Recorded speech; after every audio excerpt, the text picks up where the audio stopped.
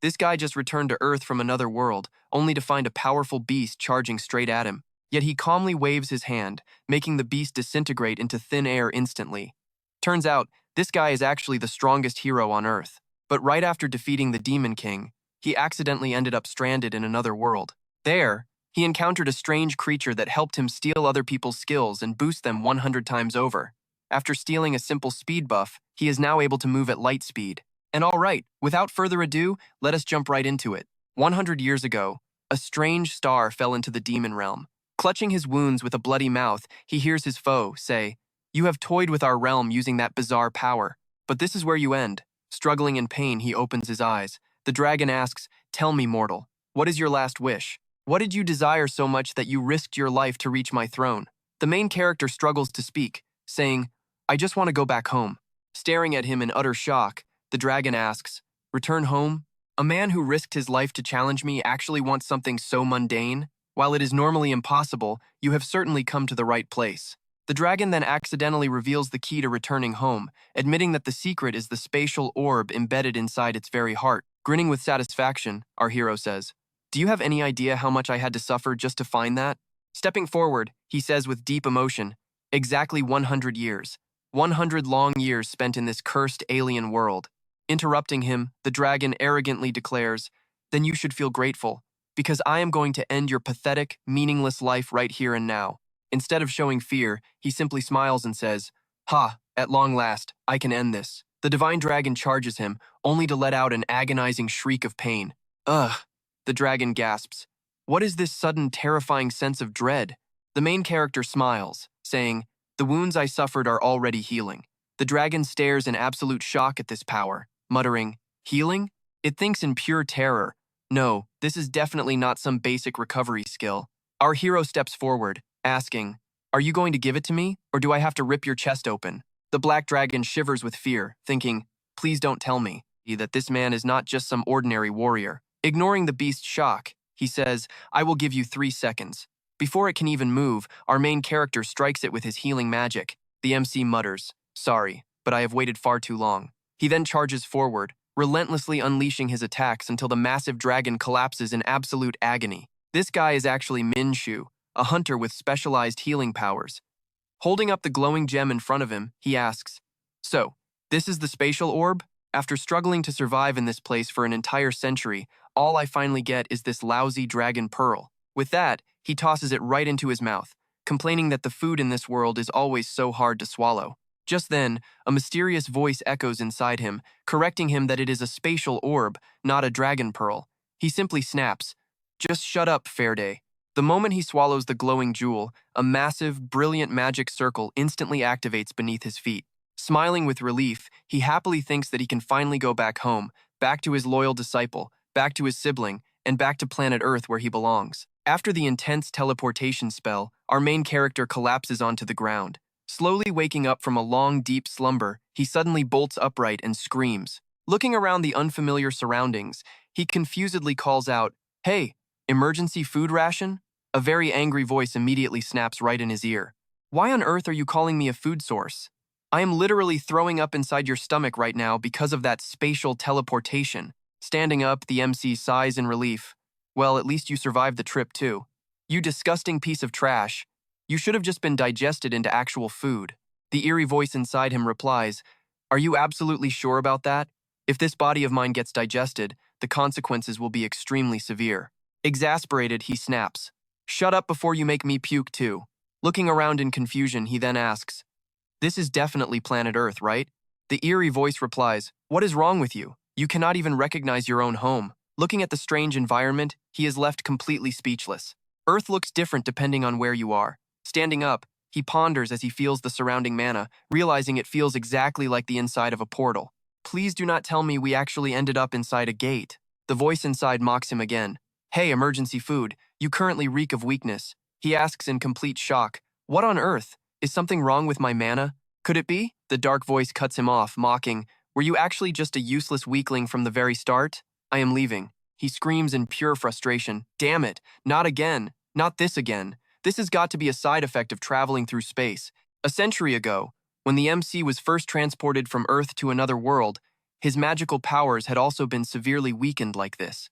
Right now, his current strength is likely down to only 15, maybe 20%. The mysterious voice continues to look down on him in contempt. 20%? Are you kidding me? You better recover quickly before we get kicked out, he replies in frustration. It is really not that simple. The last time this happened, it took me decades to fully regain my strength. The mysterious voice gasps in shock. Decades? That is more than enough reason to break our contract right now. With such a tiny pool of mana, he cannot even access most of his ultimate skills. He replies, "It is not that you cannot use them." Suddenly, a panicked girl gasps nearby. "Damn it, I was so busy running away that I lost track." She lost her entire team and desperately hoped they were okay.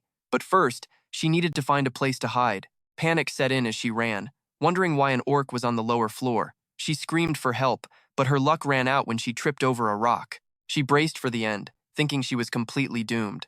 But then, boom, our hero appears like a savior, casually asking if they can chat. While asking, he casually obliterated the orc on the spot, leaving her completely shocked, wondering if this was still Earth. Stuttering, she asked what he wanted. Hyun-woo stepped closer and asked if they were still in South Korea. Still dazed from the shock, she mumbled in confusion, confirming that yes, this was Korea. He immediately followed up by asking what year it was. She replied that it was the year 2037. Still completely mind-blown that this guy had easily taken down an orc with a single blow. Our main character paused to think. He had been sucked into that alternate dimension in 2027, which meant that 12 years in the demon realm only amounted to 10 years back here. He then asked who the current president was. She obediently replied it was Choi Gyu-soo, causing our protagonist to shout out the name in disbelief. He asked if it was that one-eyed muscle brain guy. Hearing him openly mock the president nearly scared her out of her mind. What kind of joke was this? Just thinking about that president made him feel incredibly annoyed. He bombarded her with questions, wondering if South Korea was so desperately short on talent that they actually let Choi Gyu-soo run the country. She wondered if this was some kind of regression story. Meanwhile, he turned to her and noted that the mana flow in this place felt incredibly strange. He asked if they were inside some sort of gate. Exhausted by his cluelessness, she told him they were inside the tutorial tower. The tutorial tower? He asked, genuinely surprised. She nervously explained that it was a place that suddenly appeared years ago, acting like a dungeon for hunters. If they could clear it, they would awaken their powers and obtain unique skills. Depending on their awakening rank, they could join top-tier guilds, making everyone eager to clear the tower as quickly as possible. Hearing this, he snorted, boasting that back in his active days, nobody needed any cheap tricks like this to awaken their powers. She replied that his era was strictly for the first-generation hunters. Cracking his knuckles, our hero concluded that he simply needed to clear the tower to leave. He then asked how long a typical escape usually took. She replied that it usually took 8 weeks, or at least 6 for top-tier talents.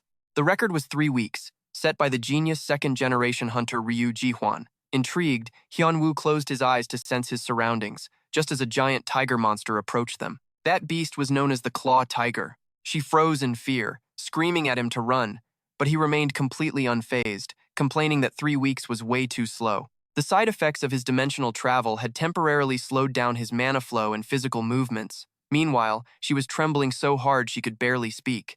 She stammered, asking if his academy ever taught him that you must run the moment you see a claw tiger. Remaining completely still, he decided he would just set a much more comfortable timeline for himself. As the tiger pounced, he casually swiped his hand and sent it crashing down. Watching him effortlessly obliterate the tiger in an instant, her face twisted in absolute terror. He then calmly declared that 5 days would be more than enough to leave. Cut to another part of Earth, where Kim Min-woo, the leader of the Empire Guild, was busy at his desk. A respectful voice interrupted him, reporting that someone had just successfully cleared the tutorial tower. He noted it had only been 6 weeks since they entered, which was impressive. However, his hands froze when the secretary added that this person was not on the original entry list. He calmly asked which batch they belonged to, and the blonde secretary revealed they were not registered on any list at all. She handed him the surveillance footage, warning the guild leader that this mysterious person was currently causing an absolute scene outside. As she pulled up the screen, the guild leader gasped in shock. Believe it or not, that mysterious guy was actually his own older brother. Back inside, the girl was still frantically chasing after our hero. He simply turned around with a sigh, wondering how much longer she planned to follow him. But what she saw next completely blew her mind. She stood frozen in absolute disbelief, realizing he had actually cleared the entire tutorial tower in just 5 days. Ignoring her completely, the protagonist muttered that fighting was indeed the fastest way to regain his strength. It felt like about 25% of his original power had already returned. The system announced that the tutorial was complete and began scanning his stats and skills. Suddenly, it glitched out, declaring that measurement was completely impossible. Finally, the exit gate of the tower began to slide open, finally snapping the girl back to her senses. She desperately screamed for him to wait and let her tag along, while he simply stepped forward, glad to finally be going home. Meanwhile, a crowd had gathered on the other side of the gate, whispering about him. The security team pushed through, demanding to know what the commotion was about. Someone explained that the gate had opened but seemed glitched. Spotting the duo, another guard noted that the beautiful girl looked like someone from the official roster. A smug-looking guy walked up, demanding an explanation, while the secretary sighed in relief, welcoming the second team captain. Glaring at our protagonist, he explained that while two people had just exited, this particular guy was completely missing from their registration records. The second squad captain sized Siwoo up before speaking, mocking his claim of clearing the tower without a single scratch. That sounds completely absurd. And just look at that insolent glare on his face. He looks like a starving parasite who probably got lucky with some decent skill. The captain sneered, telling his men to step aside, before demanding to know who Siwoo was. Why is your name missing from the list? Siwoo replied that he did not use the main entrance. Siwoo calmly pointed out that entering from elsewhere meant exiting from another way. This made the captain explode, demanding why he was leaving through the exit if he never entered there. Siwoo just shrugged and said it just happened that way. Frowning, the captain muttered that this punk clearly had absolutely zero respect for his seniors. Out of nowhere, a mysterious voice chimed in, saying this guy looked like he thoroughly enjoyed eating trash. Annoyed, the captain growled that Siwoo had clearly just awakened some cheap camouflage skill to play tricks, warning him to back off right now if he wanted to live. That dark, mocking voice chimed in once again, laughing at the captain's sour, garbage-chewing expression. Yeah, he definitely loves eating garbage. Incensed, the captain completely lost his cool and started screaming. He threatened to rip that smug look off Siwoo's face if he did not shut up. Unfazed, our main character casually told him to close his mouth. His breath smelled absolutely toxic. Flying into a blind rage, the captain shrieked, asking if this crazy bastard had just ignored his threat completely. Siwoo smirked with absolute contempt, telling him to shut up, move aside, and stop breathing so heavily because the stench was unbearable. Instantly throwing a punch, the captain lunged forward, but Siwoo remained entirely calm, reminding him that he had already been told to shut up. Some people just never learn. A chaotic scene unfolded just as the guildmaster arrived, demanding to know what on earth had happened there. An assistant rushed over to explain that the troublemaker they had just reported a moment ago had actually overpowered the guards and completely vanished. The guildmaster kept his cool, asking if there was any security footage available. They immediately pulled up the security recording. Watching Siwoo dismantle those hunters in a split second before vanishing left everyone completely stunned, unable to believe he had wiped out 5 trained guards in mere seconds. Since he barely registered on the camera feed, they wondered if he possessed some high-level stealth skill. The guildmaster corrected them, saying he was simply moving incredibly fast. The crowd stood there utterly confused. Meanwhile, the young guildmaster kept repeating the name Siwoo in his head, absolutely certain it was him. He looked exactly like he did 10 years ago. Breaking the silence, the guildmaster commanded, "Issue a search warrant immediately, and mobilize every single member of the Empire Guild to track him down. Do not engage him. Just tell him you are from Min-soo and bring him to me. Hurry!" Though shocked by the sudden order, the guards quickly moved out. As everyone scrambled to begin the search, the guildmaster wondered where Siwoo could have been all this time, and why he chose to resurface now after so many years. He knew that if Siwoo had been in Korea, he would have reached out. Now, he had to figure out where Siwoo would go first. Suddenly, a voice from nearby interrupted his deep train of thought. Snapping back to reality, he asked the girl standing nearby if she was one of the survivors from the tutorial tower, to which she nodded. She admitted that she barely did anything because someone else carried them all, though they still managed to awaken their skills and escape safely. The guildmaster noted that exiting ahead of schedule meant she must have awakened a pretty strong skill. Shyly scratching her head, she admitted it was a rank A skill. Realizing her massive potential despite the lack of official testing, the guildmaster knew he had to recruit her immediately. He immediately offered, "We will offer you the absolute best contract terms. Would you like to join the Empire?" Hearing this, the girl was absolutely thrilled. She could barely believe her ears, saying it would be an immense honor for both her and her family. Just then, a rival hunter walked over, mocking that while they called themselves the Empire, they acted like a common street gang. The guildmaster warned him to watch his mouth. Feigning innocence, Hunter Yuji-han smirked and mockingly apologized for accidentally stepping on his toes. This newcomer was none other than a rank S hunter from the Diamond Guild. mockingly calling the master too sensitive. Joining him was Choi Sung-woo, the rank S leader of the White Lion Guild, who noted that everyone else had arrived ahead of him. He brought up the association alert about the wiped-out security team, asking if this unregistered awakened hunter was the one responsible for the chaos. Yoo Ji-han smirked, finding it highly entertaining that a complete newcomer could cause this much chaos the second he stepped outside. Sung-woo agreed, advising that even though they had no idea who this guy was, they needed to find him quickly. Given his sheer destructive power, he likely possessed a top-tier skill, making him an incredibly valuable asset to recruit. Agreeing on his immense value, Yoo Ji-han quickly proposed a game, suggesting that whoever tracked him down first got to keep him, and if their recruitment methods got a little rough, nobody would really care to complain.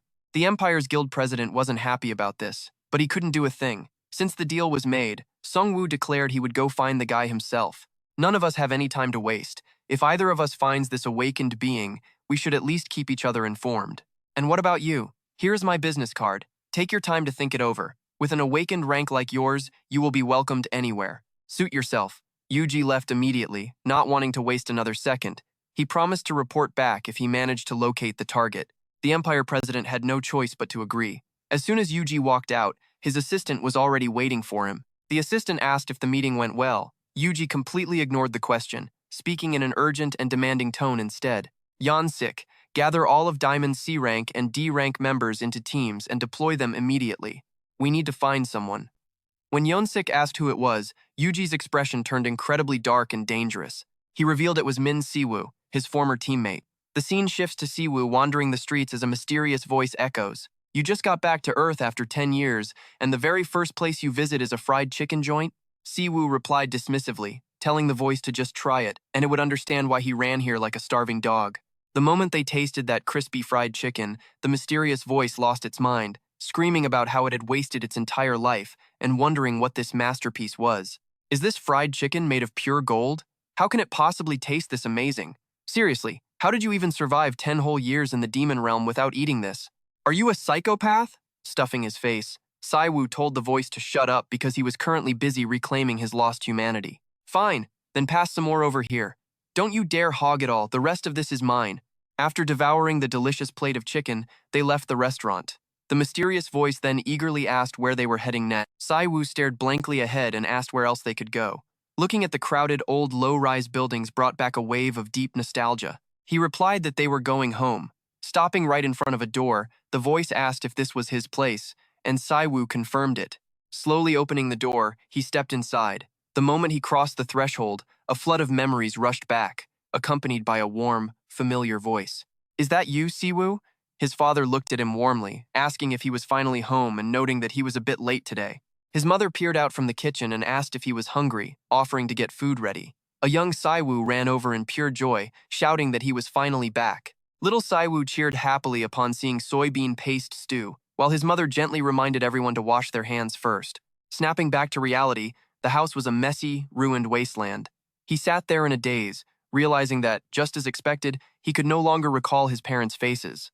They say forgetting is a gift from the gods, but for him, it felt like an absolute curse. 100 years in the demon realm, fighting endless, blood-soaked battles on a strange and hostile planet. His human senses slowly went numb, his body frozen in time, while his very sense of self began to fade away. Throughout that terrifyingly long stretch of time, he had clung desperately to his memories, constantly fearing that the curse of forgetting would completely swallow him whole. The memories of his younger brother, the thoughts of his disciples eventually, those precious mental images were no longer just fond recollections.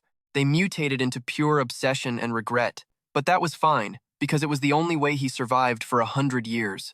The mysterious voice interrupted, noting how lonely his home felt, admitting that their old spot in the demon realm actually felt warmer than this. Snapping himself back to reality, he realized he owed a bit of sanity to this voice. He simply replied that the demon realm lacked fried chicken. The dark voice responded, conceding that his logic was flawless and impossible to argue against. Siwoo put on his trademark smug expression, saying he only planned to stop by for a quick look anyway, so they should get moving. It was time to find the others. He wondered how they had lived over the past 10 years, hoping Sung-woo was doing well. Suddenly, a voice shouted from nearby, "Found you!" They surrounded him, growling that finding him had been an absolute nightmare. "Nice to meet you. You must be the guy who caused that massive scene at the exit, right? I am Byung-hun, a C-rank hunter from the Diamond Guild. Do you have any idea how hard we looked for you? Siwoo shrugged, asking if they wanted him to feel sorry for them or something. Feeling his pride bruised, Byung-hun snapped back, asking if he was even listening, and reminding him they were from the powerful Diamond Guild. Confused, Siwoo said he didn't care if they were from Diamond or whatever, demanding to know what they wanted. They mockingly repeated his question. Laughing, they sneered that he clearly didn't understand the situation, threatening to teach him how to crawl instead of walk in this new, upside-down hunter world. Siwoo burst out laughing, saying that walking on all fours would actually suit his ugly monkey face much better, before letting out a tired sigh. Since when did gorillas get to become hunters anyway? This world must be a really wonderful place now. Hearing this, the Diamond Guild members lost their minds. Furious, Byung-hun declared that this bastard was hopeless, ordering his men to beat him up before taking him. With that, he lunged straight behind Siwoo and delivered a brutal punch, sending him crashing hard into the wall. He immediately gloated, asking who he was calling a gorilla, while his underlings laughed hysterically at the sight of Siwoo. Man, Hamoon, you're amazing. You knocked him down before he could even get his hands out of his pockets. Another guy asks, is that enough? Keep beating him up, haha. Meanwhile, our main character stares blankly at his system screen. It displays a C-rank lightning skill that temporarily more than doubles his movement speed. If his body and stamina can handle the strain, he can move even faster. Surprised, he asks the mysterious voice if it wants to try it. The voice replies, this is the first skill I've absorbed since returning to Earth. I want a taste of it. Agreeing, the protagonist springs back up, leaving a shocked Hamoon staring in disbelief, stammering, what the hell? How could he survive that hit? Before Hamoon can even finish asking how it is possible, Siwoo rushes forward and lands a painful slap. His face slams hard into the ground, terrifying his underlings. Hamoon lies flat, his body completely stiff. Eat up, Predator, Siwoo says as a dark black aura immediately flows from his hand. The Predator simply replies, understood. Just like that, he successfully steals the skill. It is a C-rank lightning skill that temporarily boosts his movement speed by more than double. With the test complete, Siwoo mutters in surprise. Oh, so this actually still works on Earth? The voice replies, yeah, stealing skills is cool, but it is nothing compared to fried chicken. Witnessing this, the underlings completely lose their minds. They furiously charge forward to avenge Hamoon, shouting, what are you standing around for? Attack him now! Siwoo tells Bez to test out their newly stolen skill. The mysterious voice replies, understood, my sacrifice. Suddenly, Siwoo dashes with extreme speed, leaving bright trails of light behind. One thug tries to ambush him, yelling, you bastard! The moment they clash, Siwoo effortlessly shuts him down with a devastating knee strike. As the thug coughs up blood, the system rings. It is the C+ rank heavy strike. Once activated, Siwoo's body automatically reacts to target the enemy's weakest spot. The skill works even better with a weapon. Grabbing a sword, Siwoo scoffs. This blade is completely dull. As a swordsman, you should at least keep your weapon sharp. Taking the weapon, Siwoo uses the lightning skill to blitz forward, casually declaring, I will be taking this. The cold blade stops right at the thug's jugular. Just as Siwoo is about to finish him off, someone runs over. Surprised, Siwoo freezes. The person standing before him instantly reminds him of a familiar kid. The Imperial Guildmaster joyfully cries out, Brother Siwoo. Hearing that familiar voice, Siwoo stops in his tracks and asks in utter disbelief, is that you, Siona? Flashing back 20 years ago, when the gates first opened on a peaceful Earth, the entire world was instantly thrown into absolute chaos. Fearsome monsters poured from the gates, and at the same time, the very first awakened humans began to emerge. It was a lawless era with no rules or regulations to control the situation. Everyone was inexperienced, and nobody knew what to do. Amidst that chaotic world, Siwoo and his sibling, who lost their parents early, had to find a way to survive. His older brother, a first-generation awakened, even dropped out of school to become a hunter just to support him. The little brother was still tiny back then. Siona innocently asked his older brother, aren't you going to school today? Siwoo replied that he was starting work. Saddened, the kid asked if it was because of him, but Siwoo patted his head, joking that he just wasn't good at studying. Back then, a worried Siona asked, so when are you coming home? Will it be late? Even Siwoo never expected that his promise to return home soon would actually take many years to fulfill. Back in the present, Siwoo looks around in awe, praising the amazing house by the Han River and asking if he bought it without loans. Min-soo, you really did it, his brother replies. It is no big deal. I only earned this money thanks to the skills you taught me. I bought this place for us to live together, so there is a room for you too. Siona emotionally thinks, feeling like it is all a dream. Is it really him? The brother who was completely missing for 10 years has suddenly appeared right before his eyes. Siwoo happily replies, A room just for me? Raising such an affectionate and dutiful younger brother was totally worth it. You went through a lot, didn't you? Min-soo replies. You are the one who actually had a hard time, brother. Seeing you still joking like this, you're definitely my brother. Siona hesitantly asks. Do you have any idea how long I've searched for you? Where on earth have you been? Sihu comforts his brother, telling him to sit down as he has 10 years worth of stories to share. The two are overjoyed to finally reunite. Sihu begins his story. To put it simply, 10 years ago, at the exact moment he defeated the fourth Demon King, an ancient artifact owned by the demon suddenly teleported him to another dimension. In that bizarre world, he encountered a creature named Bezidat, who possessed the ability to steal others' skills. He grew immensely powerful, using that ability for over 100 years, fighting and searching for a space magic dragon until he finally defeated the mighty Dragon King. After the system announced the Dragon King's defeat, Sihu used the dimensional orb from its heart to return to Earth. Sihu happily realized that since the Dragon King was defeated, he could finally go back home. Sihu adds that the predator followed him to Earth and now resides inside his body. As Sihu eats, Bezid shares his senses, happily exclaiming, Wow, chicken feet taste amazing. Sejun asks in pure terror if his brother is possessed, but Pred gets furious at the suggestion, snapping back and asking if he wants to spit up blood. Our protagonist scratches his cheek, admitting it is actually more like a parasite.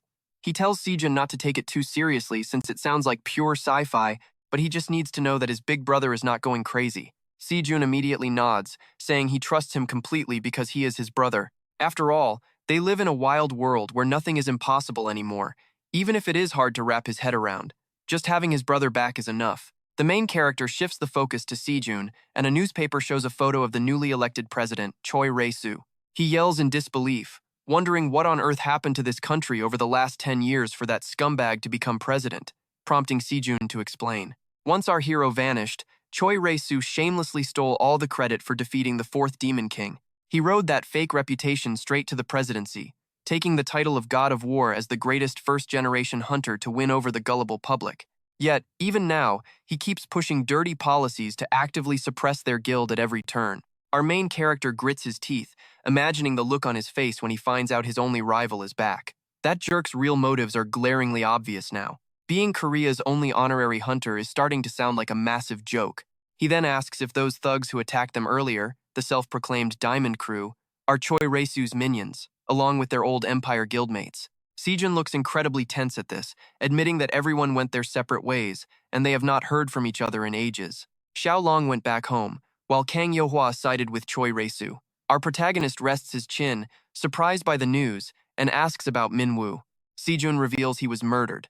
The main character's expression turns completely dark as he asks who could have killed him. Sejun explains the body vanished, making the killer impossible to trace, since only another hunter or an unregistered awakened could take down someone of his level. Back then, the HMCS took over the investigation but found absolutely zero clues. A bit stunned, our hero asks what the HMCS actually is, and Sejun explains it is an international agency specializing in managing hunters and investigating their crimes.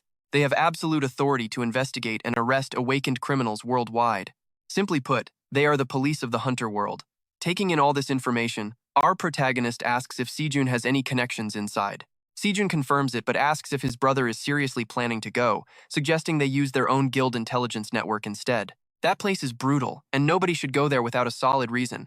Having his own plans, the main character says it is fine, since he needs more than just intel. Sejun adds that while hunters fight, that place mostly deals with murder cases. He suggests that his brother should take it easy, rest up first, and slowly regain his combat instincts. The protagonist continues reviewing Earth's recent news, speaking up again with confidence. He reminds Sejun that after 10 years of fighting in another world, there is nothing he has not done. Gulping in fear, Sejun realizes he almost forgot his brother's terrifying nickname. He yields and says fine. Since his brother is determined, Sejun offers to contact Lee Yeji of the Seoul Alliance, who is a high-ranking official there. Our main character smiles warmly and thanks him. Sejun silently looks at him, noting that his face remains the same, but his vibe is entirely different. He wonders what kind of insane trials his brother faced in that other world. Suddenly, the protagonist stops on a photo, saying the face looks strangely familiar, prompting Sejun to rush over and take a look. Sejun identifies him as Hwang Dong-gu, the gangbook branch captain and a first-generation hunter, asking if his brother knows him. Our main character scowls, muttering that Dong-gu used a completely different name back then. Their catching up flies by, and 2 days later at the HMCS Gangbuck branch office, a massive, rough-looking man slams his hand down and screams out in frustration. He curses today's second-generation hunters, prompting a concerned colleague to ask what is bothering him. He angrily explains that higher-ups just dumped a rookie trainee into his squad, calling them a soft generation raised in incubators with nothing but mush for brains. And that new trainee happens to be our protagonist, the very target of this loudmouth's intense cursing. The veteran continues his rant, complaining that kids these days are completely useless. He claims that back in his day, the hunter world was lawless, and they had to write their wills before every single mission. He asks the rookie if he has ever heard about his near-death experience in a major raid 10 years ago. Internally, our hero has heard this tale 768 times, but patiently nods. The old-timer laughs and says hearing it again will not hurt. So, he dives right back into his grand story, bragging about getting a fatal injury on a high-stakes mission when he was just a rookie. His entire squad was wiped out and falling into absolute despair, but right at that dark moment, a healer with legendary powers suddenly showed up to save them. Blushing, he recounts how the healer used a legendary skill to rescue him, when a voice from behind suddenly interrupts the story. Our main character steps right up and asks Byung-gyu why on earth he changed his name, since the old one was fine and this new one is just confusing. "Do you remember me? I'm the one who saved your life." Heh. Byung-gyu looked at Siwoo like he was seeing a ghost, trembling as he spoke. What? Memories of that day came rushing back, showing how our insanely cool main character had suddenly appeared to save his life. So he had no choice but to introduce him to the team.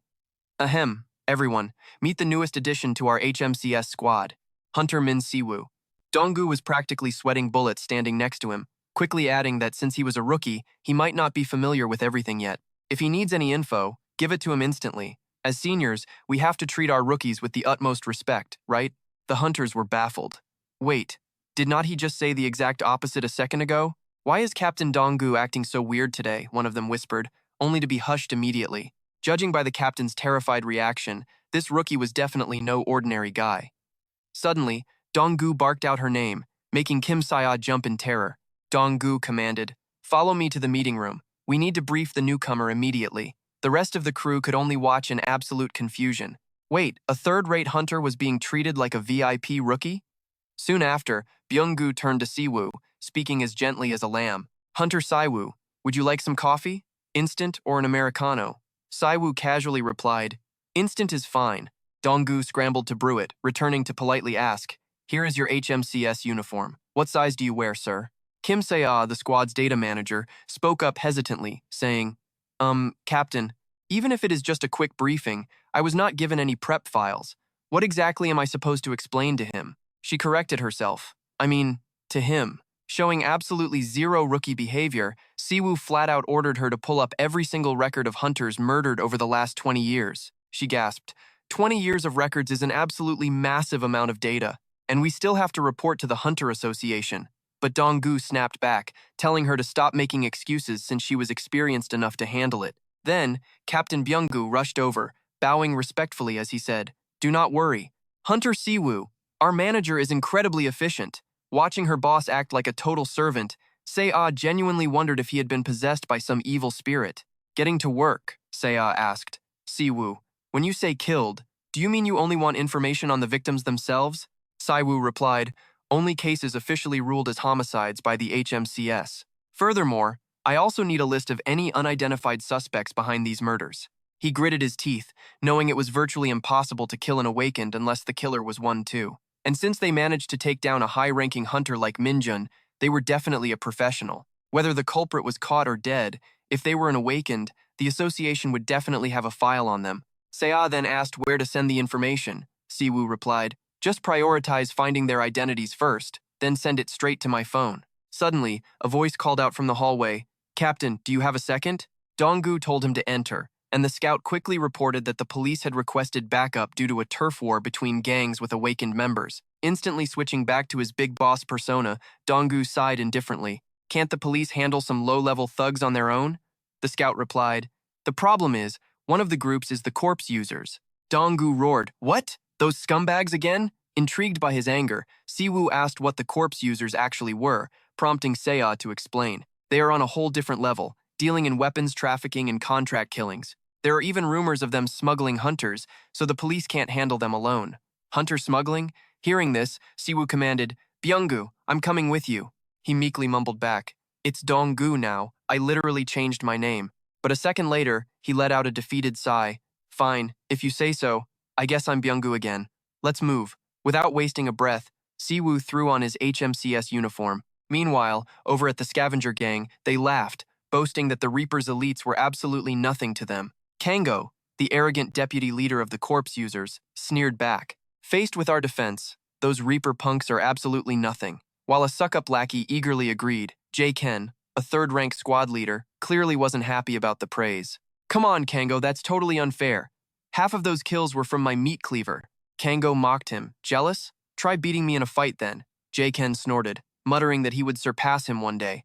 He kept bragging, laughing about how they could never survive without him, and how joining this syndicate was the best move he ever made. Our boss really recognized my talent. The lackey chimed in. Hey boss, should we start marking our territory now? Smirking, he declared. Sure, this block belongs to us now. But the very next second, a massive explosion tore the entire place apart. Shocked, he gasped. What? A surviving Reaper?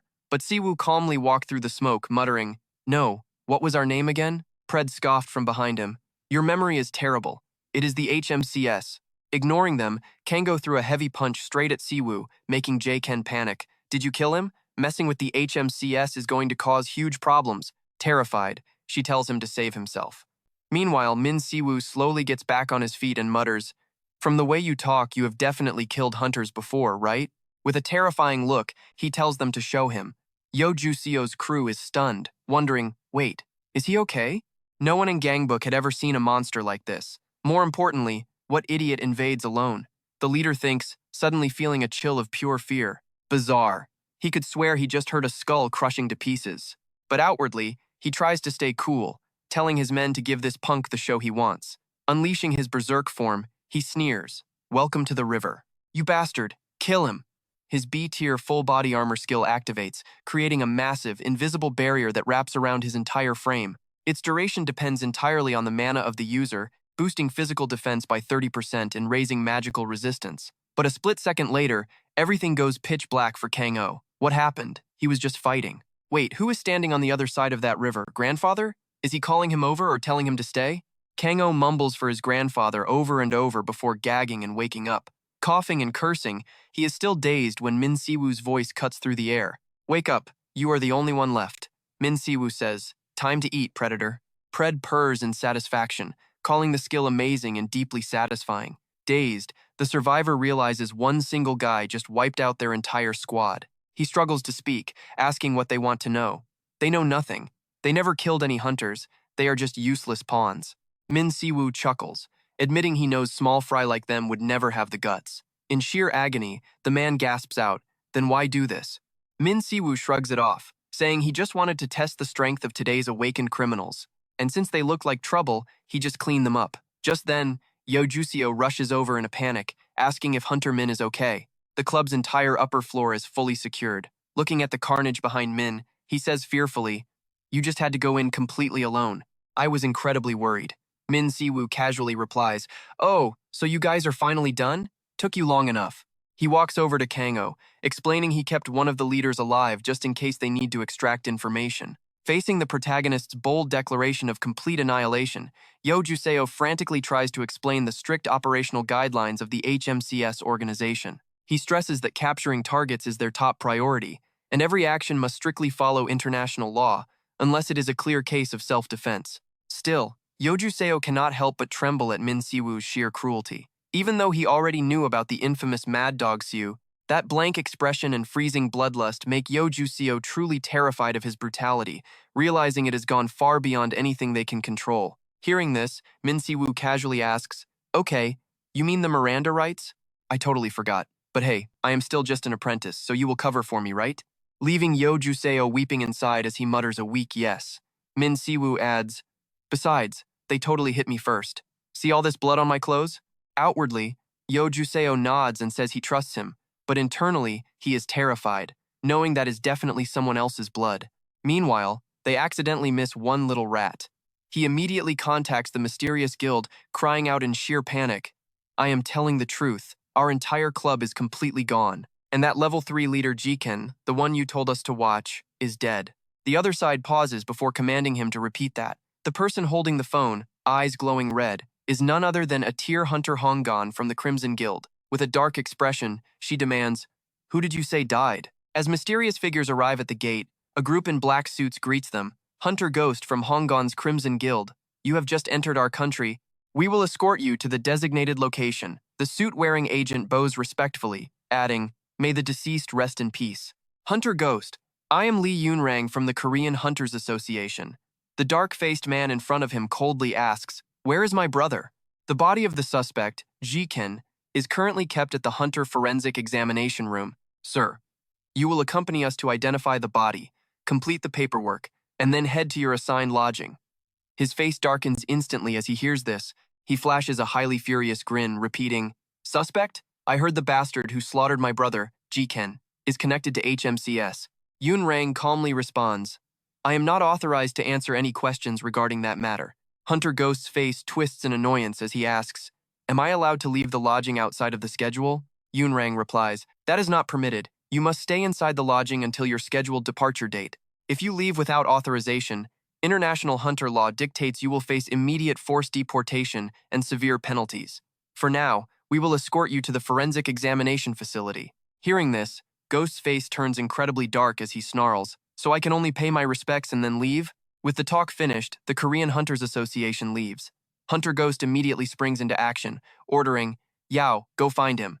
Yao Ji Bang, a B+ tier hunter from the Crimson Guild, replies, "Understood." Ghost completely loses his cool, snarling, "Just you wait. The bastard who killed my brother is dead meat. I will rip your heart out while you are still breathing." Cut to Min-soo looking at his brother, asking, "Did they steal everything from our house?" The kid nodded, explaining that 2 days after Minjin was murdered, the entire house was completely ransacked. A hunter's mana is like a fingerprint, revealing their exact attribute code and rank. Isn't that right? Back then, the investigating hunters assumed the culprit took everything just to erase any trace of mana. Since Minjin was an archaeologist, his home was packed with vital research, yet not a single mana-infused item remained. But was that really the work of the actual culprit? Could it not be a random burglary? Siwoo listened to his brother's analysis in absolute shock, urging him to explain more. Looking at the stolen items list, most were highly valuable, but with a messy crime scene like this, they should have left more clues. If their actual goal was to erase all mana traces, burning down the entire house would have been far more efficient. That was when Siwoo finally realized someone had looted the empty house after Minjin's murder. Digging through the HMCS crime records, he uncovered far more similar cold cases than he ever expected. As he turned to leave, he mentioned that they needed to go and question a few underground contacts. Siwoo stammered in confusion, pointing out that even if selling stolen goods takes time, it has been years, making it impossible for Minjun's belongings to still be out there. He grabbed the file with a smirk, reminding his brother that they would never know unless they checked. "See you tonight." He had talked a big game back then, but stick with me, this tiny country had way too many thieves. A whole week passed with absolutely zero leads. The Dark Shadow chimed in, claiming he had great intuition and telling his favorite snack to trust him and take a right turn. He nearly lost his mind, yelling that it was a complete dead end, "You idiot." Suddenly, whispering voices echoed nearby, asking about the recent rumors, prompting him to quickly dive into a dark hiding spot. The thugs whispered that the HMCS was hunting black market dealers aggressively, completely wiping out the entire Yeongdeungpo district just yesterday, which left the fat thug utterly stunned. "Are you serious? No search warrants or reports required?" Mousy simply scoffed and reminded him they were dealing with the HMCS. They hold absolute authority to investigate hunters worldwide, including the terrifying power to execute any awakened criminal right on the spot. Resisting them meant death, not prison. But the arrogant fat thug shrugged, asking if they were not just a bunch of lowly government lapdogs anyway. Why not just kill them? They continued walking, agreeing that any capable hunter would rather join a guild to make way more money. Because of that, organizations like the HMCS lacked any high-level hunters. But the person hunting smugglers this time was no ordinary lunatic, and since they dealt in stolen hunter gear, they needed to move their warehouse immediately. So, where exactly is that warehouse? Stepping out of the shadows, he casually announced that their precious warehouse was now officially confiscated. What? The two jumped in terror, demanding to know who he was, before Mousy realized it was the very man they feared, the HMCS agent who wiped out the other smugglers. Terrified, the fat thug scrambled to call his men, telling them to rush to Sector 2. He stared them down, demanding the warehouse location and warning them to speak up quickly unless they had a death wish. Their faces turned pale as they screamed at Hansen to take this bastard down, but the panicked lackey cried that he was not a combat type. Right on cue, backup arrived and asked their boss what the hell was going on. "Who is this guy and why is there a fake agent here?" The fat boss pointed at him, laughing and asking if this idiot knew whose territory he just stepped into. Even if he belonged to the HMCS, once they encased him in concrete and threw him in the ocean, nobody would ever find him. He smirked, mockingly thanking them for gathering together so nicely before calling out to Faye, asking if they should finally unleash a skill. "Wanna try?"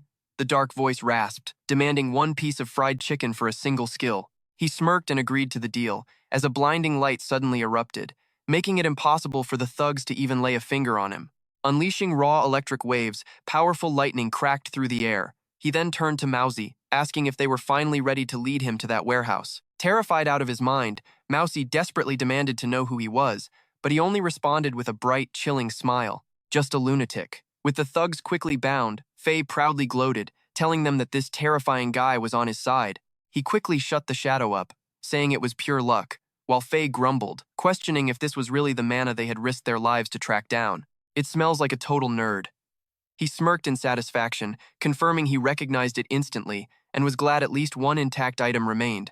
Minjin's research journal was secured with a powerful protective seal. It was no ordinary lock, but a magic circle requiring the owner's specific mana, leaving Faye whining about how impossible it was to open or read. He calmly replied that it did not matter, as his true target was the mana sealed deep within the book. He immediately dialed his phone, telling Byung-gu he had captured a bunch of awakened criminals ready for pickup, adding that they needed a transport car for their next destination. Now, let's shift our gaze to a neutral territory, a lawless zone where dark arts are traded. Known as the Hunter World's Black Market, a mysterious woman sat deep in thought inside the notorious Black Heaven Lodge. She picked up a single card, letting out a sinister smirk. She's the High Shaman Mu-young, one of Hukanrak's 12 leaders. Reading a tarot card, she smiles with intrigue, noting that an incredibly interesting guest is about to pay her a visit. He stands in front of a house. As you and I can see, nothing has really changed compared to 10 years ago. Dark Frey whispers in his ear, calling him food and teasing that everyone is staring because he's famous. He adds that their powers actually look pretty formidable. Frey even suggests draining one to eat, but our guy immediately shuts him down. This is neutral ground, and starting trouble here would be a massive pain. Suddenly, a figure steps up to block his path. It is Mun-gang. Looking right at him, she says it has been a while and that she has been waiting forever. She happily invites him inside, amazed that 10 years have passed. She remarks that he has not aged a single day, and he replies with polite grace. To her, he is still the same old Nameless. Curious, she asks what he has been up to during their 10 years of zero contact as he picks up a notebook. He brushes it off as a long, boring story, asking her to extract the residual mana from the book instead. She smiles, noting he is still as straightforward as ever. Agreeing to help since it sparks her interest, she asks if he still remembers how the process works. Without a word, he picks up a knife as his answer. He slices his hand open, letting his warm, fresh blood pool out for the ritual. Once mana is channeled and transformed through spells or skills, reversing it back to its raw, original state is practically impossible for normal mages. Think of a fully cast magic spell as a warm bowl of curry. Sure, you can pick out the solid chunks like carrots or potatoes, but you can never separate the dissolved curry powder, water, and spices back into their raw forms. Yet, this absolute impossibility becomes a reality thanks to this mysterious woman, known as the Nameless, and her unique skill, Mana Hacker. It is an illegal technique, a power that defies causality itself, and a force that goes completely against the laws of nature. Abilities like this are usually associated with dangerous criminals. Because of that, society has always viewed such powers with deep suspicion. With a satisfied grin, she declares it finished, marveling at how his blood is purer than ever, feeling like raw life is literally dancing on her tongue. Watching this, Frey is totally creeped out, shuddering at how bizarre her skill is and declaring that she is definitely not his type. Our protagonist takes her hand, thanking her for the compliment and telling her to consider this a free service for old time's sake. He channels a warm healing energy into her wrist to close the wound. Disappointed, she asks if he is leaving already, and he promises to return once his errands are done. Watching him walk away, she lets out a soft chuckle, whispering that he truly is an enigma. The moment they step outside, Frey complains that the place gave him major goosebumps, swearing never to return, but our main character tells him he is being overly dramatic. Annoyed, Frey snaps back, calling both him and that woman total degenerates. He is convinced they are both absolute weirdos. Sighing at the drama, our guy defends himself, pointing out it was just a tiny scratch on his hand. Shuddering at his casual attitude, Frey asks where they are heading next. Frey complains that he just wants to go home, but as they drive away, our protagonist reveals their next destination, the research institute where Min-jin was murdered. Frey asks if having all this power means he's just going to barge in anywhere he pleases now. Warning him about trespassing, Frey gets a reassuring answer. The building actually belongs to the Imperial Guild, and luckily, Soon purchased and preserved it years ago. Staring ahead, he confesses that he is not the only one who is still struggling to come to terms with Min-jin's sudden death. He must witness the events of that day.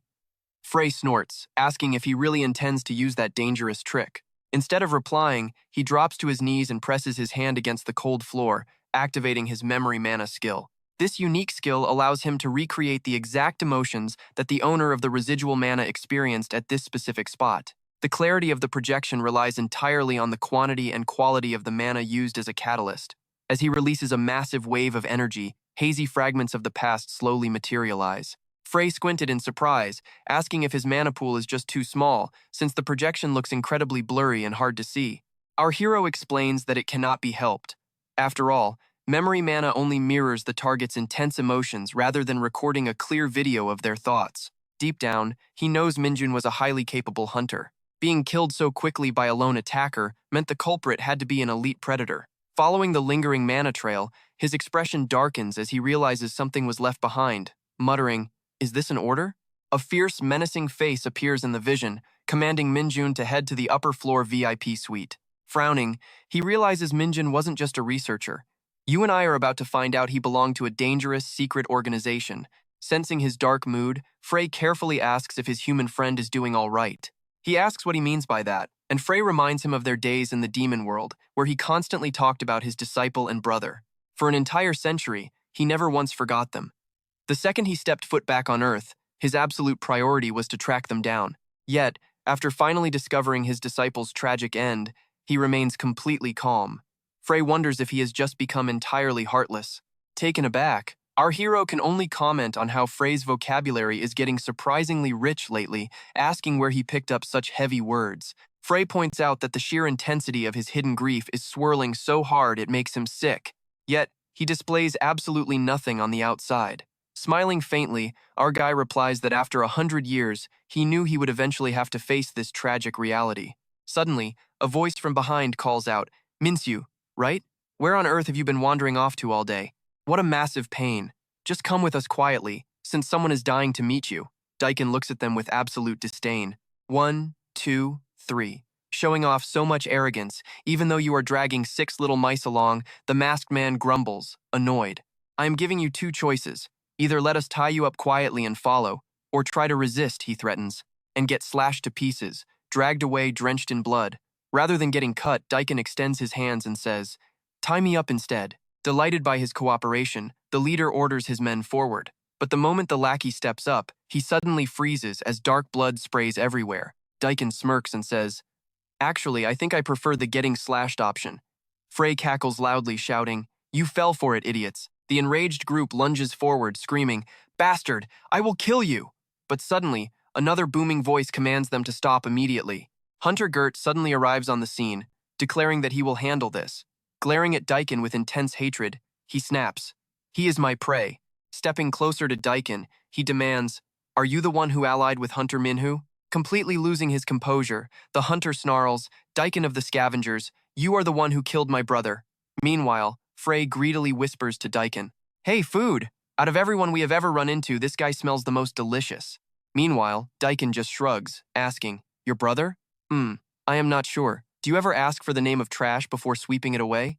Hearing those words, Gert completely snaps. He roars, "You absolute bastard. I will tear your heart out right now." He lunges forward, unleashing a barrage of fierce attacks.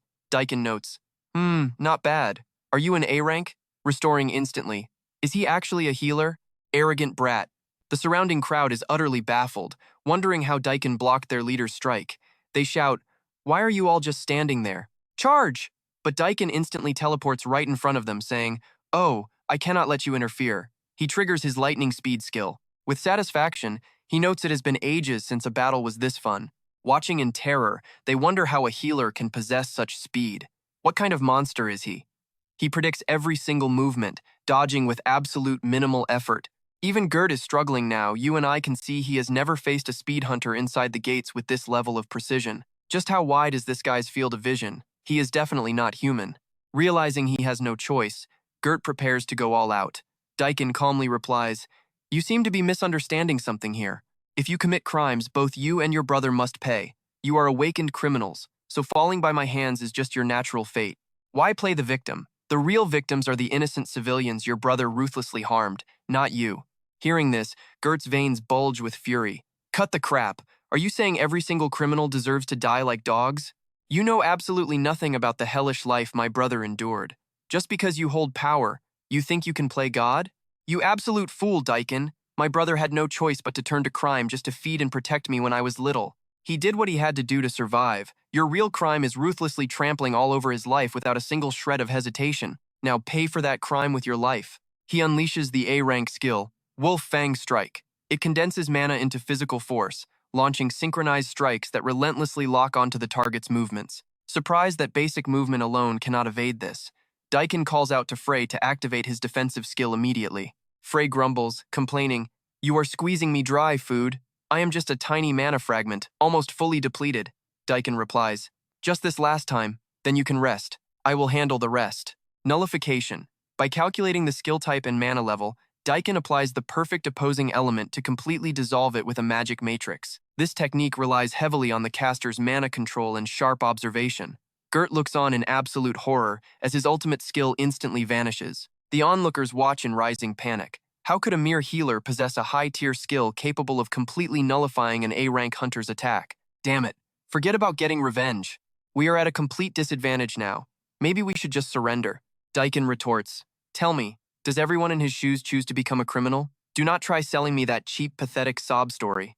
Delivering a brutal kick straight to Gert's face, Daikin snaps. That excuse is outdated. The subordinates watch in panic, but Gert's immense pride forbids any interference. He convinces himself that high-tier skills like those cannot be used consecutively. Since he is a healer, I have the upper hand in stamina. He is bound to run out of mana soon, so I just need to close the distance and finish this quickly. I will crush you with a concentrated Wolf Fang Strike. He lunges forward, aiming another ferocious Wolf Fang Strike right at Daikin. Daikin blocks the blow, calmly advising him not to use that skill. Ignoring the warning, Gert charges again, driving Daikin absolutely mad. "I said stop! This old building is already falling apart. Are you going to take responsibility if it collapses, you damn criminal?" Right now, Gert desperately orders his underlings to charge in and tie Daikin up. Yao outside immediately obeys the order. Activating his skill, he grumbles inwardly. 1 second they say do not interfere, and the next they tell him to attack. Which order is he even supposed to follow? Min-woo is bound tightly by the other guy's chains, unable to move.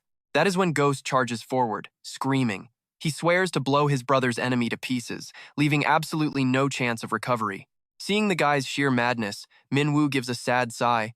"Congrats on becoming criminals together with your brother," he mutters. Basic Vitality Drain skill activated. Effect: absorbs the target's life force within range. Intense pain hits the enemy, making him feel like his entire body is being wrung dry. The remaining thugs tremble in sheer terror. "What on earth is that? How is that a healer's skill?" they stammer. Min-woo smirks.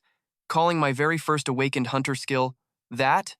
To be fair, I was never a normal healer to begin with. Instead of spending mana to restore health, I manipulate life force however I want. It is called Dark Vitality Magic. Got it? Alright, next." The remaining goon bursts into tears, completely terrified. "Wait, stop, I will not fight back." But Min-woo walks up and tells him to shut it. Looking around, he wonders if he got everyone. "Oh right, everything is completely legal this time, right?" He switches on his body cam. "Hey, you seeing this? Is this camera recording properly? I did not start this fight either, so this totally counts as self-defense, right?" The staff on the other end are so shocked they can barely speak. "Yes, Hunter Min-woo, we hear you loud and clear. But you pressed the live stream button instead of record." The stream counter quickly climbs to 5,897 viewers. Elsewhere, the internet is absolutely blowing up with comments. "Man, this situation will definitely cause massive headaches for the foreign ministry. Since when did the HMCS start broadcasting live operations against awakened criminals?" He quickly tries to damage control, explaining that they set this up 2 years ago. It was supposed to be a promotional video to recruit talents globally for HMCS. The concept was to livestream actual criminal arrests using social media integration, but in reality, it was basically a failed project that never got past testing. There was no way HMCS could produce a decent quality video anyway. Highly curious, the crowd begins to ask questions. So a monster talent recently joined the HMCS. Still, why would someone with this level of skill come all the way here? Is that even the most pressing issue right now? No, the government officials are already in a massive uproar. Even worse, the person killed on this live stream was a guest hunter from the famous Red Guild in Hong Kong. After verifying the authenticity of the video, they confirmed that HMCS did not commit any legal violations under current laws. Even so, despite the video confirming there was no breach of law under current HMCS guidelines, a voice suddenly cuts in. Apologies for keeping you waiting. The old man standing there is Choi Jae-soo, the current president of South Korea. He sighs. All right, what is going on? And so, the officials start explaining the whole situation to him once again. A few days later, in the Empire Guild cafeteria, people are whispering, prompting his little brother, Seun, to snap. Hey, are you even listening to me? I am talking about that crazy livestream video, and you are totally ignoring me, right? Meanwhile, Min-woo is completely focused on stuffing his face with delicious seaweed. Huh? I am chewing, but I am listening. Suddenly, Pred's dark voice echoes in his head. You really should not bother someone while they are eating. Just shut up and enjoy the pork on your plate. Chewing with his mouth wide open, Min-woo exclaims, Man, this cafeteria is on a whole different level. No wonder they call it a major guild. Can I eat here every single day? His brother sighs in defeat. Sure you can, but at least pay attention to me first. Seun thinks to himself that his brother has been strangely obsessed with food lately. As he keeps talking about Ghost's livestream from the Hong Kong Red Guild, it is clear the video has become a massive trending topic. Fortunately, because the video was shot on a shaky body cam, Min-woo's face was never clearly shown. But if Choi Jae-soo finds out you returned, who knows what he might do? Didn't you say your mana still hasn't fully recovered yet due to the side effects of that spatial teleportation? Considering everything Choi Jae-soo has done over the past 10 years to erase all traces of you, keeping a low profile is the best thing you can do right now. Min-woo picks up a delicious piece of rolled omelet. Fine, fine. If you are that worried, I will be careful and keep a low profile. He stuffs the food right into his brother's mouth. Now eat. Annoyed, Seun mutters. Seriously, do you think I am still a kid? I am almost 30, you know. Min-woo shrugs. To me, you will always be my little brother. Some guild members walking past gasp in shock. Huh? Guildmaster, why are you eating lunch in the cafeteria? Wait, is that? Min-woo glances at her, trying to place the face. Oh, I definitely saw them in the tower, but who exactly are they again? Seun explains. That is Hunter Shin Jisoo. She just joined our guild as a rookie. She actually awakened an A-rank skill, Jisoo beams. But it is all thanks to Hunter Min-woo. The guildmaster told me all about you. Hey. Seun continues. Wait, if the new hunters are with Jisoo, then there is a joint seminar for rookies today, right? Everyone gathered here because of that tense incident. The coordinator introduced Hunter Heyman Chu from the White Lion Guild, alongside Hunter Gamato from the Cold Soul Guild, and he introduced himself as TJ Go, a rookie hunter from the Empire Guild. He mentioned hearing a lot about the main character from his guildmaster, but this was his first official introduction. Apparently, the MC had been making waves with his achievements lately. He looked forward to collaborating. The main character shyly replied that it was his pleasure, but Heyman Chu from the White Lion Guild glared at him, clearly unhappy. Heyman sneered, asking if he was the noisy rookie causing all the hype. He claimed he watched the boss fight video and that the boss was supposed to be his prey. He doubted the validity of the footage, calling it complete nonsense. Meanwhile, the crowd started whispering, wondering what was wrong with Heyman on that day. Right then, an irritated voice cut in as Sejun yelled at Heyman, calling him incredibly rude for speaking to someone he just met like that. Doing this right inside the Empire Guild headquarters was unacceptable, but Heyman simply waved it off, arrogantly asking if he was not even allowed to ask questions. Mocking the Empire Guild for being so uptight, Heyman smirked while TJ turned pale, asking if he had lost his mind. TJ snapped back, stating the White Lion Guild should be the ones embarrassed by this garbage behavior. He openly wondered how their guildmaster, Jung-woo Choi, would react if he found out. Furious, Heyman sneered, asking if he was seriously going to snitch to his boss. He bragged about being an A-rank hunter, the ace of White Lion, and the direct disciple of Jiao Long, leader of the Blackwater Lotus. Heyman barked, asking if a mere guild name would scare him. Hearing this, our main character recalled Jiao Long's disciple. While the others bickered, he smiled, remembering how Jung-woo Choi always spoiled him anyway. Raising his hand, the main character cut them off, saying that was enough. He warned them to stop causing scenes in someone else's headquarters, telling Heyman to test his strength in person if he truly wanted proof. He casually added that Heyman's master had clearly failed completely when it came to teaching him basic manners. He wondered if Heyman's combat training was just as useless. Gritting his teeth in pure rage, Heyman hissed, furious that this punk dared insult his master. Had they not been on foreign guild territory, Heyman would have crushed him on the spot. Glaring with murderous intent, he warned the MC to watch his back. Once he left, the group awkwardly cursed, muttering about his awful attitude. The guy was unbelievably arrogant. Apologizing to the guildmaster, TJ offered to handle it, but a tired Sejun told him to let it go. The MC reassured Sejun, promising to handle Heyman personally, and forced the White Lion Guild to pay millions of dollars in property damages for the trouble. The main character calmly told him not to worry, pointing out that he had held back as much as possible. Since the punk was basically a student of a student, he had to show some leniency, so he considered the matter completely resolved. Jiho Baek, the Korean Hunter Association branch director, smiled softly at Jung Woo Choi, noting that usually a simple written notice would have sufficed. He expressed how honored they were that the guildmaster had personally visited despite his extremely busy schedule. Sweating nervously, the White Lion leader, Jung Woo Choi, replied that this was not just about collaboration, as they also needed to deliver a formal apology. Regarding the recent incident, he wanted to apologize for the disrespectful behavior of one of his guild members toward a rookie hunter of the association. They had already discussed this with the Empire Guild, but he felt it was necessary to apologize to the affected hunter in person. Jiho declined, saying a prestigious leader like him did not need to apologize in person. Even so, Jiho Baek chuckled, stating he knew the master's true goal was recruitment, not just a simple apology. However, that hunter was a priceless asset to the association, and his schedule was currently packed to the brim. He was currently deployed on a prison mission, escorting dangerous awakened criminals, which meant he was not even in the building. Jung Woo Choi sighed, admitting it was a shame, but noted how incredibly rare it was for a prison to request direct assistance from the association. Jiho replied that while rare, it was not unheard of. Usually, major guilds handled these tasks, but things were definitely going to change from now on. Jung Woo Choi finally stood up, acknowledging the director's point, before changing the subject. Since he could not apologize in person, he asked if Heyman Chu could deliver the apology directly instead. Jiho was slightly surprised, but since it did not hurt anything, he agreed to the request. He noted it was a matter between the two hunters anyway, wishing the White Lion Master a safe journey back. Jung Woo Choi walked away, bitterly realizing they were trying hard to hide the kid, but you and I know he would not give up on such a genius so easily. He immediately ordered his secretary to contact Hamin Chu, telling him to pack his bags and make sure to put on his most polite behavior for once. The secretary nodded, asking where exactly she should tell him to meet the rookie. Choi instructed her to send him to Incheon, where an exhausted guard was complaining about the association requesting backup in the first place. He wondered why they were taking so long, complaining that these locked-up criminals just could not stop causing chaos and acting up. With the upcoming inspection season, it was pure exhaustion. He thought the bastard would stay quiet since he surrendered so peacefully before. But suddenly, he went totally berserk. You and I are looking at a monster who hospitalized 5 guards even with mana-suppressing cuffs on. Word on the street is he was a highly notorious criminal in the underworld. Even the elite intelligence agencies barely managed to drag him in.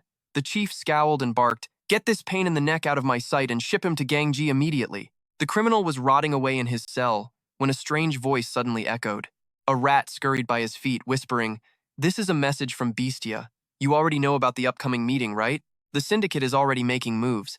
If you want out, you have a job to do." The boss ordered, "Go cause some massive chaos inside the prison." Meanwhile, our main character was tracking down clues left behind from Manoon's tragic death. He stood outside the gates in shock. Is this the place? The specialized prison for awakeners in Incheon. Sneaking inside, he prepared to take action. Soon after, another guy looking for the prisoner yelled in frustration, "What? He just vanished? Seriously? Why the rush to transfer this guy? If Sung Jin was not being so stubborn, wait a minute, is that the transport van over there?" The guard replied, "That must be it. Damn it, I might have to chase them all the way to Gangji," he screamed while pursuing them. "I better get my overtime pay and hazard bonus for this. That damn guild leader." Inside the van, a voice called out to our main character. The prisoner grumbled, "You are hurting my feelings, man. Is drinking all by yourself really that fun?" The hero ignored him completely, making the guy snap, "You arrogant little brat. Are you a guard from my new prison?" When the hero said no, the guy tried to look cool, asking, "Then what? Did some major guild send you? I have never seen your face before. Seeing how you still tag along after hearing my name, You must be pretty confident in your skills, huh? Our main character just blankly looked at him and asked, "Why should I care? Who even are you?" Hearing this, the guy froze. "What? Are you serious right now? You hopped in this ride without knowing who I am? You absolute lunatic. At least learn why a high-profile prisoner is being moved." The hero rolled his eyes, sighing. "Pretty sure they moved you because you talk too much." Feeling utterly humiliated, he spat, "You little piece of garbage." He glared at our main character, trying to look tough. "I am wearing these damn cuffs because I turned 5 awakened criminals into a pile of raw meat. Do you finally understand your situation now? Why on earth do you think an A-plus rank awakened criminal is being moved in a normal transport with nothing but a cocky rookie guarding him? Are you starting to realize?" A sudden voice cut him off, yelling, "You are dead!" Boom! The vehicle blew up, and an old man asked, "Are you dead yet?" The punk kicked the door open and roared, "Damn it, you crazy old geezer. Were you trying to blow me up too?" The old man smirked. "If Bestia's gray wolf died that easily, we wouldn't be talking. Right now, you just look like a little chained-up puppy." Furious, he barked back, "What? Want me to rip those dentures right out of your mouth?" The old man chuckled. "Still can't take a joke? I assume you took care of that escort officer riding with you, right?" The criminal grinned. "Obviously. I kicked him right in the temple when the van exploded. He is probably laying in a ditch somewhere with scrambled brains. This crew had arrived for a prison break. Can't you take these cuffs off any faster? Sit still if you want to keep your hands. Modern manatech is incredibly complex these days."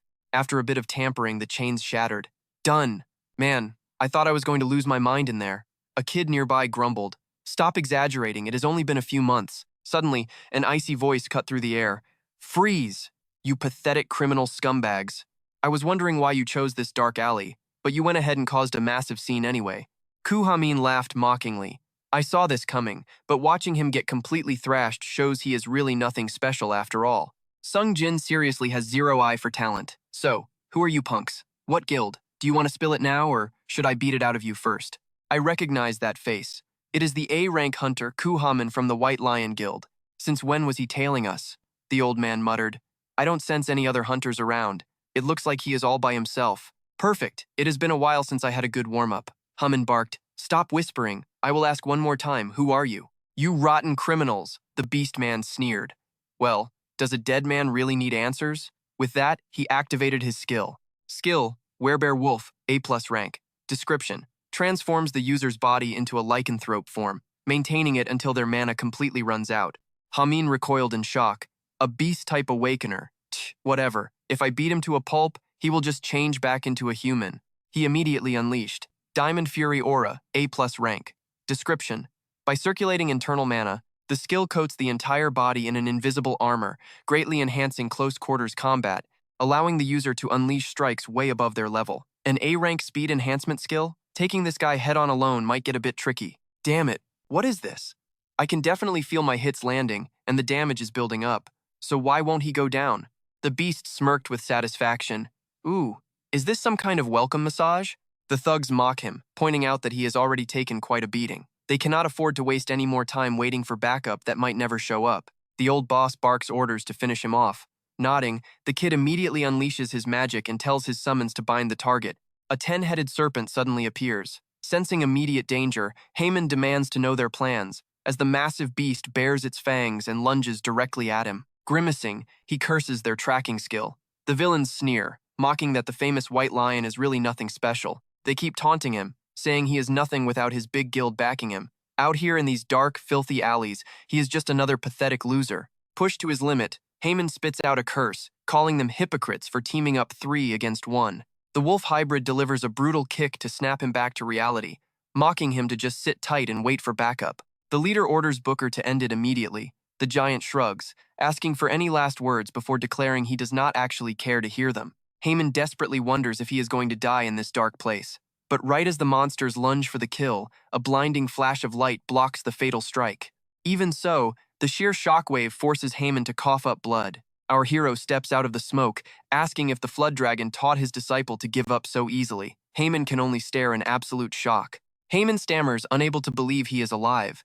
Meanwhile, our hero is casually fiddling with a smartphone, wondering which button starts the livestream or records a video. The foul-mouthed birdie snaps at him, but deep down, the entire criminal gang is completely rattled by this impossible arrival. The leader is losing his mind, insisting he personally crushed the guy's skull and left him dead, completely devoid of any detectable mana flow. Realizing this is no ordinary spell, Heyman screams a warning that he is simply no match for these guys. He begs him to wait for backup, but our protagonist casually steps forward anyway.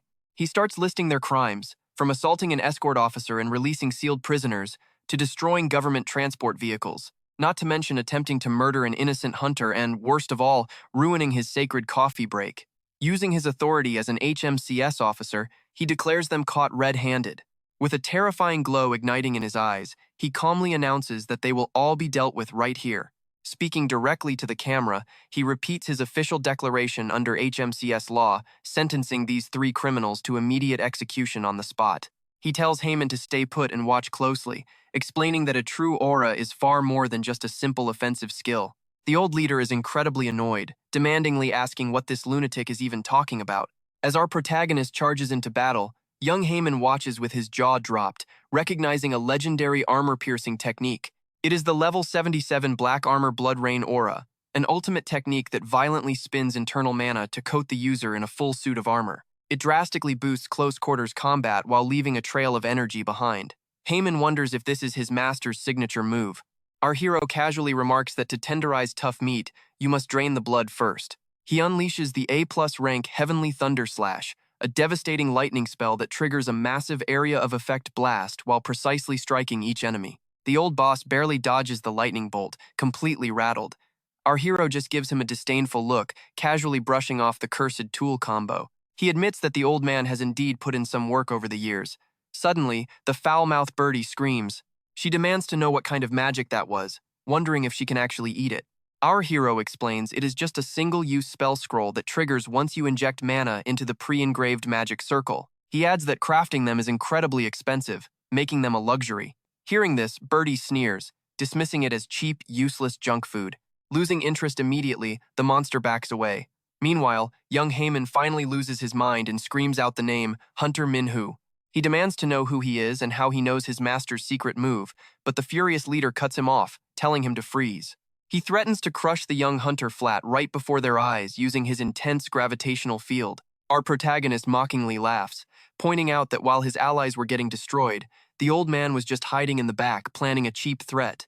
The leader proposes a deal, offering to guarantee the hostages' safety if they are allowed to walk away from this fight peacefully. He suggests that since our hero only got caught up in this by accident, he should just walk away. But our protagonist finds that completely ridiculous. He reveals that if he did not have his own agenda, he would have never taken this annoying, dirty job in the first place. He acts like Heyman getting a little roughed up is no big deal, prompting the helpless, beaten-up kid to scream out in pure frustration. Heyman desperately objects, while our hero watches the leader cast a spell and suddenly realizes something is off about the group's dynamics. He deduces that the ones pulling the strings are actually the prison staff, exposing the trio as professional hunter-assassins working for a massive syndicate. They carry high-rank cursed items, possess skills specifically designed to counter awakened hunters, and have deep, suspicious connections inside the prison system. He directly demands to know their employer. The old boss is genuinely stunned that someone who pieced everything together still dared to show up alone. He demands to know his identity and ultimate goal, but our hero simply retorts that he has already made himself perfectly clear. What is this? Did they forget their hearing aids? He demands to know who they work for, warning them not to take another step. Next, he unleashes Shockwave. The old man screams in shock, wondering if his cursed tool was just overloaded by a powerful lightning-type skill. That should have been completely impossible, especially with the limited mana density of a normal human being. The main character casually remarks that the dish looks much more appealing now. With 40% already recovered, his quick warm-up clearly had a much bigger impact than he expected. He tells the old man to stop wasting time, mockingly pointing out that at 60 years old, every second is precious. The old man retorts that he only knows half the truth, claiming that even if they did belong to an organization, there is no way they would just talk. He desperately screams at his teammate, telling the bastard to get back up. He explains that anyone in a real organization must sign a silent oath. Since this contract is bound directly by their own mana, anyone who reveals their secrets is marked for immediate execution. He coughs violently, muttering a curse. The old man looks at his ally, relieved that Yonan is finally awake, calling the blockhead out for taking so long. Hearing this, the protagonist calmly tells them not to worry, since they will get used to it after dying a few more times. Terrified, the old man screams for Wolfgar to do something. The wolfman charges, roaring that even if it costs him his life, he will rip the main character apart. Right then, Heyman intercepts him, declaring it won't be that easy. Wiping the blood from his face, he notes that the numbers are finally even, while the beast angrily roars that he should have stayed down instead of getting in their way.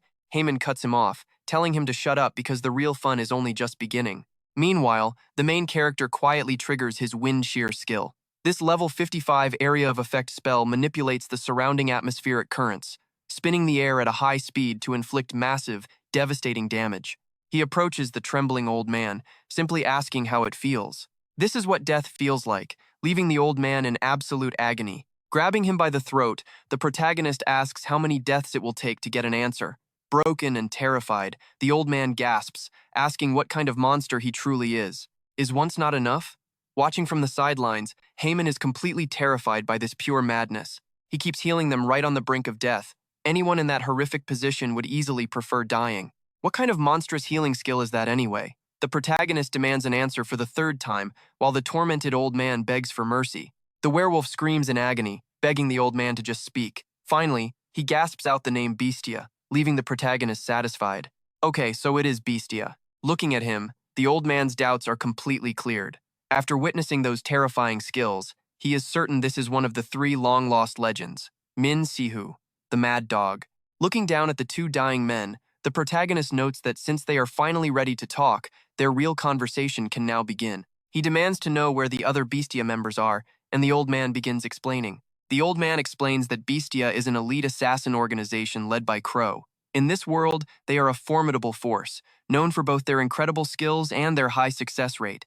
Having spent a long time hiding in the shadows as a first-generation hunter, the old man had absolutely no reason to hesitate when he received an invitation from such a massive organization. For the killers belonging to this group, keeping their comrades' secrets is the absolute bare minimum rule.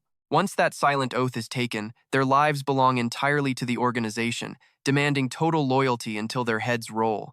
That is simply how this world works. In his 15 years since joining them, the old man never once thought of betrayal, preferring to bite his own tongue. But after tasting actual death multiple times, his tongue easily loosened.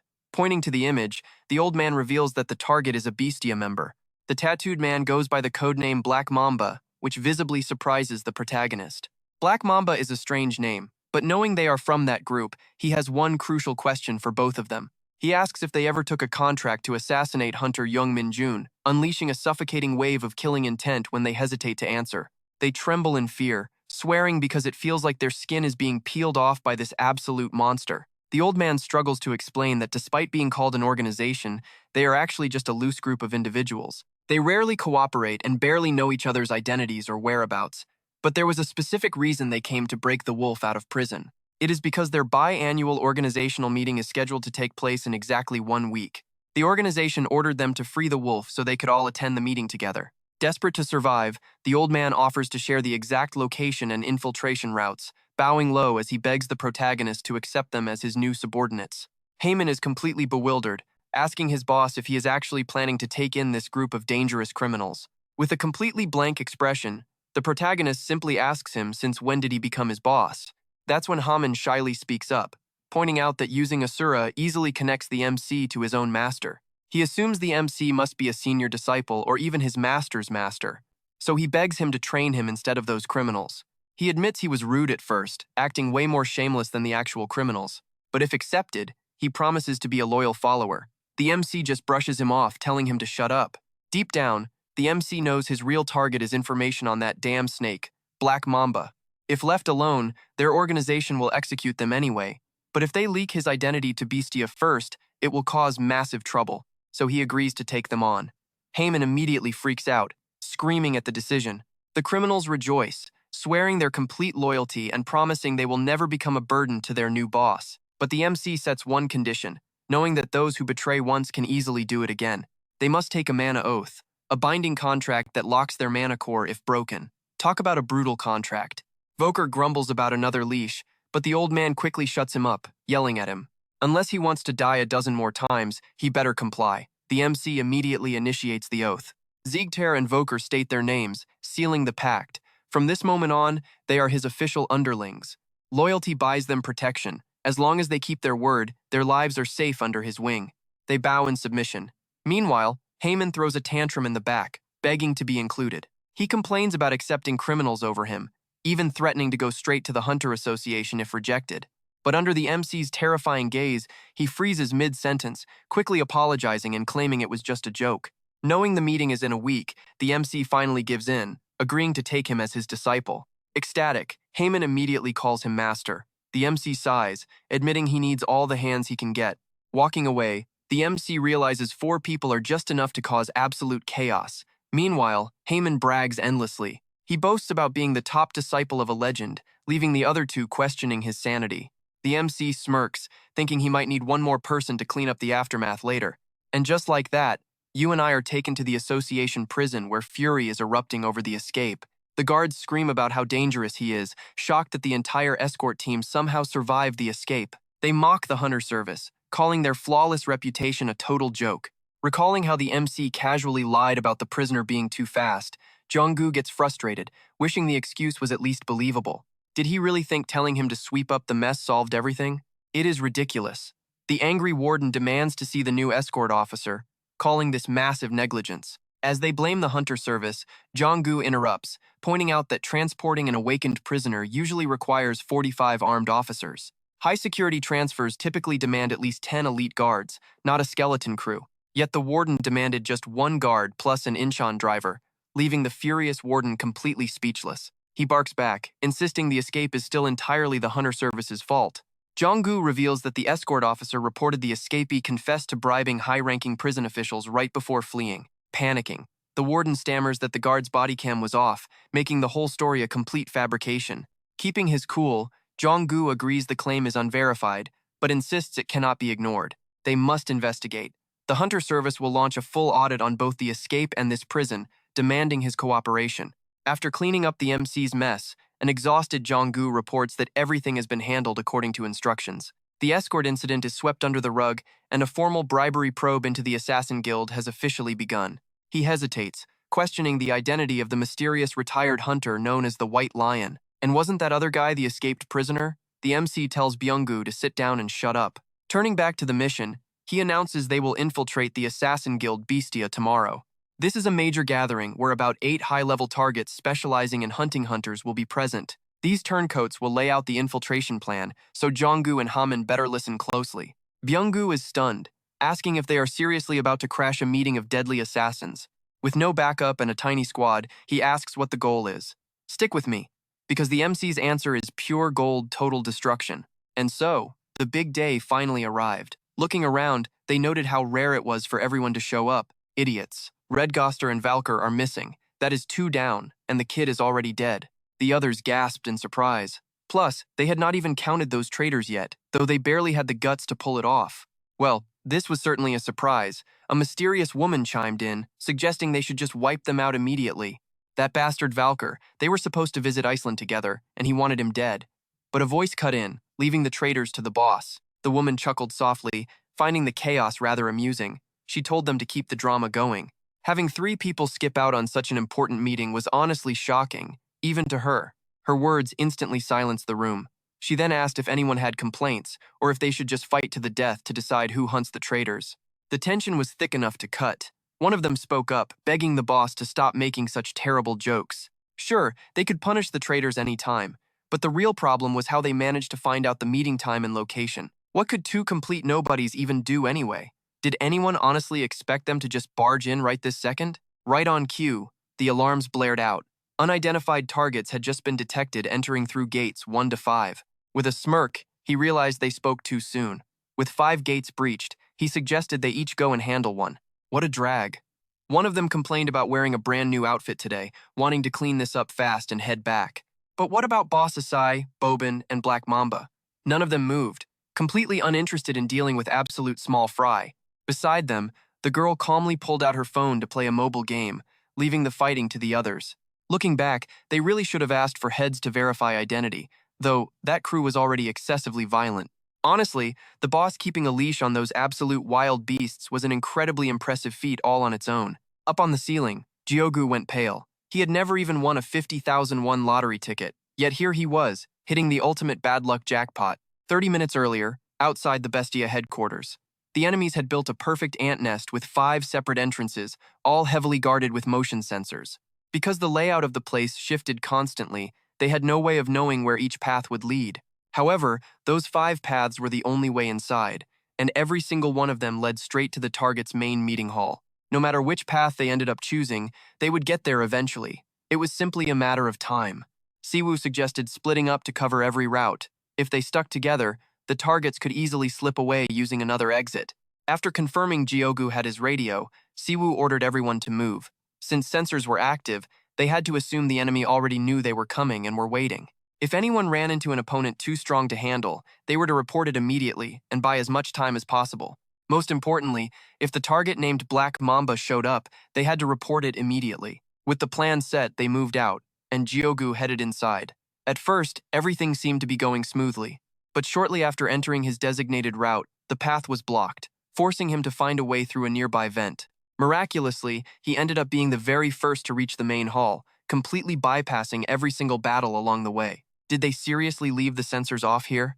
Looking down, he realized every enemy present was at least A rank or higher. Security seemed incredibly loose, but with the layout leading straight to the center, they did not even need defenses. They just waited to ambush and slaughter any intruders on the spot. With the guards dispatched to check the entrances, it meant 5 separate battles were breaking out all at once. Even if he called for backup, they would not be able to gather quickly. It seemed smarter to thin their numbers first. Taking action, Jaegu dropped a customized explosive down. One of the mages picked it up, wondering how a random marble got into her pocket. Their boss teased her, asking if she was still wasting time playing slot machines. She jokingly replied that she had actually hit the jackpot yesterday. But then boom, a massive explosion instantly killed her, alerting them to an intruder. The boss noted he hated playing hide-and-seek, just as Gyogu smashed through the ceiling and charged right at them. They instantly recognized him as Wild Hunter Gyogu from the HMCS, while Gyogu cursed himself for only taking down a single target.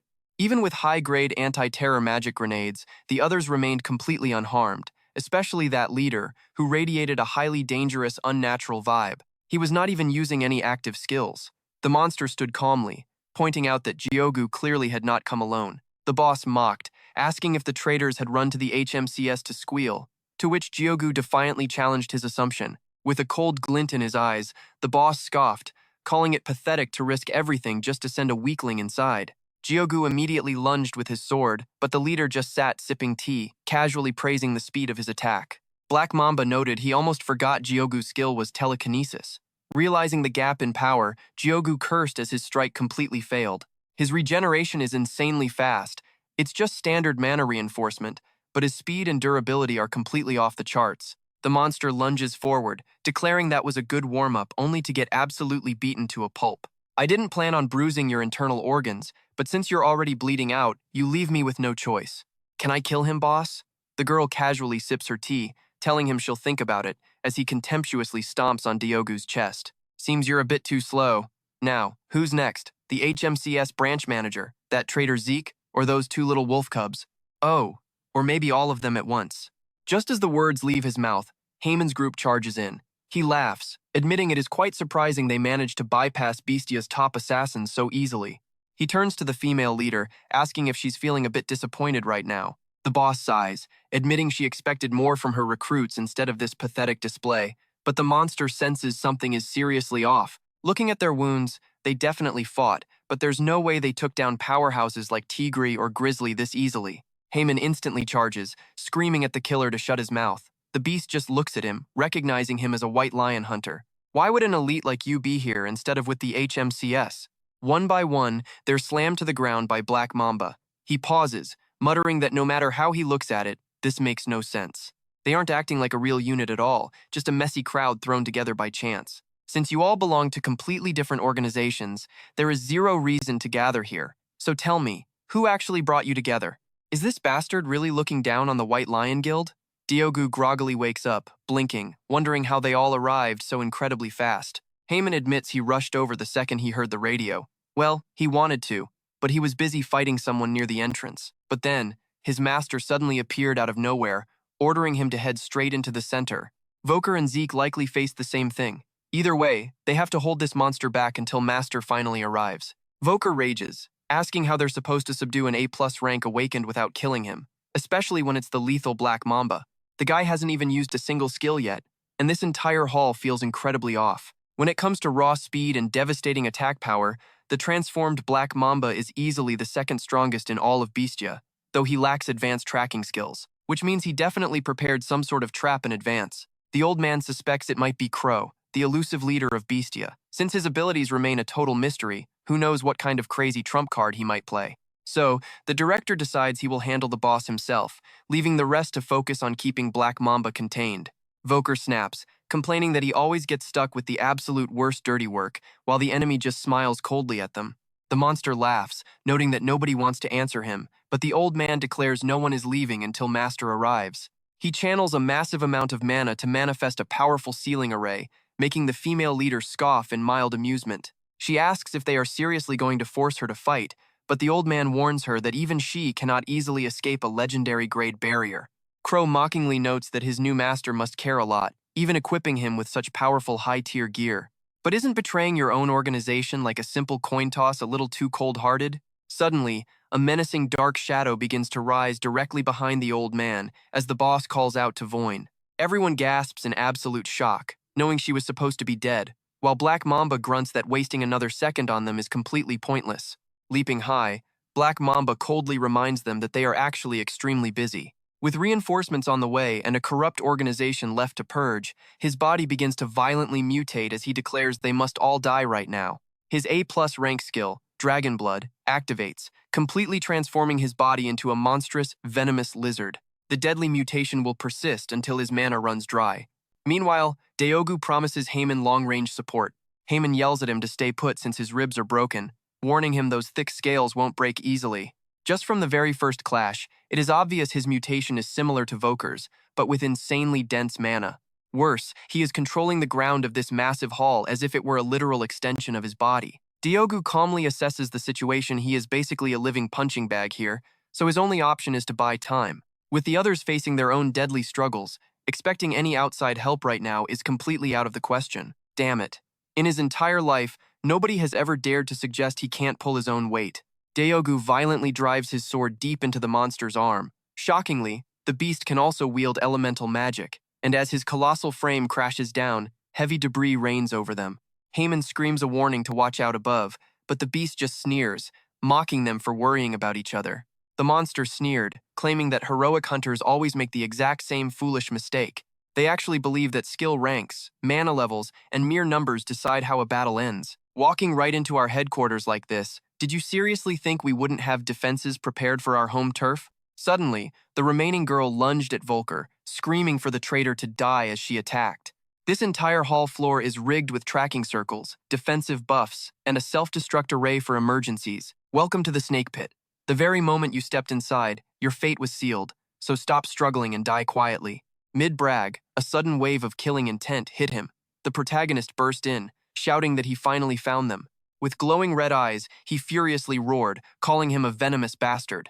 The female mage lunged forward, demanding to know who he was. Meanwhile, their female leader gasped in disbelief, realizing he had just completely neutralized all magic in the area. The Dark Witch spoke up, claiming it only worked because of her help, saying he was not actually that skilled. She clapped in mock admiration, noting how a multi-million-dollar facility was turned into absolute trash in the blink of an eye. His sudden arrival caught her off guard at first, but then she began mutating, charging straight at him to attack. She realized he was the suspect who had wiped out Beastia's assassins and gathered this entire group of fighters. Annoyed, the protagonist snapped back, calling them the real suspects. Meanwhile, another mercenary warned his ally that the newcomer was targeting him. The leader demanded what Mamba did. A confused Mamba stammered that he was merely following normal mission orders. Yet, it clearly sounded like a vendetta. Mamba boasted about never leaving traces after a hit, wondering how on earth this hunter had managed to track him down.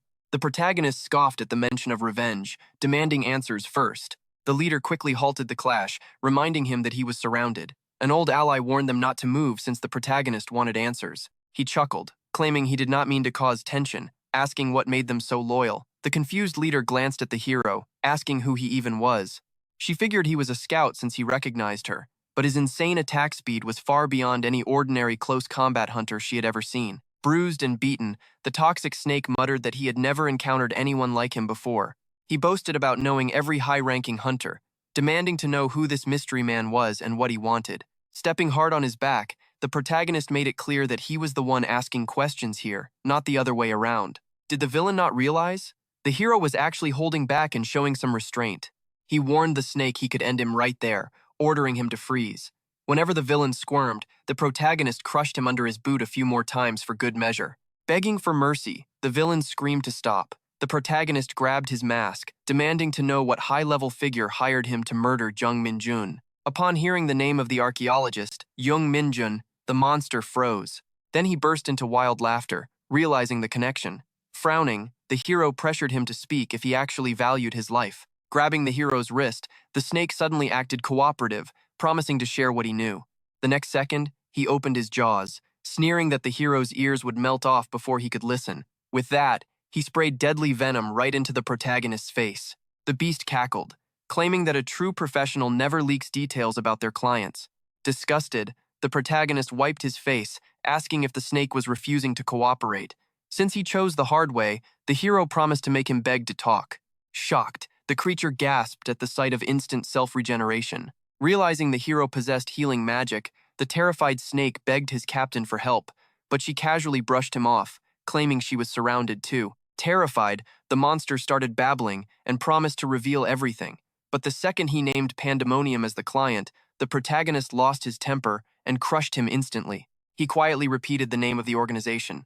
Just then, their cowardly leader burst into a sudden laugh. She effortlessly blasted back the crowd surrounding her, slowly removing her hood to announce she finally recognized his identity. She identified him as Mad Dog Min Ji-hyuk, a first-generation hunter who vanished 10 years ago, but the protagonist did not care.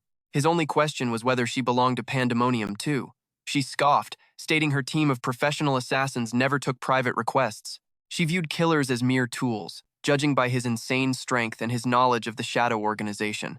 Her contact had mentioned a veteran hunter with a bizarre self-healing skill, prompting the protagonist to ask if she was truly clueless about the rest. He warned her not to lie, swearing he would dig up the truth himself. She claimed she was being honest.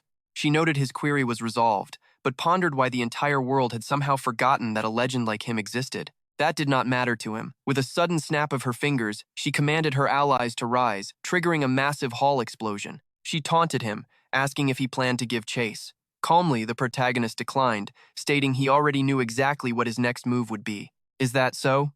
Stepping into the portal, she sneered. We will meet again soon. Mia rushed over in shock, asking, Are you really just letting them escape like that? Leon calmly replied, If we chase them, they will trigger the destruction magic already engraved on the floor. No one here has the energy left to dodge it. Besides, we already got what we came for. Clean up the area, Ben. The older hunter grumbled but got to work. Meanwhile, Leon quietly muttered that name Pandemonium. What really bothered him was Mason. What did Mason discover that forced their hand like this? On his journey back home, Leon could not stop reflecting on it. 20 years ago, the first gate ripped open on Earth, pouring chaos into the world. It brought mana, terrifying monsters, and dark forces. We are talking magic stones and a deadly demon race from another dimension. They possessed innate mana control and powerful unique skills acting just like human awakeners. They slipped onto Earth during the chaotic aftermath of that first gate, blending into human society with terrifying ease. These demons did not just claim ownership over the gates as self-proclaimed overseers from a higher dimension. They seized absolute control over every single gate operation. They treated humanity like a completely inferior trash race. They stripped away human technology and reduced civilization to ruins, leaving utter devastation in their wake. That was the exact moment these creatures began acting like they owned the planet. Worse, some humans actually swore loyalty to the Demon King, forming a pathetic organization called Pandemonium. Fortunately, the absolute tyranny of these demons did not last forever. The first generation of hunters, having mastered the use of mana, rose up to fight back. A brutal war erupted between humanity and the demon rulers. In the end, mankind claimed victory, finally putting an end to the chaos. 10 years had passed since Leon defeated the 4 demon kings and vanished into a dimensional rift. Pandemonium had disbanded long before that. So why was that name resurfacing now? Leon suddenly called out to Frey. The little demon bound to his soul replied, What is it? Demons existed in that other world we survived, right? Though they looked slightly different. Frey nodded, confirming, Yeah, that is true. Of all the species we have encountered, demons hold the greatest influence across the entire dimensional realm. Even there, they enslaved dragons, dominated lesser creatures, and exploited them. Leon scoffed, realizing that no matter the world, demons always behave like thugs. Frey hesitated, replying, Actually, I am not entirely sure about that part. My memories from before we met are still gone, but I clearly remember those bastards stole something incredibly valuable from me. But after battling them for 100 years over there, I can confidently say they are exactly the type to pull a stunt like this. Leon sighed, rubbing his temples. We lack information. 10 years ago, I was too busy slaughtering them to dig into their origins. Plus, in that other realm, we mostly fought low-level grunts while focusing purely on survival. The only real lead is that their mana signatures closely mimic human patterns. Compared to a decade ago, they have gotten much better at disguising themselves as humans. Frey scoffed. Why overthink it? Just slaughter them all. Leon sighed, muttering, if only things were actually that simple. Just then, his younger brother Sean walked in. Oh, you are early, Leon noted. Sean sighed. You randomly made me rent an office, so I figured you caused trouble again. What is it this time? Sean asked. Leon shrugged casually. Nothing major. I am just tracking down some leads on Mason. Sean did not buy it for a second. Right, because Captain Huang literally told me you just wiped out an entire hunter assassination group. Tell me you are not using this office to gather people involved in that mess. And who are you hiding from the guild and the association? I have told you a million times. We cannot afford to stand out right now. If Gias Choi catches wind of this. Leon scowled in irritation, muttering, Ugh, that loudmouth Ben Huang really cannot keep a secret. Do not worry. Ben wiped all traces linking back to me. As for Gias Choi, I will be paying him a personal visit very soon. Sean gasped. What? That is incredibly reckless. Leon smirked. If I confront him directly, he will not dare to pull anything stupid. Sean frustratedly ruffled his hair. You still have not fully recovered. I know I cannot stop you, but please do not rush into this. It has been 10 years, and the world is different now. What if you get hurt again? Leon walked over to comfort his brother, promising he would handle it. Why are you even worrying? Sean yelled back. Unbelievable. Now my own brother is talking back to me. Frustrated, Sean brushed his hand away. Whatever, just keep your promise. You have to train our guild rookies in exchange for setting up this office. You remember Hunter Jia Shin, right? It turns out her awakened ability is far more complicated than we initially thought. It would be great if you could check her out. Finding it tedious, Leon sighed. Yeah, I will do it. Now, let's grab some food. I am starving. Sean stared in horror. Right now? You literally just had dinner. Does your stomach have a black hole? Frey suddenly chimed in, screaming, I am starving too. Feed me.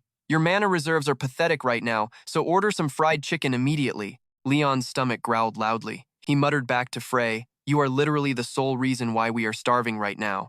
Leon answered his ringing phone. Hey, Ben. The other end screamed, Senior! Did you seriously have to wipe your name from every single mission report? Our main character angrily tells him to watch his mouth, asking if he wants to die for snitching to his sister. Donggu yells back, waving it off to ask if he even realizes how massive this entire situation actually is. A hunter-hunting assassin guild had never exposed itself before, and now the Hunter Bureau had single-handedly wiped them all out. Every major news outlet was absolutely bombarding their agency with endless requests for exclusive interviews and collaboration. With massive headaches, the Hunter Bureau staff assure everyone that they will handle the press since they are the official investigating body. But that was not the real issue, considering how closely the director had been watching their team ever since the incident with G. And since the protagonist erased his name from the reports, Donggu was left entirely alone to take the heat. Speaking into his phone, our main character points out that at least Donggu gets to take all the credit. Donggu practically cries, arguing that this is not about credit at all, since explaining how he single-handedly defeated an entire army of assassins is impossible. The main character casually replies that as long as the story aligns with the White Lion Guild, everything should turn out fine. He frantically explains that even the White Lion Guildmaster had absolutely no idea what to do when he asked him. Donggu is forced to pick up another ringing line, introducing himself as Captain Huang Donggu with a heavy sigh. He explains that while the Empire Guildmaster wants to protect her brother, the previous prison break makes it better if our hero steps forward, but he gets cut off. Dismissing it immediately, our main character tells him he needs to eat first, wishing him luck before hanging up. Tiredly muttering about how annoying everyone is, he watches his younger sister cook as she asks who was on the phone. When she asks if it was Captain Huang, he sarcastically replies that the captain just loves his job a bit too much. He changes the subject, asking how the demon situation has been lately and if it is still like 10 years ago. She smiles, explaining that ever since the 4 great demon kings vanished, the demons actually proposed their own peace treaty. Following that peace agreement, they mostly stayed in the icy polar regions to build research facilities for studying Earth's mana, and they haven't caused any major trouble since. Though a few nations occasionally cooperate with them on research, the demons almost never venture outside of those icy polar regions. It has been so long since they were seen that many young kids nowadays actually believe demons are just urban legends. Frowning slightly at the news, our protagonist scoffs, remembering that even Frey had called the idea of a peace treaty completely ridiculous. To him, putting demons and peace in the same sentence is a total joke, and he cannot help but agree with that feeling. Still, looking at humanity, he reasons that just like how humans have bad apples, perhaps not all demons are exactly the same. Then he remembers Black Crow, who wields mana like a demon, making him wonder if she might actually be some kind of hybrid. With demons first appearing on Earth 20 years ago, it is highly possible, especially since his entire quest originally started with a desire to avenge Minwoo. But the further he follows these clues, the more he senses this conflict will last much longer than he originally expected. The next day, our protagonist approaches his new disciples, channeling his mana to demonstrate as he instructs them to focus on their Dantian. Young Hamin looks completely lost, complaining that even if their master keeps saying the word Dantian, he still has absolutely no clue. He argues that awakening a skill is supposed to be a sudden, massive rush of adrenaline, so sitting around meditating like this will never help him release his power at all. He asks if intense physical exercise and working out would be a much better alternative. Giving him a quick chop to the head, our protagonist sighs, reminding them that they literally begged him for this training. He asks if they honestly think skills are like sweat, something that just pours out of them and then dries up. He complains that modern hunters only fire blindly without caring about mana control, though the student retorts that if their raw power is overwhelming, they do not need this complex training. Frowning, he asks if that guide tower is the one to blame. He points out that awakening skills inside artificial dungeons has given them a completely wrong impression. The exact way they burn through their mana as fuel directly impacts the true potential of the power they release. He explains that if they cannot even master basic mana circulation, there is no way they will ever feel their Dantian while recklessly throwing their skills around like that. Offering to explain it only once, he describes how humanity formed a natural internal reservoir called a Dantian the very moment they first made contact with mana. As mana gathers and circulates within the Dantian, it fuels their awakening, ultimately manifesting as a hunter's unique personal skill. Ultimately, the power of a skill depends entirely on how well they control the mana within their Dantian. Through dedicated training, the Dantian expands to hold much higher levels of mana, and they might even unlock entirely new energy reservoirs within their own bodies. But from their perspective, humanity has only been aware of mana for a little over 20 years, right? Since it is still so new, truly understanding its nature is far more critical than simply trying to exploit it. Thus, our protagonist insists that meditation is the best way to master mana control, ordering them to shut up and focus. Verde immediately talks trash, calling Min a big mouth who did nothing but run around like a headless chicken for 100 years. Min replies with a cold smile, telling them not to worry, because he will push their bodies to the brink of death every single day. Being bound won't save them. They would have to work to the bone to pay off their debt, leaving the miserable crew to weakly grunt in agreement. Just then, a weary voice calls from the door as a completely exhausted Donggu complains that Min would not even answer his phone. When Donggu groans about how hard it was to find him, Min retorts that it is because the guy always calls like a creepy stalker. Donggu yells that the branch director has summoned Min immediately, forcing them to pack up and head straight to the HMCS headquarters. Min wonders why the director wants him, suspiciously asking if Donggu dragged his name into some kind of mess. Donggu denies it, explaining that while he is unsure of the reason, it might involve the prisoner transport corruption case over in Incheon. A mocking voice rings out, calling out to Captain Huang as Senior Agent Hante and Captain Chang Wu make their grand entrance on the left. Chang Wu immediately starts patronizing Huang, asking if he really managed to pull off some kind of massive achievement recently. He sneers that the North Seoul rookie became a big shot while they were gone, asking what trick they used to pull it off. Donggu's expression darkens immediately, annoyed that this arrogant jerk, Chang Gun, is already back from his assignment. He snaps back, telling him to return to his desk and stop picking fights with random people passing by. Flashing a fake smile, Chang Gun laughs it off, claiming he is just catching up with friends and there is no need to get emotional. He then targets the rookie standing behind Donggu, mocking the North Seoul division for always hiring troublemakers who cause scenes in places like Anson. He insults their captain's taste, but Min stands in the back completely unbothered, treating the insults like nothing but a dog barking in the distance. Fuming with a bright red face, Donggu snaps that they must have fully recovered from their flight to be spewing this much nonsense. John T points out that they were in Japan, so they do not get motion sickness. Changwoo mockingly tells his crew to forgive them, since the North Seoul team has never actually been abroad. They gloat, deeply enjoying Donggu's obvious frustration. The elite Gangnam team travels globally, while the local squad works endless overtime and still manages to lose track of low-level criminals. Turning directly to Min, John T pulls rank, demanding respect because no matter what team he is on, they are still his absolute seniors. He asks if the rookie has no manners and cannot introduce himself. When demanded a greeting, Min looks at them mockingly, telling John T and his smelly boss to get lost instead of standing there adjusting their glasses.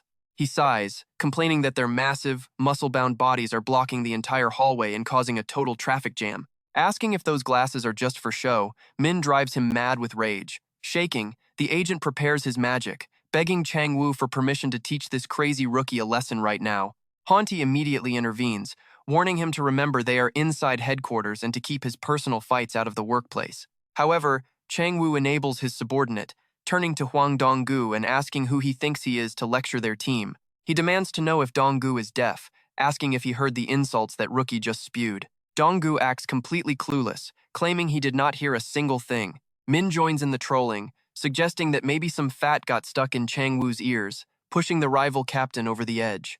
Enraged, Chang-woo calls them insane, threatening to drill their skulls open right in front of the headquarters staff to insert some brains. He vows to show them who really runs this entire inspection department, but a powerful voice suddenly speaks up from right behind him. It is branch director Gun-ho, who politely corrects Chang-woo by reminding him that he is actually the one running this place. While the two arrogant bullies freeze in absolute shock, Gun-ho warmly welcomes Min, noting he was wondering what took him so long.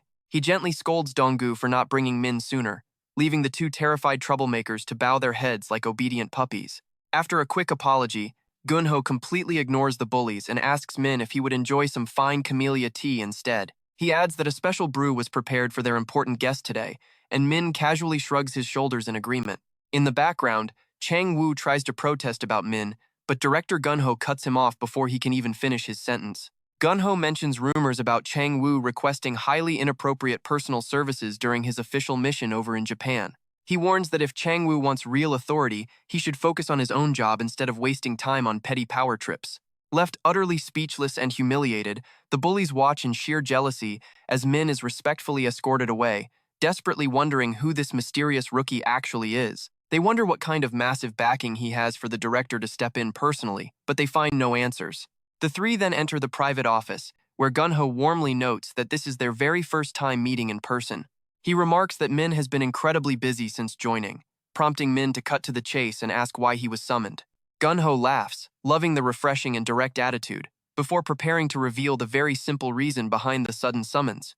Gyu-ho asks about the Incheon prison incident, noting that the Bestia case conveniently handed the investigation over to them. An investigation into the corruption at Incheon prison is already underway, but Gyu-ho makes it clear they can't just ignore an escaped convict. He questions Hunter Min, pointing out that someone strong enough to beat the red light district ghost shouldn't have let a fugitive slip away. Gyu-ho directly asks if Sihu really has no idea where the runaway is. The director then tells the captain to step outside for a moment. Dong-gu agrees, but the second he leaves, he is filled with anxiety for Sihu.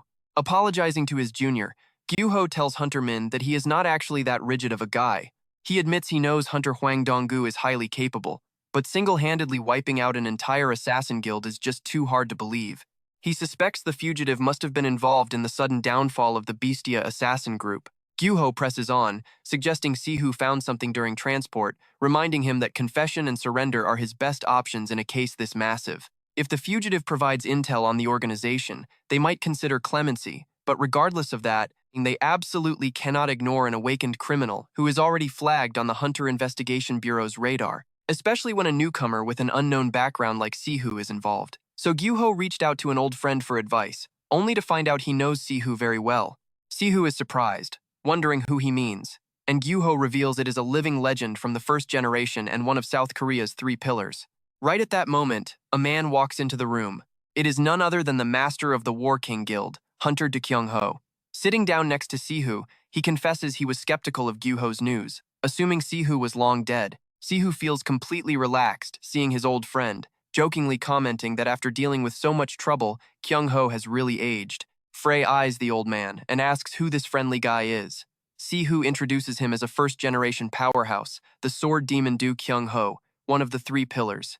Sihu notes they fought together back then, prompting Do Kyung-ho to grin warmly at him. Kyung-ho laughs, saying he isn't old, Sihu just refused to grow up. After vanishing for 10 years, Sihu returned completely unchanged, leaving Kyung-ho wondering where he has been. Sihu's followers had searched everywhere for him. Sihu cheerfully suggests ordering another bottle to catch up properly. They dive into an intense conversation, and Kyung-ho is shocked to learn that Sihu was actually trapped in that other dimension for 100 years.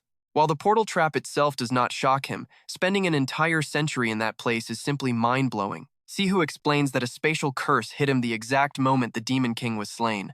He was unsure if it was intentional, but then Kyung-ho drops a bombshell, revealing the Demon King is actually still alive, leaving Sihu utterly stunned. Sihu is furious, demanding to know how they could sign a peace treaty with demons if their king lives, calling the decision absolute madness. Kyung-ho urges him to calm down, explaining that the king only exists as scattered fragments now, though back then, human-demon tensions were at an all-time high. But after Sihu defeated the Demon King, the demons themselves were the ones to propose a truce. They claimed the war was entirely the Demon King's idea, not theirs. Sihu scoffs at the excuse, knowing they were just terrified after he crushed their leader. Sweating nervously, Kyung-ho agrees but points out that the human side was also pushed to its absolute limits. The moment the very first gate opened, the entire world plunged into sheer chaos. While they barely managed to seal the gates, several awakened hunters went completely insane, and the endless demonic war left humanity entirely drained.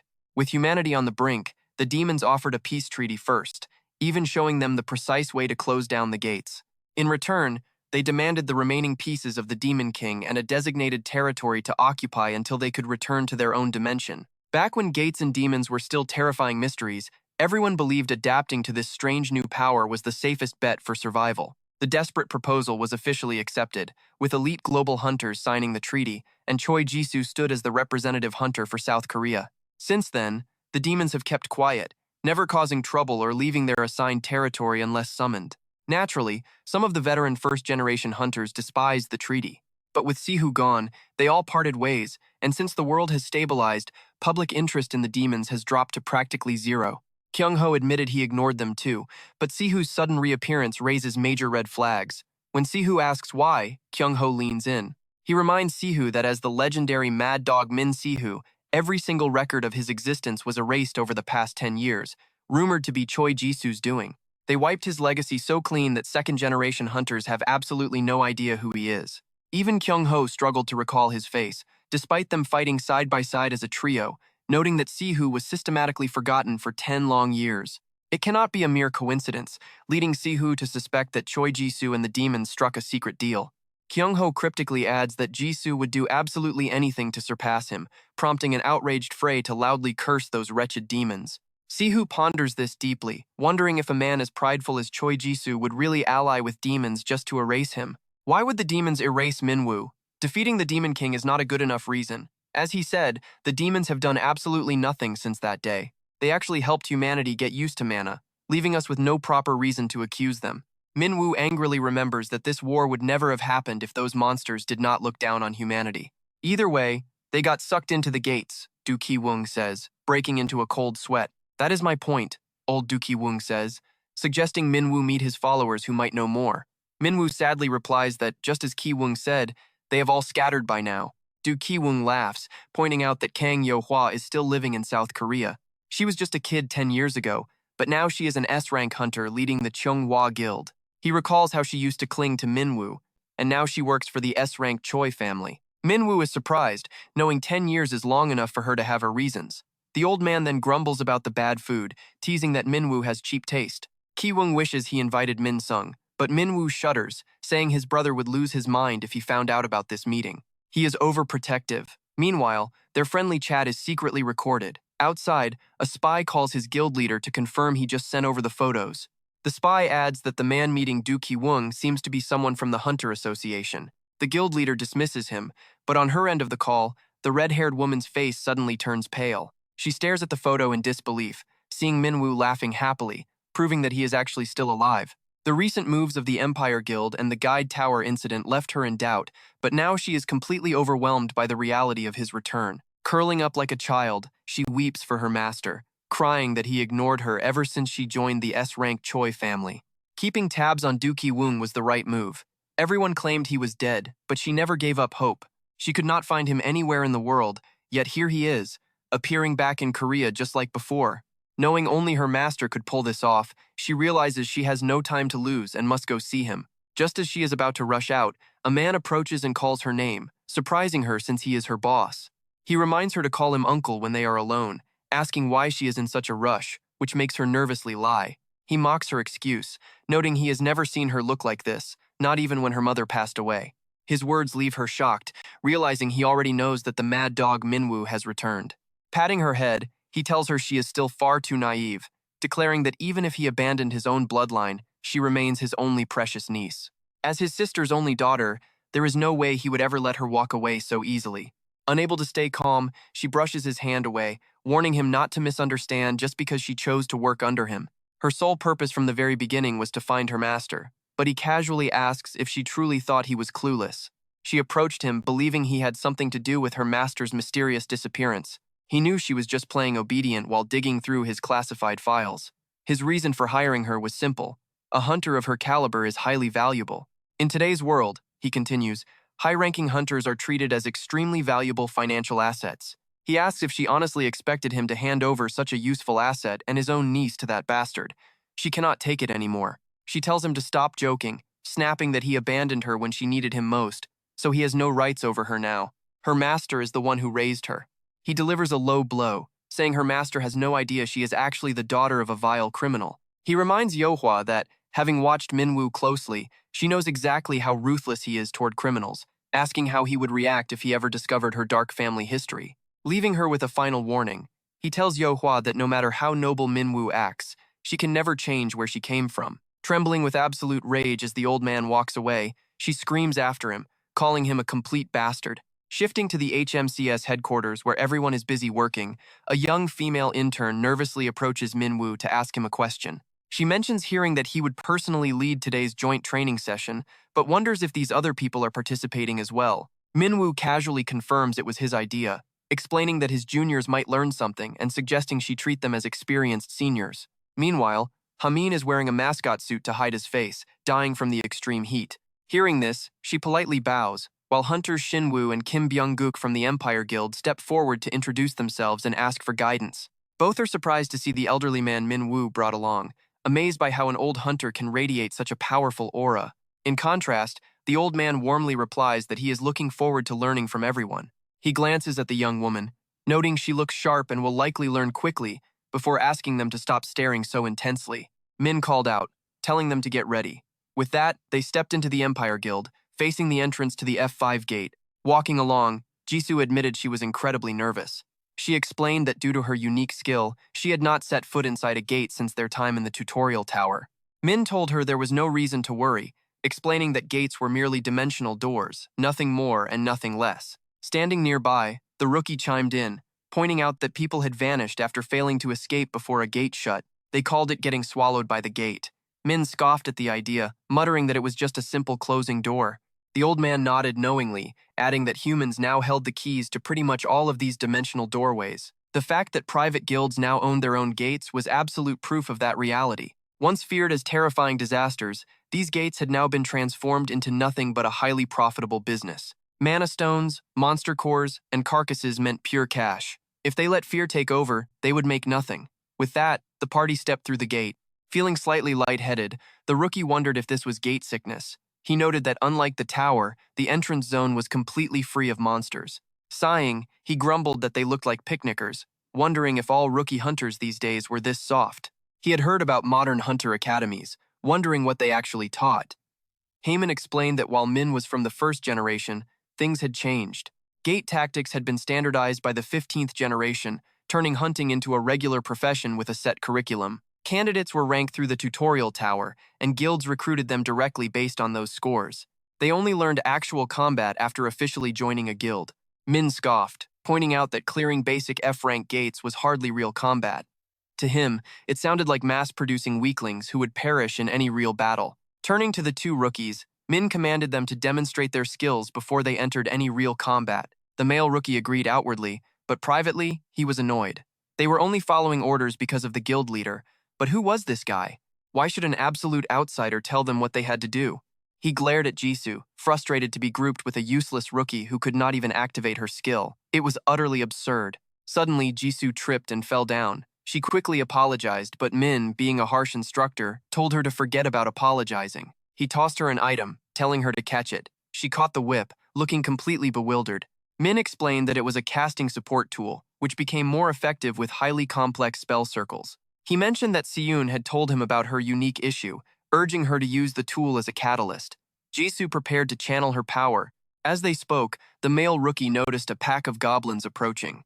Min nodded with satisfaction, ordering him to take them down. The blonde rookie stammered, asking if he meant him. Min countered, asking who else. Min reminded him he was the one training, warning him not to die. Gritting his teeth, the rookie cursed as the old man watched to evaluate him. A tracking-type skill like that was incredibly difficult to master. At best, it was a B-rank skill. The rookie's ability looked flashy but lacked any real power or practical impact. If he kept spamming his abilities like that, his mana would drain in no time. Sure enough, the old man was right. Exhausted, the rookie grumbled to himself. Goblins were easy to handle, but forcing a newcomer to fight an entire horde alone was just plain reckless. He screamed out, asking Jisoo if she was ready yet. Struggling, she answered that she was close, just as he collapsed from mana depletion. Jisoo lunged forward, activating Monster Taming. This A-rank skill allowed her to control a beast's actions for up to 10 minutes. The duration, number, and rank of controlled monsters would scale up based on the caster's maximum mana. Once control was established, she suppressed the beast's instincts and ordered it to step back. The monster submitted completely. Smiling, Jisoo looked over to Min for approval. She proudly showed off her taming skill, asking Min for his opinion. Watching from the side, the old man praised her rare control-type ability. He noted that taming was highly unusual, and with the support of her new artifact, it showed incredible, high-rank potential. Suddenly, a hidden beast emerged, whispering that it had finally found a worthy meal and demanding its partner attack her immediately. Min chuckled, calling it amusing, but pointed out that controlling a single monster would do very little against a horde.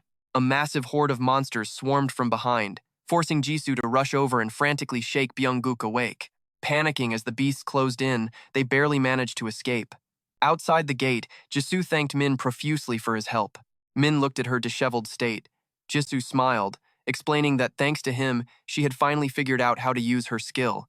Min casually dismissed it, saying it was nothing special. He told her to ask Siyun for a new instructor if she could not keep up, but she quickly admitted she had just been too overconfident. He used to think that simply awakening a skill and becoming a hunter made someone special, and that having a higher rank skill meant they would be even more exceptional and outstanding. But he eventually realized that skills are just tools and methods, they do not define who he is. No matter how legendary the sword in his hand was, how he wielded it was entirely up to him. That is why adapting to mana and constant training are the most critical things. With an expressionless face, the main character told her that learning even one thing was already a success. He urged her to keep trying, and if she needed help, to ask the bear or the old man. He announced his departure, but a sudden noise ahead caught his attention. He wondered if they had some uninvited guests arriving. Wondering if they were from another guild, the secretary confirmed that there was an ongoing negotiation between the Cheonghwa Guild and other groups. It involved a recently discovered gate in the Middle Eastern desert. She assumed those were the people dispatched to investigate, and they seemed to have just arrived. The main character suddenly froze at the mention of the Cheonghwa Guild, prompting the secretary to ask with concern if Hunter Kim was all right. According to the reports, this gate was completely different from any ordinary portal they usually encountered. When they and the Empire Guild first discovered it, they found the corpses of the initial hunters who had entered. Unlike standard monster attacks, their bodies were completely intact, yet their internal organs were crushed. Yohwa, who was on site, questioned this detail in disbelief. It was highly unusual and absolutely impossible unless something had been forced into their bodies. Suddenly, a voice echoed from behind, noting they had finally met. The main character appeared and playfully scolded Yohwa, asking why she hadn't greeted her master now that he was back. She struggled to find her words, looking at him with a shy expression before softly greeting him back. He then asked if she was free to talk. However, she immediately declined, apologizing that she had urgent matters to handle before quickly taking her leave. With that, she immediately left with her staff. Verg, the cheeky companion, teased him about being rejected at lightning speed, mockingly asking if he needed some comfort. The old man rushed over, muttering about the young lady's lack of manners, and asked if she was his master's former disciple. The main character looked in her direction with regret, confirming it but wondering if she had actually been crying. Remembering the past, he recalled finding her crying in a corner. Though she told him to go away, he sat down anyway, asking what she was crying about. He reminded her that she and Suho were peers, so losing one sparring match was nothing to get frustrated about. Gently patting her head, he teased her for always hiding to cry since everyone already knew. Annoyed, she quickly pushed his hand away. She complained that because Sion was his real brother, he obviously got better training, while she was just a street kid he picked up. Though she was grateful to him for taking in a starving child, she wished he would stop interfering in every aspect of her life. She acknowledged his strength and kindness but reminded him that he was not her actual brother. Ignoring her complaints, the main character simply teased her more. He didn't care and claimed he would do as he pleased, arguing that in such a harsh world, he should at least choose his own family. He promised to treat her like a real sister, suggesting she do the same to feel less frustrated. She shyly rejected the idea, asking who requested that anyway. Surprised, he playfully threatened to double her training sessions the next day. Asking if she wanted to cry even more, she angrily retorted that he already pushed her to her absolute limits every single day. Looking back, she realized her words back then were half in jest but also half in earnest. She never just wanted to be his sister or his best disciple. She wanted to stand on equal footing, strong enough to remain by his side, a comrade sharing his worldview. But along the way, she developed feelings for him that she never should have harbored. As the child of a vile criminal, even after being abandoned, she had still been raised on their stolen money. How could she have the right to feel that way? Though it was painful, Chae Na-yoon was right, her master shouldn't be associated with someone like her. Even so, she knew she couldn't just sit idly and do nothing. If she couldn't proudly stand by his side, she would at least protect him from behind, fighting for the master who gave her a life. Stepping forward with absolute resolve, she surprised Suho, who stumbled over his words before calling her the guild leader of Cheonghwa. Since the meeting was still far off, he wondered why she had arrived. With unwavering determination in her eyes, Yoa requested a private chat regarding an urgent matter. The scene then shifts to a certain office. Ki-young stated that he trusted him, noting that ever since the first gate appeared, their 3 pillars had stood on the front lines against the demons. During those lawless times when power-drunk individuals ran completely wild, he never once underestimated the brave comrades who fought tirelessly for the very survival of humanity. But even so, if he had made unavoidable agreements with those vicious demons just to rebuild human civilization and restore their ruined nation, the old president cut him off, telling Dako Hu that there was no need for such fancy words. He asked if Minwoo had told him that, scoffing at the accusation. A decade should have tamed that mad dog, but Dako Hu had clearly misjudged him, just like everyone else. He concluded by stating that what he truly sought was neither national peace nor the benefit of humanity. Gritting his teeth, he mutters that humanity was granted mana solely to satisfy their endless hunger for power. He asks why they shouldn't test their absolute limits, declaring that his ultimate goal is to clash with the world's strongest, crush them, and grasp even greater power.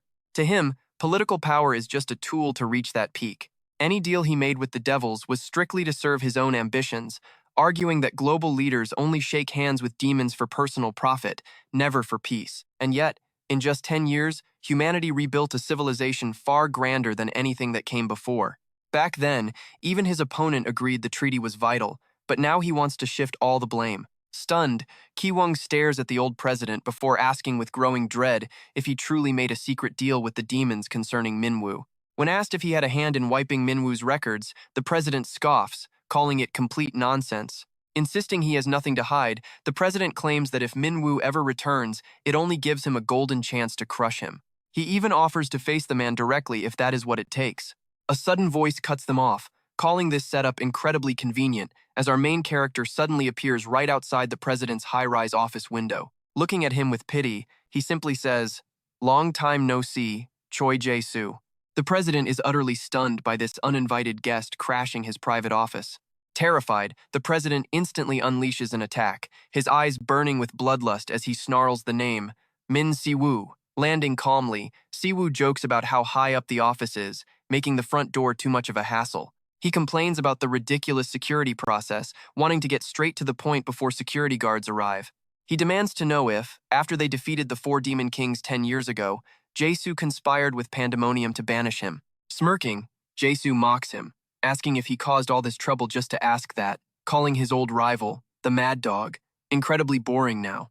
Infuriated, Siwoo threatens to tear the entire building down, demanding answers from the one-eyed president, which drives the man absolutely insane with rage. The president sneers at Siwoo's unchanged arrogance, noting that after 10 years, his unscarred face suggests he had a cozy little vacation in that other world. When asked what made him so angry, the protagonist hurls a nearby potted plant right past his head as a clear warning. Furious, Siwoo asks if he should tear the president limb from limb and scatter him across dimensions unless he wants to start talking. He demands to know if Jae-soo ever worked with those trash demons, and if he had a hand in Minjun's death. Finally, he asks if his disciples, including Yehua, were targeted, prompting the president to smirk before completely losing it and bursting into hysterical laughter. Cackling, Jae-soo admits that this is the exact same Mad Dog he remembers, finding that bloodthirsty battle aura incredibly nostalgic. But while Siwoo was playing around in another realm, Jae-soo used his influence to battle the world's top hunters, growing infinitely stronger. Looking down on him, he sneers that an outdated rival like Siwoo doesn't even pose a threat to him anymore. It simply isn't enough to excite him, and answering boring questions won't satisfy his craving. He demands that Siwoo burn with real rage, enough to push them into a lethal, life-or-death battle. Unfazed, the protagonist wonders if he needs to pierce another hole in the president's throat for answers, prompting War King Kiwoong to finally intervene. He urges both of them to cool their heads and remember they are both legendary S-class hunters representing the nation. He demands to know if they really plan to start a war in a civilian area, reminding them of the massive responsibility their positions hold. Even if Siwoo is under the surveillance bureau, his actions still directly affect the reputation of the Empire Guild. This is not the lawless past anymore, and a violent clash between high-ranking hunters will only spark unwanted public controversy. Warning him not to ruin his brother's guild by painting them as anti-government rebels, he begs Siwoo to stand down immediately. Frowning, President Jae-soo complains that Kiwoong is still incredibly dull. He admits he preferred the old days when they could fight to the death and constantly clash in endless power struggles. Finding this peaceful era dreadfully boring, the president decides to answer just a single question as a reward for giving him a fleeting moment of excitement.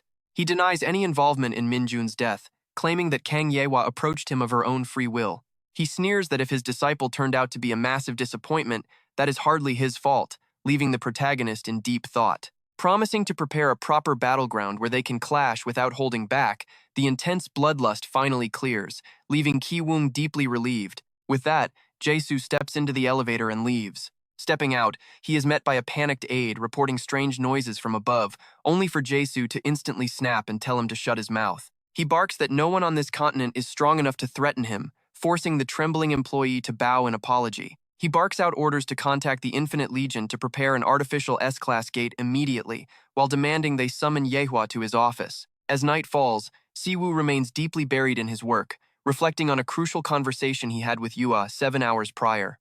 She asks him if he is aware of the hunter corpses discovered near the gate they explored together. The autopsies revealed their internal organs were completely crushed down to the cellular level. It was either an encounter with an enemy using a special skill, or they all consumed something. The big issue was that every single one of those dead hunters had ties to a mysterious merchant guild called Is.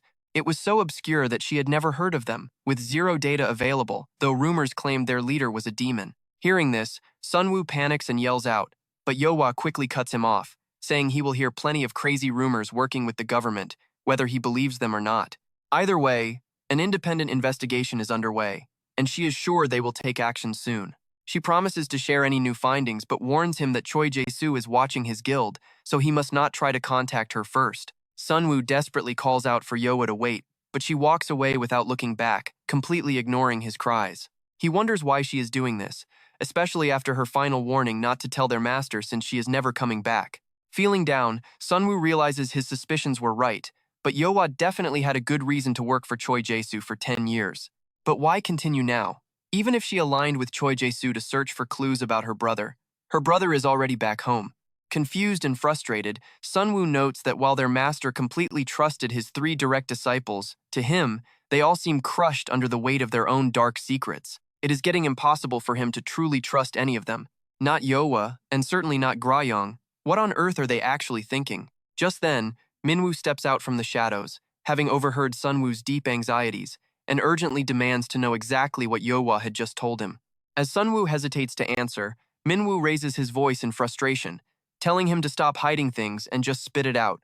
Sunwoo explains that while Yehwa was out on her mission, a group of government agents suddenly approached her with a message. They apologized for interrupting her schedule, but informed her that the president had issued an extremely urgent summon for her. Frustrated, Yehwa silently curses her luck, but she masks her anger and obediently agrees to head over immediately. 10 years ago, right after Minwoo's disappearance, the demons began whispering about a plan to completely erase him from history. The subordinate of the second demon king, Hikatan, explained that Min-woo was one of the few humans who had nearly slaughtered the four archdemons. To keep the demon king's absolute authority intact, any record of them almost dying at the hands of a mere human had to be erased to protect their system. Although the brutal war had finally ended, chaos still ruled over their world. Hikatan argued that since the peace treaty was signed, keeping order among the demons would ultimately benefit everyone. Back then, Choi Jae-soo scoffed at the idea, asking the demons if they took humanity for fools just because they signed a treaty.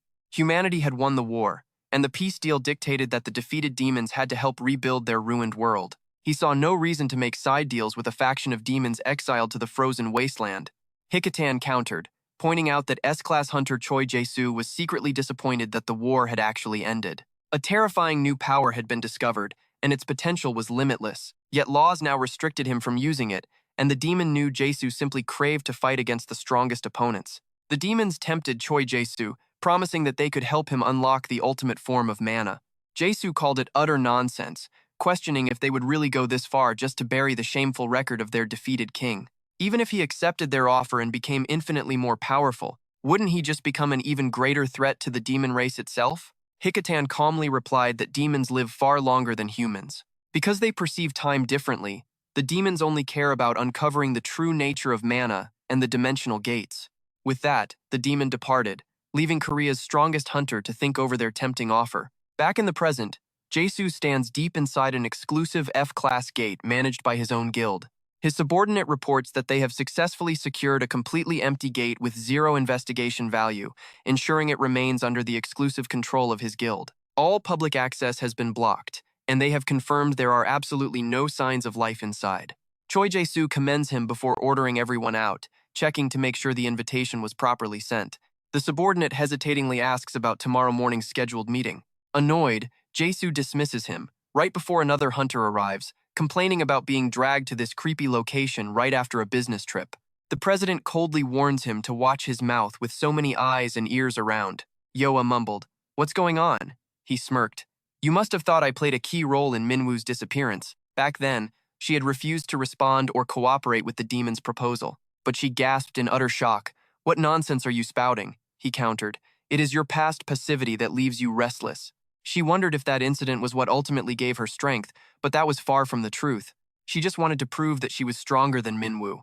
Suddenly, the old man unleashed an overwhelming pressure on his granddaughter. Shaken, she screamed in disbelief. "Are you crazy? A proposal from the demons? Did you lose your mind?" Furious, she spat. "So you were behind all of this. My master's disappearance, the erased files." But he coldly cut her off. "As I said, you are just like your mother. That sudden explosive temper and that pathetic drive to cling to her enemies just to get what she wanted.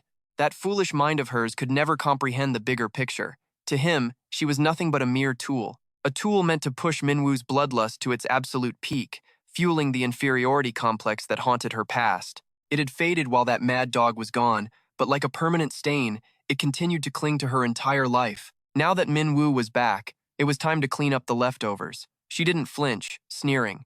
"You think my master is going to play your games?" He remarked how pathetic it was when that fool used to waste his time playing house in some ridiculous family drama. But after seeing the look in his eyes recently, he was certain that the man had abandoned everything over the last 10 years. "You are just the spark," he sneered.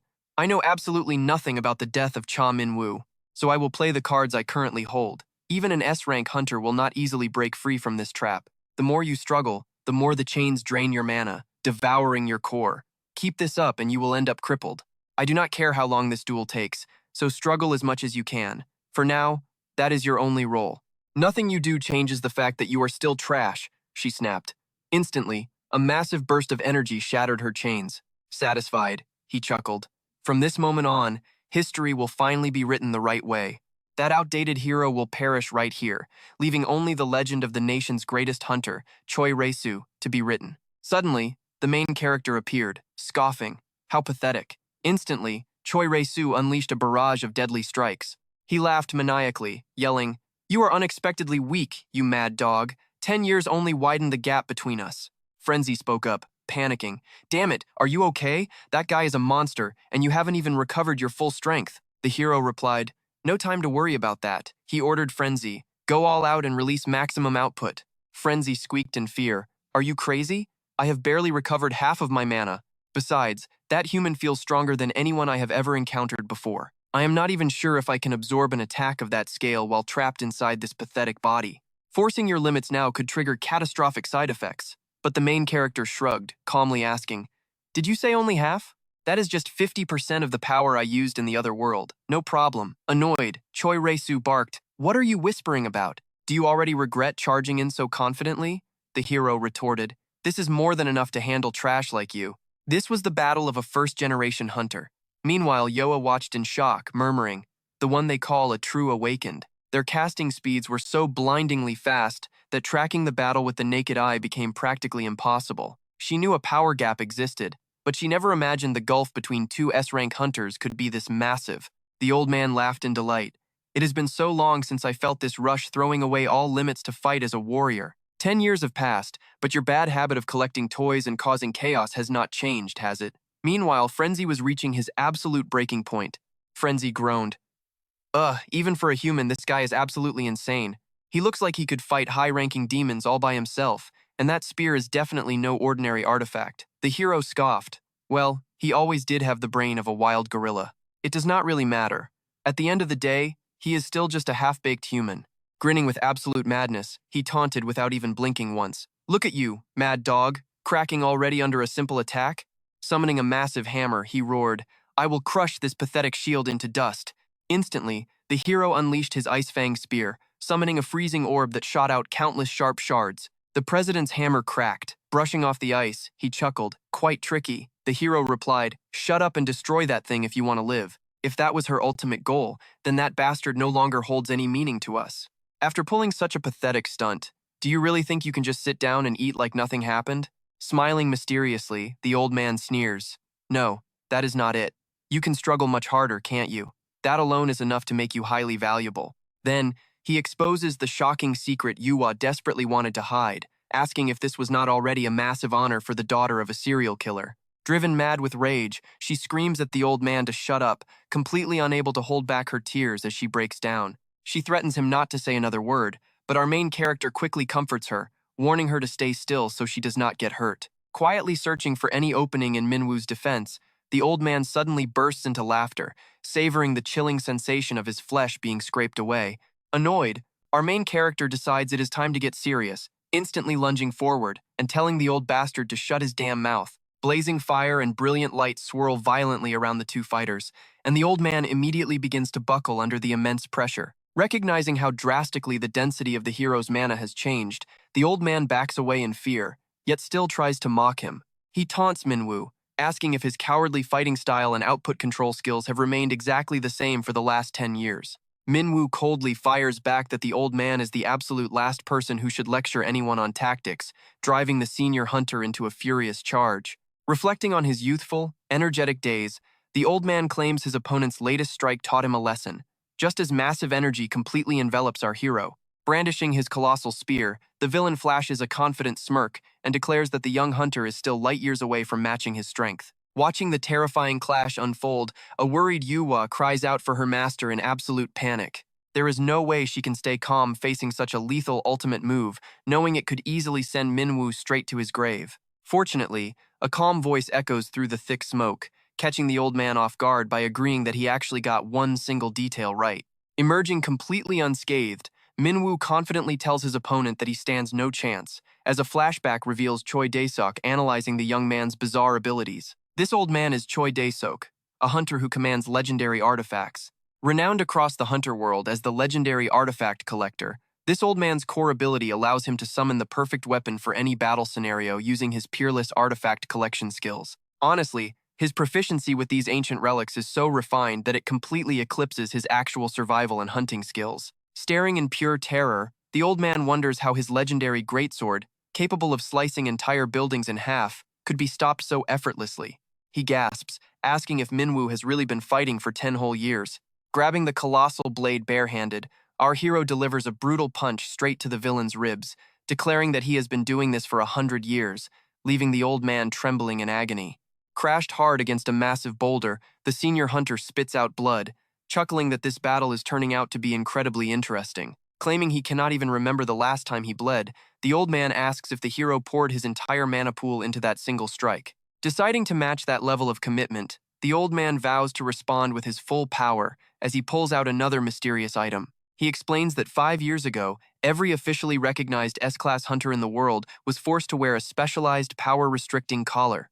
Their mana, physical stats, and skills were heavily suppressed to prevent S-Class disasters from breaking out in normal society. Removing this regulator without explicit government approval instantly brands a hunter as an active criminal on the run. Watching the old man unbuckle the heavy metal band, our main character scoffs, calling such regulatory devices absolutely disgusting. He compares it to a common dog collar, noting how perfectly it suits a wild beast who only lives for combat. He asks if the veteran hunter seriously climbed all the way to the top just to get government permission for a glorified dogfight. With veins bulging on his forehead, the old man snaps that Min-woo is overestimating himself, asking if he truly believes that is his only purpose. He boasts that no opponent has ever been worthy of testing this unleashed power, but our hero quickly shrugs it off as mere empty bragging.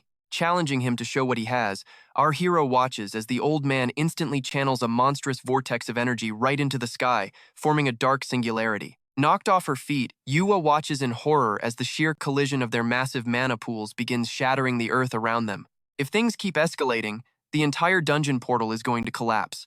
Fearing her master's devastating power might end up harming innocent people outside, she desperately struggles against her chains, resolved to stop this madness at all costs. As their opposing forces clash, deadly shockwaves like razor-sharp blades fly outward, slicing through everything in their path. Screaming, the old man slams his massive warhammer down, forcing Min-woo to instantly activate his lightning skill to counter the earth-shattering impact. Though he was tough at half power, unleashing his full limits takes this fight to an entirely different dimension. Relishing the rush, the old man suddenly screams in pure disbelief, wondering how the power gap could still be this massive even after breaking his limits. His own energy blades reflect right back at him, forcing him to panic, refusing to believe this could actually happen. Cursing in frustration, he hurls his spear, which transforms into a ferocious glowing lion, and yells that he will rip our hero to shreds. To Min-woo's surprise, the beast sealed within the legendary artifact lunges straight at him, sinking its spectral fangs into his shoulder. Seizing the moment, the hero binds the beast with magic thread, instantly taming it and turning the beast's hunger back toward its former master. That shocks him into asking what the hell the hero has been doing for 10 years, while our main character just smiles with satisfaction. Declaring it is time for a new master, he orders the attack, sending the tiger lunging forward as the terrified old man quickly shields himself. Just then, Yeowoo rushes over and screams for them to stop, asking if they have gone mad as she points out the collapsing gate. Does anyone realize what will happen if this massive amount of mana leaks into the world? If that happens, even someone like Choi Jae-soo will not be able to escape the blame. She reminds him that he knows exactly what will happen if this case is dragged before the international court. The old man just gives a cold smirk, calling him an arrogant brat, while Yeowoo explains that while he was out of control, she already contacted the association and HMCS headquarters to reopen the gate. Looking at him with absolute sincerity, she begs him to finally end this mindless battle. Our main character glares at the old man, refusing to back down, when suddenly the villain's communicator rings, startling him as he grabs it in confusion. The voice on the other end identifies himself as Bernard, calling on behalf of President John, urging the old man that he needs to come right now. The anxious old man curses, telling him that he will be there right away. As he turns to leave, he mutters that this is exactly why you never adopt a wild beast, declaring he has lost interest and that everything is over. Yeowoo collapses to the ground in sheer relief and anxiety, thinking that he was the absolute last person she wanted to discover this secret. She refuses to betray the genuine kindness and sincerity he has shown her, promising herself that she would rather die than do so. If her beloved master asks her now, what can she even say, and how can she ever admit that the disciple he raised is actually the daughter of a terrible sinner? Our main character slowly walks over and supports her, gently asking if she is okay and if she got hurt during the chaos. She looks up at him with tearful eyes, whispering the word master, unable to bring herself to reveal the painful truth while looking at his face. Deep down, she knows how warm-hearted he truly is, and unable to hold back her emotions any longer, she throws herself into his arms with a sweet cry. Caught off guard, he groans in slight pain, joking that she still has far too much energy left, before the scene shifts to a displeased voice. The voice questions why on earth he would go to such extremes based purely on a single hunter's testimony. The old man, Jae-soo, quickly defends himself, arguing that technically, no violations have actually occurred yet. Of course, that foolish hunter making such a massive scene and contacting the Bureau first is what caused all this chaos at headquarters. Frowning, the president questions if making such a massive deal out of a minor training session inside a closed gate is not a major overreaction. The man standing right in front of them is Blackwood, the high-ranking vice president of the International Hunter Management and Control Bureau. Looking highly displeased, he replies that was before the limits were lifted, reminding the president that S-class hunters are strictly forbidden from engaging in personal conflicts. Any decision to lift those power limiters must be immediately reported to either the Hunter Bureau or the association. Furthermore, using any kind of magic against a registered hunter under their jurisdiction is a direct cause for an immediate arrest warrant. Even given the high status of the president, there is still a very real chance of being dragged before the international court. Even if local national laws do not cover this specific offense, international laws will absolutely be enforced. But then, flashing a very bizarre smile, he suggests that during peaceful times like this, they should avoid causing widespread panic, asking the president to handle this incident internally within Korea. Of course, even if they decide to overlook this incident, they still need to interrogate those involved to fully evaluate the entire situation. Specifically, he wants to personally meet the individual who managed to fight on equal terms against an S-class hunter. The old man is taken aback by this request, and realizing he understands, Blackwood simply bids him farewell until they meet in Korea before hanging up. Gritting his teeth in fury, the old man calls it ridiculous, remembering how different the gap in their power was 10 whole years ago compared to now. Back then, he was still fully capable of catching up to him. He genuinely believed that this would be the moment he finally surpassed his rival. But after 10 years, the man returned so powerful he seemed like an entirely different entity. Having spent an entire decade relentlessly chasing greater power, he simply cannot bring himself to accept this absurdly massive gap in strength. He wonders what his rival did all those years, realizing how incredibly long it has been since he felt the thrill of fighting with his very life on the line. The hidden strength he currently possesses is still nowhere near enough. A creepy mix of joy and bitterness washes over him as he gloats about finally finding a worthy target, welcoming back the mad dog before the scene jumps to 1 week later. Over at the Cheongha Guild headquarters, Yo-woo shyly complains, asking him why he did not even bother to say hello when he knew she was coming. She admits feeling unworthy, though she is still overjoyed that her master has finally returned, which only prompts a heavy, displeased sigh from our main character. He asks if she has really been chasing Minjun's case this entire time, causing her to hang her head and apologize for failing to find anything useful. She is only certain that foreigners were behind it, explaining that Choi Jae-soo only kept her as a subordinate to exploit her for his own profit. Furthermore, there is absolutely no evidence suggesting he intended to approach or manipulate either her younger brother or his beloved disciples. Suddenly growing tense, she quickly clarifies that she shares absolutely no blood relation with that awful man. She claims she only knows this from her own observations and evidence, but Min-soo stops her. He knows a true family member would never act so despicably. Filled with gratitude, she says her master's healing has made her feel fine, but Min-soo looks at her with deep worry. He tells her it's not about being okay, but about her finally cutting ties with that fool instead of staying chained by blood. No matter what crimes her mother committed, her life belongs entirely to her, and she has absolutely nothing to feel guilty about. He tells her to repay the world by living an upright life if she feels guilty, and he will help her. Moved, she responds. Laughing softly, she realizes she is never truly alone since someone always helps her. Still, she can't help but feel incredibly sorry for Sion.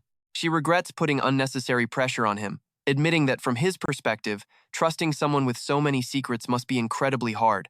Min-soo notes that the boy is always cautious and suggests she meet him tomorrow to clear things up, making her ask anxiously. Shy and hesitant, she gasps at the thought of tomorrow. But Min-soo reminds her they are both adults, adding he already clued him in. Checking his phone, Min-soo wonders how that bastard Choi Jae-soo managed to sweep this mess under the rug, though he is glad it stayed quiet. Sion is remarkably sharp, having tried to call him 9 times that day. But then, he pauses in surprise. Right then, a panicked voice calls out, blaming him for not answering his phone when there is an absolute emergency. The newcomer complains about how exhausting it was to track him down, but before he can even finish his sentence, the president of HMSC appears right behind him, announcing they just received an urgent call from the international headquarters. He reveals that Vice President Blackwood is flying to Korea specifically to meet him, asking if he understands the weight of this. Min-soo sighs deeply in response. He wonders if Irwin is involved in this too, highly annoyed by the trouble and questioning why they need to meet. The president explains that the entire branch is under a strict gag order, leaving them completely in the dark without any details. Hearing Irwin's name, Jae-gu is gripped by fear, silently wondering if his senior actually knows the vice president of the international headquarters. The HMSC president chimes in, noting that since the vice president specified his name, he must know the reason. He emphasizes that this is an unprecedented event in the history of their Korean branch. Confused by the situation, Min-soo bows his head, explaining that since a gag order is in place, he cannot share any details. Waving his hand, the president understands. He promises to summon him once the official schedule arrives, ordering him to remain on standby at the headquarters until then. The president turns and grabs Jae-gu, ordering him to extract information from Min-soo. He then asks if the Blue Flower Guild leader isn't aligned with Choi Jae-soo. He wonders how they know each other and why they look so friendly, but an exhausted Jae-gu admits he has absolutely no clue. Yo-hwa looks at him, suggesting they head back since they are drawing far too much unwanted attention from the crowd. Surprised, he asks if she was waiting for him. She replies that his grace is boundless, and she was heading home anyway. He looks at her thoughtfully, asking about her next move, but she only offers a warm, reassuring smile. She promises to follow him if he allows it, explaining that Min-woo's death left too many unanswered questions and she wants to help. Reminding him that she is still a guildmaster, their conversation is suddenly cut short when a car screeches to a halt before them. Startled by the vehicle, they hear a mocking voice from inside, asking if she still chooses to follow him after learning the truth. Calling it boring, Choi Jae-soo reveals himself, stepping out to confront them once more after their brutal and chaotic showdown. The old man coldly orders Min-soo to get in, while Yo-hwa glares at him, disgusted by his arrogance. But Min-soo simply speaks up. He asks why he should comply, but the man only smirks. He warns that if they want to keep playing their sentimental master-disciple game, they had better listen closely. Furious, she demands to know if he is joking. Fortunately, Min-soo calms her down, offering a reassuring smile as he tells her they will part ways here and talk later. She watches him step into the car with immense worry, crying out for her master as the vehicle speeds away into the night. Inside the moving car, an annoyed voice cuts through the silence as Min-soo mockingly asks if he feels any shame after being beaten so thoroughly. With shameless confidence, the old man laughs, claiming that the battle has actually never ended. He laments that if Kang Ryo-hwa had not interfered, he could have finished things fairly, but her intrusion made everything far more interesting. Calling him a mad dog, the old man remarks how busy he will be, promising to arrange an official global showdown in the near future. Unimpressed, Min-soo tells him to accept reality and get lost. Amazed that someone so despicable actually became the president, the old man suddenly mentions pandemonium, noting that the organization should have been wiped out, yet remnants still linger across the globe.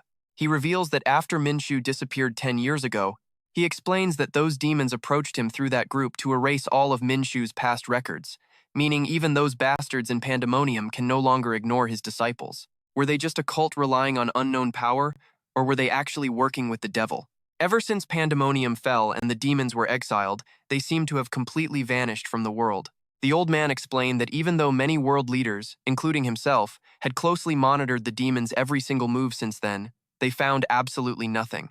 However, he mentioned recently hearing rumors about a group made up entirely of half-demons in the Middle Eastern desert. Min was surprised, asking if it was a group of half-demons. The old man confirmed, describing them as human-demon hybrids or people with prolonged demonic exposure. Unlike normal demons, these half-breeds didn't possess wings or horns. Yet they were highly notorious for wielding dark magic, at least. That was all the old man had gathered from government officials. Since high-level gates usually opened in extreme environments, simply getting permission to enter them was already an uphill battle. The old man pressed further, asking if Min had partnered with demons during his 10-year disappearance to gain that dark mana. Min immediately fired back in denial. Nonsense, Min said. The old man wasn't surprised, claiming that no matter how much Min despised demons, he couldn't resist the craving for raw power. The elder grinned, but Min didn't care. Do I look like you? If we're done here, let me out of this car. With their conversation over, the car screeched to a halt. As Min stepped out, he warned the elder not to misunderstand his intentions. Min made it clear he had zero interest in negotiating with sly demons, nor did he care about brutal power games like that crazy old man. He told the old man not to waste his time, to only call when dying, and to properly apologize to Do-hwa on his knees.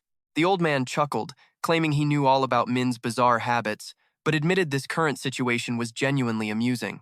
Even if those rookies couldn't even touch Min's toenails, why did he have to get so close and friendly with them? Min warned him that he would regret it. He then recalled Chairman Nam, a half-demon who might actually be connected to all of this. At the HMCS building, the crowd whispered in shock, wondering if the international headquarters team was actually coming. They must be inspecting this branch. Haven't you heard anything? Not even a single rumor? Man, what the hell is actually going on around here? To them, working here is starting to feel like a complete joke. Meanwhile, branch manager Byun Gunho greets their guest, thanking Mr. Blacker for visiting. He introduces Hunter Min-soo, a rookie from the North Korean branch. Black smiles warmly, saying he is pleased to meet him. In contrast, Min responds bluntly, asking what he wants, which completely startles manager Gunho into hissing, "Hunter Min!" Black doesn't get angry at all. Instead, he asks branch manager Byun Gunho to step outside for a brief moment. Black explains he needs a private word with Hunter Min. Gunho is forced to excuse himself, dying of intense curiosity. Manager Gunho knows that if he snoops now, he will ruin his chances of befriending the corporate director. He obediently agrees to wait outside, telling them to call if anything happens. Though deeply worried about what might go down, he silently warns Hunter Min to be extremely careful in there. The moment Gunho leaves, Black drops his formal act and grabs Min's collar, emotionally yelling, "You bastard! Where on earth have you been hiding for the past 10 years?" Min awkwardly tells him to calm down, only for Black to throw a playful punch, muttering a frustrated, "Damn it." Black admits he is just incredibly glad his friend finally made it back, before asking where he had been. Min sighs, tired of answering that same old question. Min tells him to sit down first. He then shares his unbelievable journey, leaving Black completely stunned. Another dimension, another timeline, it is absolutely mind-boggling. But when they look at how Gates first appeared in this world, literally anything is possible. Black points out that while Min was once one of the most crucial key figures in this world, his name has now faded into total oblivion. Meeting again like this feels like a bright sun has suddenly broken through the fog of his oldest memories. It is almost funny how quickly Min recognized him just by name. After all, how could he ever forget his savior? Min had saved his life countless times during that chaotic era. Hearing him describe it as salvation, though, only gives Min literal goosebumps. Black then curiously asks how Min and Dohwa managed to get in touch with each other. He explains that HMCS headquarters is actively investigating cases related to major global guilds, and the IEOA, led by someone with that exact name, happened to be one of them. Thanks to his involvement in a recent case, Black was able to secure her contact details. He continues probing with eager curiosity. Black asks him to confirm if he is currently affiliated with the South Korean branch of HMCS. He suggests a transfer to headquarters, but Min instantly rejects the offer. Black reacts in theatrical agony, demanding to know why. Min casually fires back, asking if not wanting to needs a reason, leaving Black to beg his old friend to reconsider. Black points out that a shark belongs in the deep ocean, promising that Min would easily become his trusted right-hand man. Min appreciates the trust, but explains he has his own pressing matters to clear up first. Black confidently reassures him, claiming their massive corporate resources can easily fund any investigation he wants. After all, the investigative authority of the HMCS headquarters is far more powerful than Min thinks. Min remains largely indifferent, muttering that he will think about it before asking what this investigation is actually about. Lately, as you and I can see, another mysterious gate popped up right in the desert, triggering a massive wave of casualties. Normally, everyone would just blame the monsters inside, but the autopsies revealed something else entirely. It was poisoning. They all died from inhaling some strange substance. We highly suspect the culprit is an illegal booster drug. Ethan looked slightly surprised, pausing before asking, "An awakening drug?" Exactly. Neither the ingredients nor the distribution channels have been leaked yet, so nothing official is out. However, the chairman has been secretly investigating the bodies of awakened ones worldwide for about half a year now. Throughout this investigation, the autopsies actually revealed zero useful information, except for the fact that their bodies decayed at a cellular level. Making this public is tough since the victims were all criminal awakeners, and with no trace of the drug found, the entire investigation has completely hit a dead end. Fortunately, someone witnessed a very similar event go down in China. According to their statement, the dead awakener went absolutely wild and self-destructed right after inhaling some kind of mysterious black powder. Once they took in that powder, the awakener released a massive wave of mana, alongside power-enhancing skills beyond imagination, essentially turning into a living bomb that leveled the entire area. Ethan asked with concern, "So is that black powder like a steroid for awakeners? And is it linked to the desert incident?" Black replied, "Yeah, it is. In fact, we suspect this drug is the root cause and have started investigating." He asked again, "That happened 6 months ago, so how does it connect to what just occurred in the desert?" Along with a high body count, a gate appeared in the desert. Right at the entrance, the Blue Flower Guild discovered traces of the black powder when it first happened. What is more, a vehicle belonging to a merchant group called Guild Y was found near the portal. There is nothing suspicious about them. They seem minor, but a few details bother me. Ethan sighed, giving himself a headache. So they are linked after all? Such a pain. Black smirked and said, Look, I know she is your disciple. Since this is a covert operation and she was the first to find the drug, Yunhua Kang cannot stay out of this. He gave Ethan a calculating look, adding, If you pitch in, her troubles will shrink. Your student is in serious danger. Can you really just look away? That mad dog Min-soo. Ethan scoffed. So you have got this all mapped out, huh? He let out a sigh. Fine, I need to head to the Middle East anyway. Black beamed excitedly. Perfect. If you help us, we will back you all the way. Also, what exactly went down with President Choi and that unauthorized field training incident? If you want, Ethan cut him off, I can handle it. Just leave him be. That man is simply drunk on power. At the end of the day, that bastard is only human. Soon after, Ethan headed home and began to pack. Seyoung asked in total disbelief, So you are actually joining the international investigation team at headquarters? Ethan nodded. Yeah, remember Irwin? He personally made a special request for me to join.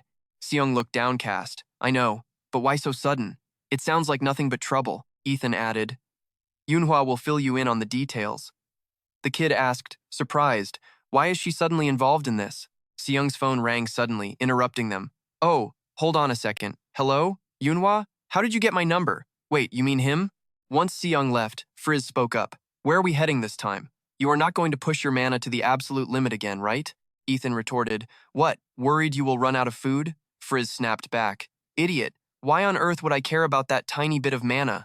The real issue is the change happening inside my own body, Ethan asked curiously. A change? Frizz explained. Ever since you returned from that star, I feel my control slipping away as I grow more accustomed to Earth's mana, and my power is only getting stronger. Traveling through different dimensions did not just affect you, it left its mark on me as well. It seems the trigger is the sheer amount of mana released during combat. Since we have a contract, I will not attack my own host. But I suspect this symptom will get worse as your mana recovers in the future. Besides, I have no idea what might happen if I lose control. A time will come when you can no longer borrow my strength, and that is highly dangerous. Ethan shrugged. That is not a huge deal right now, since I do not rely on your power all that much.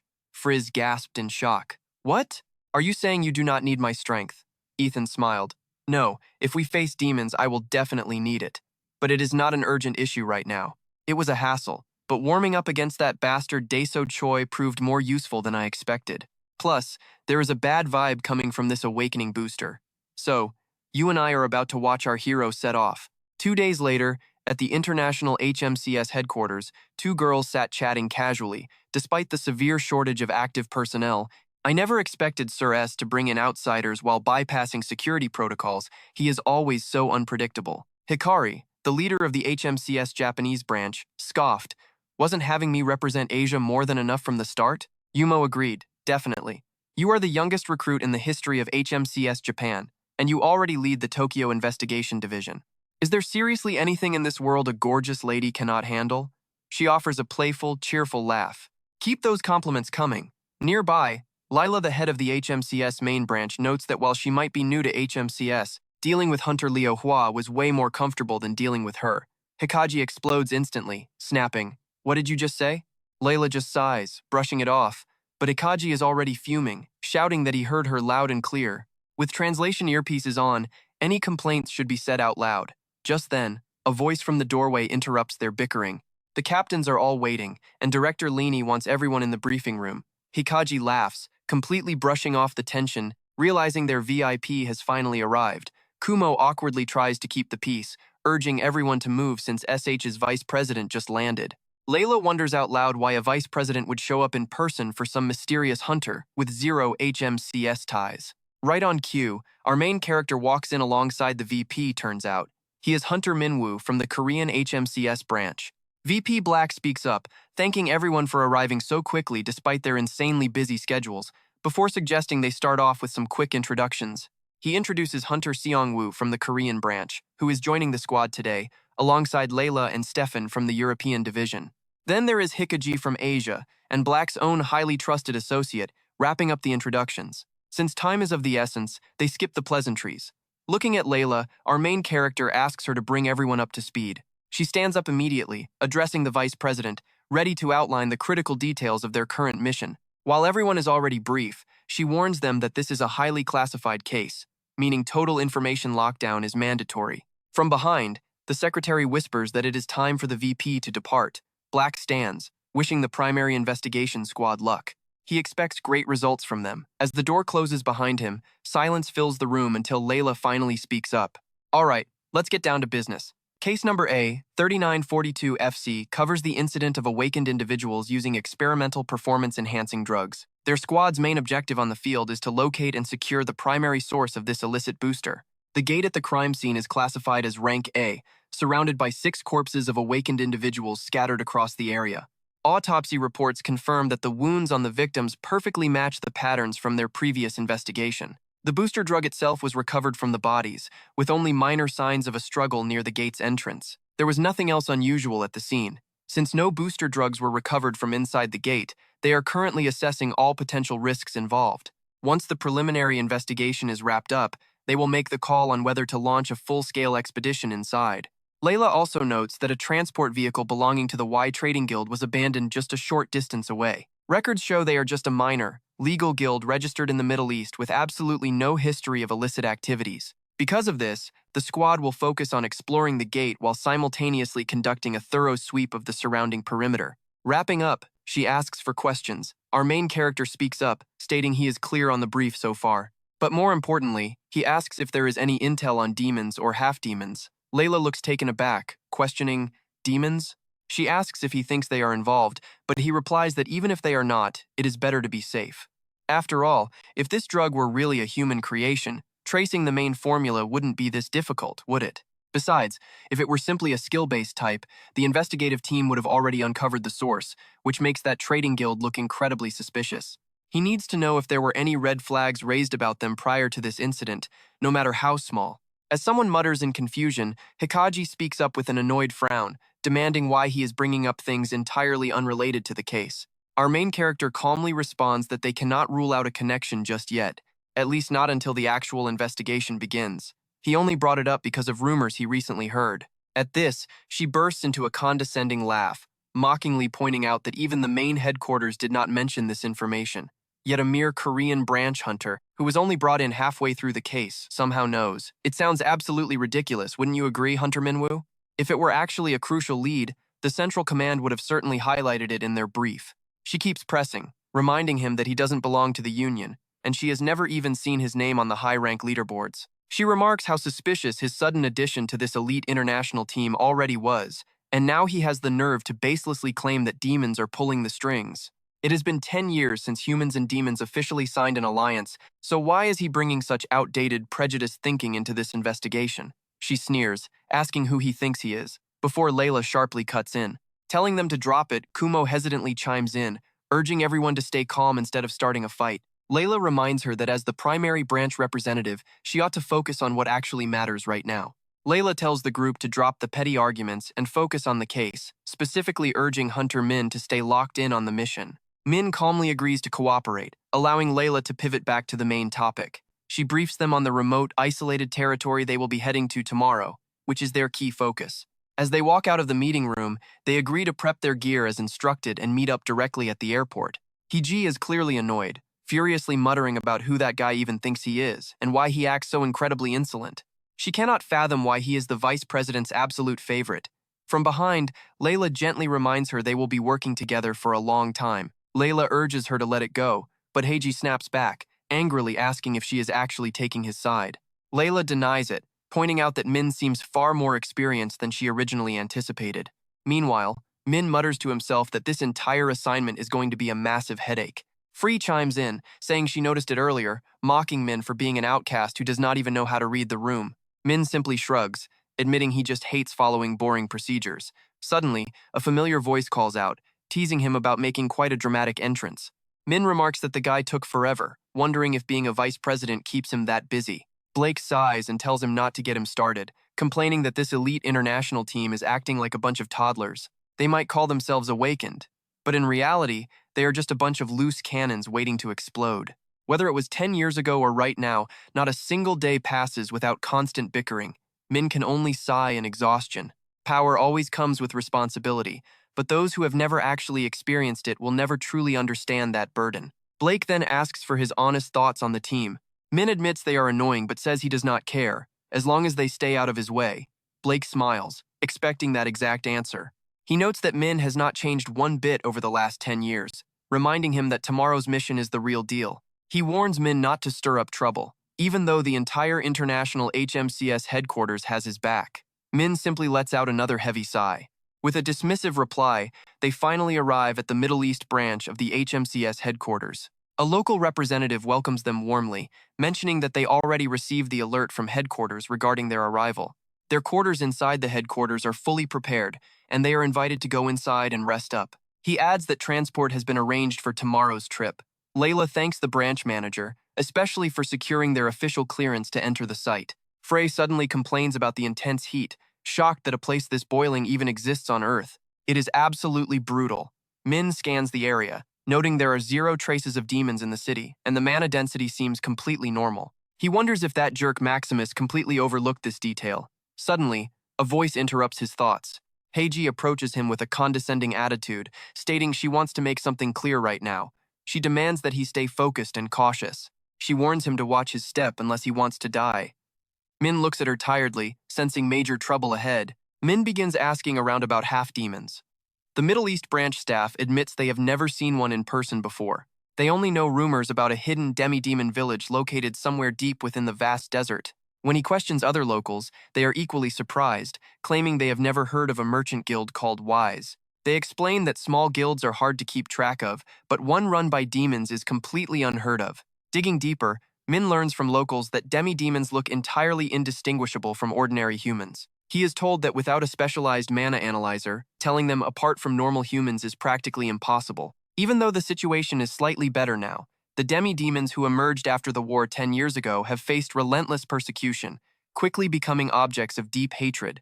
Hiding their actual location and pretending to be human in public is easily their safest bet. If demi-demons are blending in, finding them is a massive headache. Lacking solid clues, Min wonders if his only real option is to venture deep into the treacherous desert. Free suddenly speaks up, teasingly asking Min if he is just a lonely outcast. Min asks why she is looking for a fight, but Free points out that everyone else is in groups while he roams this desert city all alone. He starts to explain, but before he can finish, a sudden voice cuts him off. Layla approaches, questioning why Hunter Min is wandering out here when the Grand Middle East headquarters is the perfect spot for them to relax. He explains that since it is still free time, he wanted to investigate a few leads early, then asks about her. Layla explains that Stefan is currently grabbing the clearance permit for the gate they plan to investigate tomorrow. She notes they still have not fully assessed the danger level. Min nods in understanding, while Layla watches him with growing curiosity. She questions if he reports to the director since he is with HMCS Korea, admitting she does not recall ever seeing him back in Korea. He calmly replied that he was just a newbie who joined recently, leaving her completely stunned by the news. Then she admitted his overwhelming presence made her feel like she was standing before a veteran hunter with 20 years of experience. The main character was surprised by her sharpness and briefly hesitated before making up a quick cover story. He stammered that the vice president had mentioned she was quite a big deal over in the European branch. She chuckled sheepishly, claiming she was merely a run-of-the-mill investigative hunter. She explained her work was mostly in Northern Europe. Intrigued, our main character recalled teaming up with a hunter from that exact region not too long ago. His name was Hannes Schroeder. The moment that name left his lips, Layla's expression instantly darkened. She froze, whispering the name before pulling out a photograph. Surprised, she asked if this was indeed the man he met. Taking the photo, he confirmed it immediately. There was no forgetting that smile. Even though the man had aged over the last 10 years, his features remained exactly the same. Stunned by her reaction, our main character asked if they knew each other, jokingly wondering if she was his daughter. She revealed that Hannes was actually her uncle, admitting her surprise that he had connections with an Asian hunter. Since they looked to be around the same age, she was confused. He simply laughed it off, blaming his youthful baby face. With a heavy heart, she shared that her uncle would be thrilled to hear this. Sadly, he had been in a deep coma for 2 years due to gate syndrome. Gate syndrome?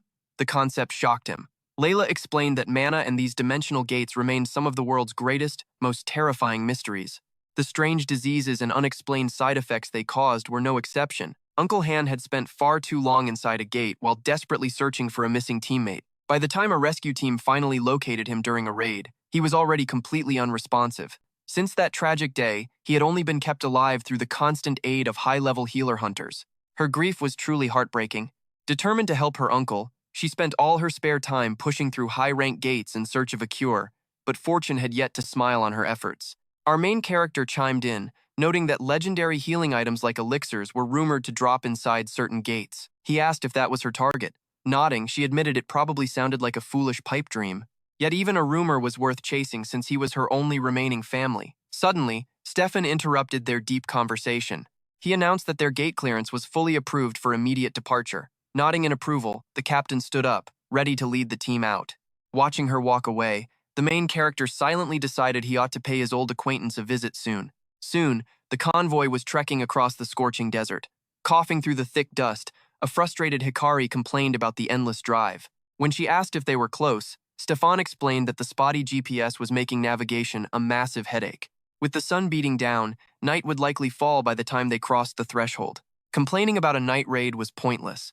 Our main character calmly reminded them that gates were dimensional doorways, connecting completely different realms of reality altogether. The weather, time flow, flora, and fauna inside would never match anything found on Earth. He warned that depending on the connected realm, they could find a sunlit paradise or a pitch-black abyss of absolute despair. There was simply no way to know until they crossed over. Hikari smirked at his caution, scoffing that low-level gates almost always mirrored Earth's basic ecosystem anyway. After all, these portals were not some beast's maw, they were just simple doorways. Cutting her off, our main character argued that calling them simple doors completely ignored the dark, heavy toll they extracted from everyone who entered.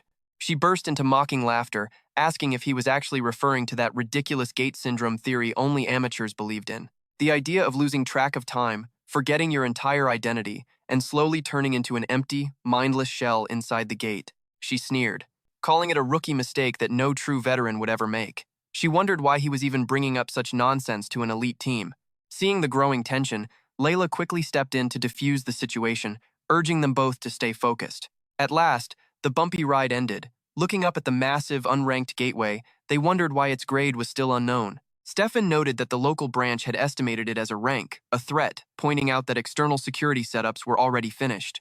Any lingering mana traces in the area had long since vanished. Looking around, the main character silently realized that the area looked far too clean, as if someone had deliberately wiped the traces. When Layla urged them to wait, Hikari snapped in frustration. She saw absolutely no point in lingering in a cleared zone and accused her of wasting precious time. Ignoring the team, Hikari arrogantly marched straight toward the portal.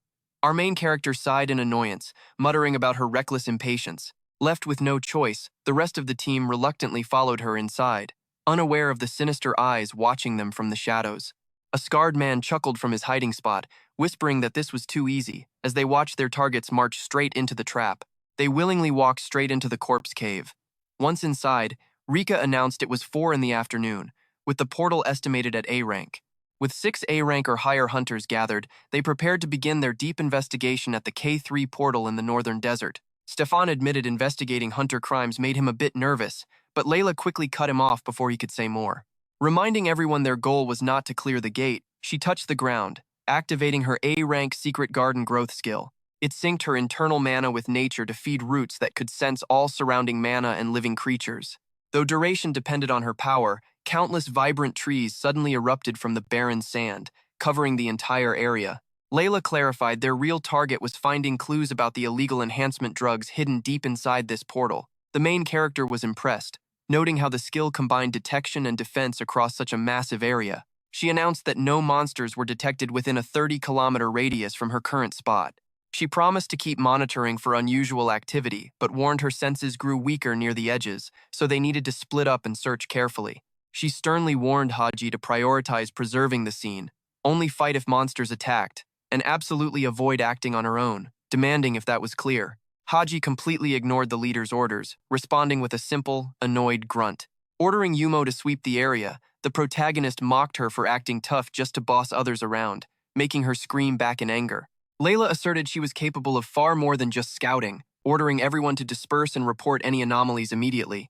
As the team half-heartedly agreed and scattered, the protagonist muttered to himself about the pointlessness of even forming a group.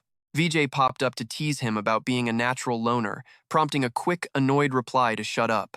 While walking, he suddenly paused and looked down, realizing someone had already tampered with this specific area. VJ agreed the soil felt absolutely disgusting, while the protagonist noted it was mixed with an unnatural, contaminated mana that had been left behind on purpose.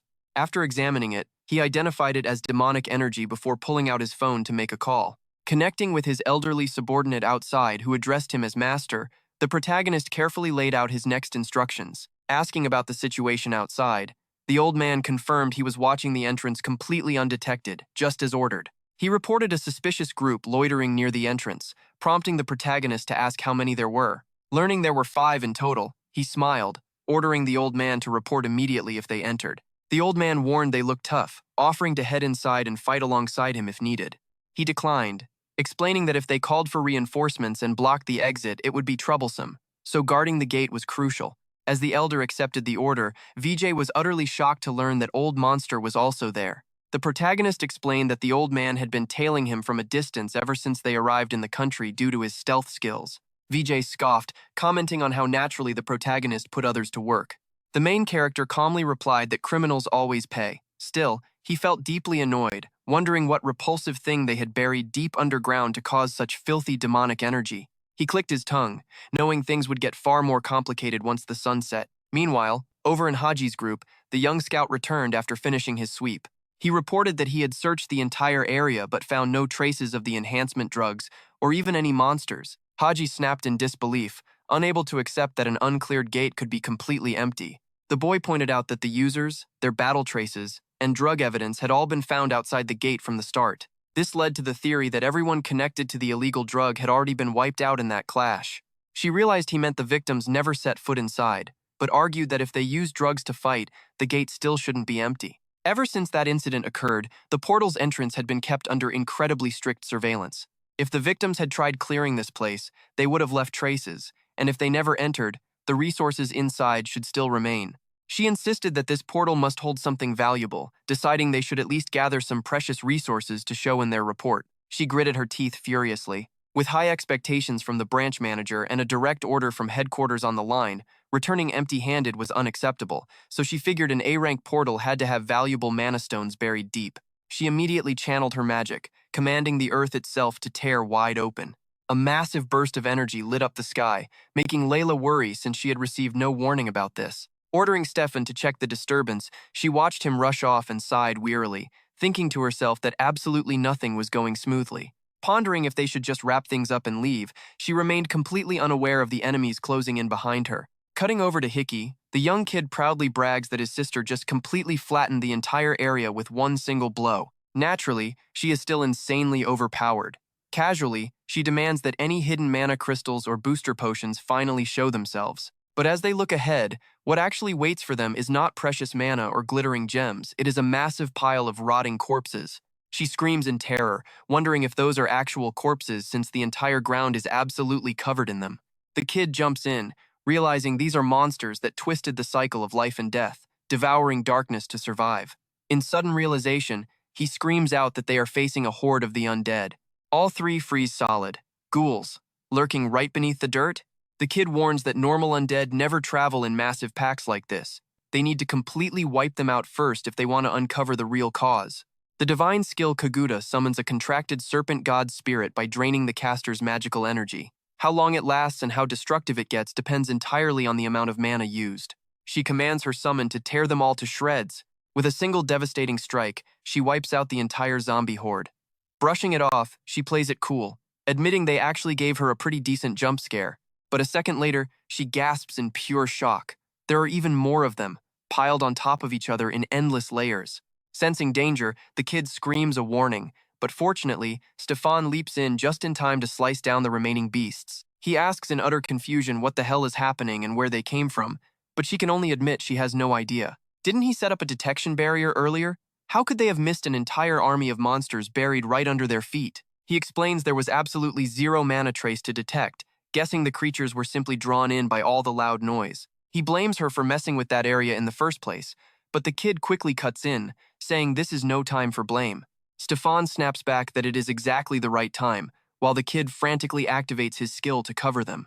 The B-rank Kamaitachi spirit uses mana to summon and fuse with a contracted weasel spirit. Naturally, the duration of this possession depends on the caster's total magic reserves. The kid curses, warning that unless they completely smash the monsters' heads, they will just keep getting back up to attack. She chimes in, explaining her skill requires living souls to stay active, and feeding off dead, rotting flesh will not keep her going for long. She tells him to call his captain, but Stefan snaps back, asking if he looks like he has any free time right now. He adds that given how insane the chaos has gotten, the captain will undoubtedly show up on his own very soon.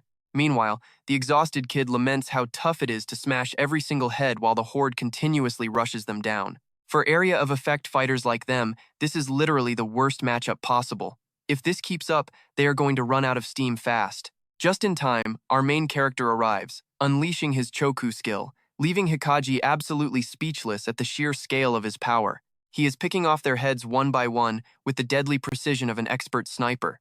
She is officially intrigued, desperately wondering who this guy actually is. With a hint of fear, she wonders what kind of monster he is, while Stefan gasps for air.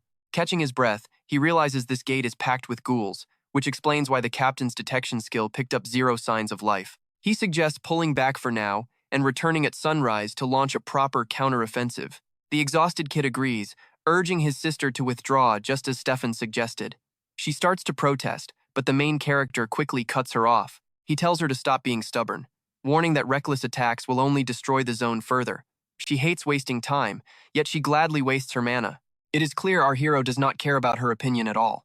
Suddenly, the kid screams that another massive wave is heading their way. Another endless wave of monsters, exactly like the last one. Panicking, Hikaji demands to know where Stefan's boss is. She asks if he still cannot reach him, and Stefan anxiously replies that he keeps calling, but the man is not picking up. Realizing the boss is missing despite this massive crisis, our hero freezes, asking Stefan if he actually left the captain all alone.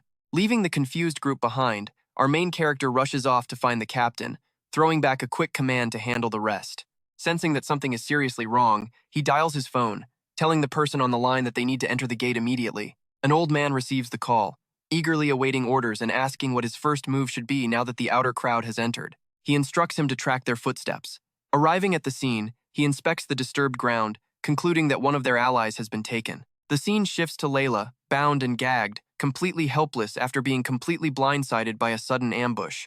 As the criminals secure her, she anxiously wonders how they managed to bypass the heavily guarded gate entrance to slip inside undetected.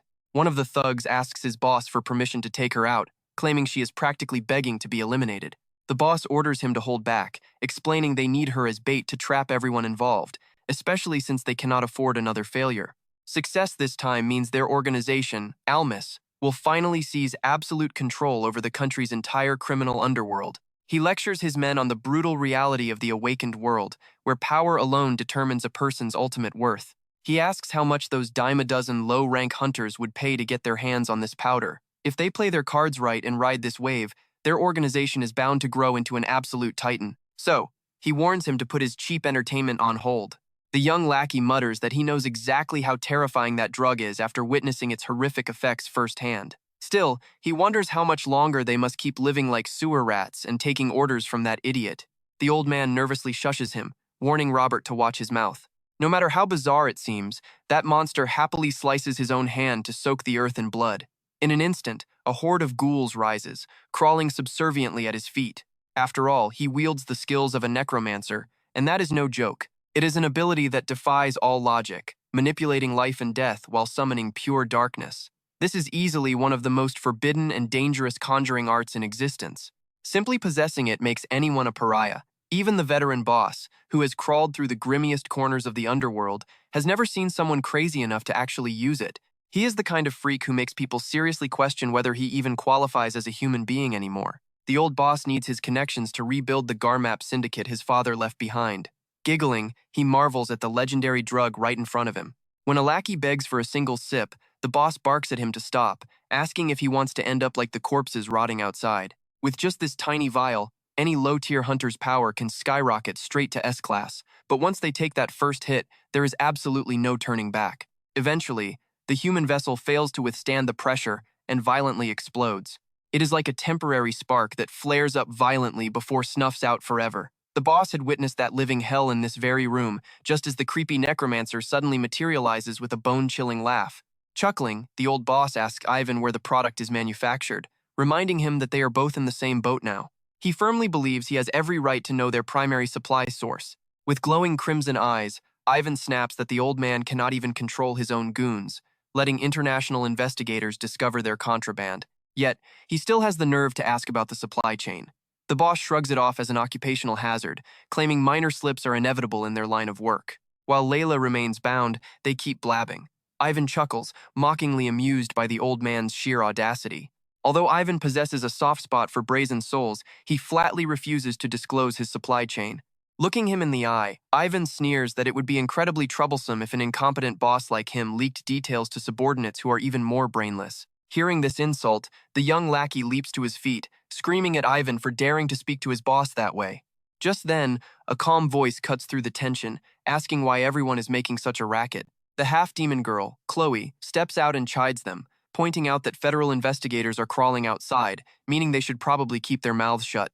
Ivan chuckles, surprised by Chloe's sudden arrival, but she simply shoots him a cold glare, accusing him of wasting time on useless endeavors. She has no interest in his personal business, but warns him to stop the reckless games that are actively putting their entire demon medic branch in jeopardy.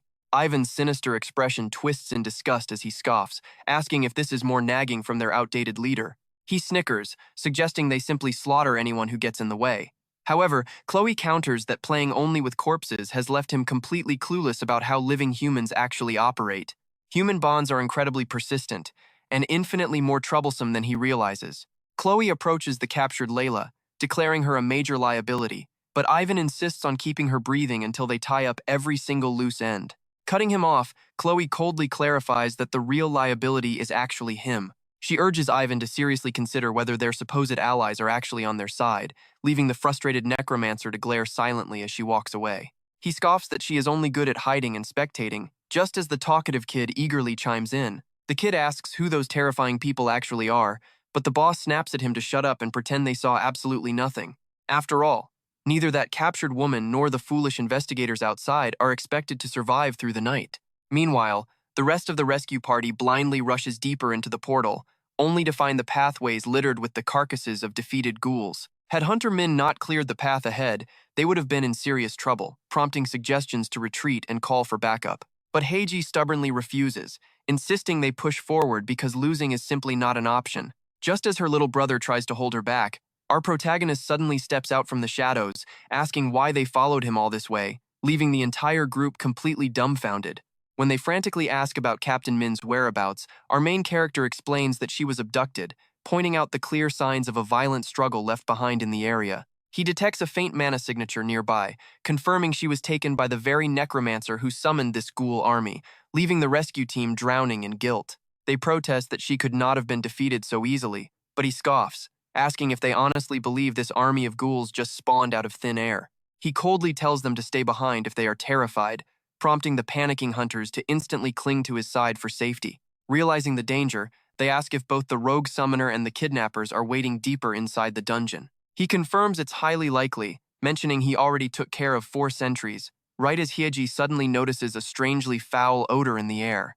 As they cautiously venture deeper, they wonder if the captain was truly dragged into these dangerous depths, until a voice echoes from the darkness, gasping in sheer shock at their arrival. They looked at Luke and sneered, "Did you guys come here on your own? Saves us the trouble of searching. Thanks for delivering yourself right to us." Seeing them, Luke's teammates screamed in fury, "You invading bastards, how dare you push her to the point of complete exhaustion like this? You live off the government but have no manners?"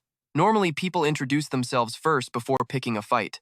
On the other side, he sneered, "Wet behind the ears, brats." He channeled his magic, summoning the Grey Wolf as a massive magic circle glowed brightly on the ground around him. He shouted, "I am going to teach you exactly what regret feels like for throwing yourselves straight into this place." Watching this chaotic mess unfold, Luke found the entire situation incredibly annoying. Before us, absolute chaos erupted as both sides clashed, throwing punches, kicks, and deadly magic at each other. Hikari worriedly realized that the space was too cramped. Summoning Kagutsuchi would collapse the entire cave, putting everyone in grave danger, but she could not just stand idle either.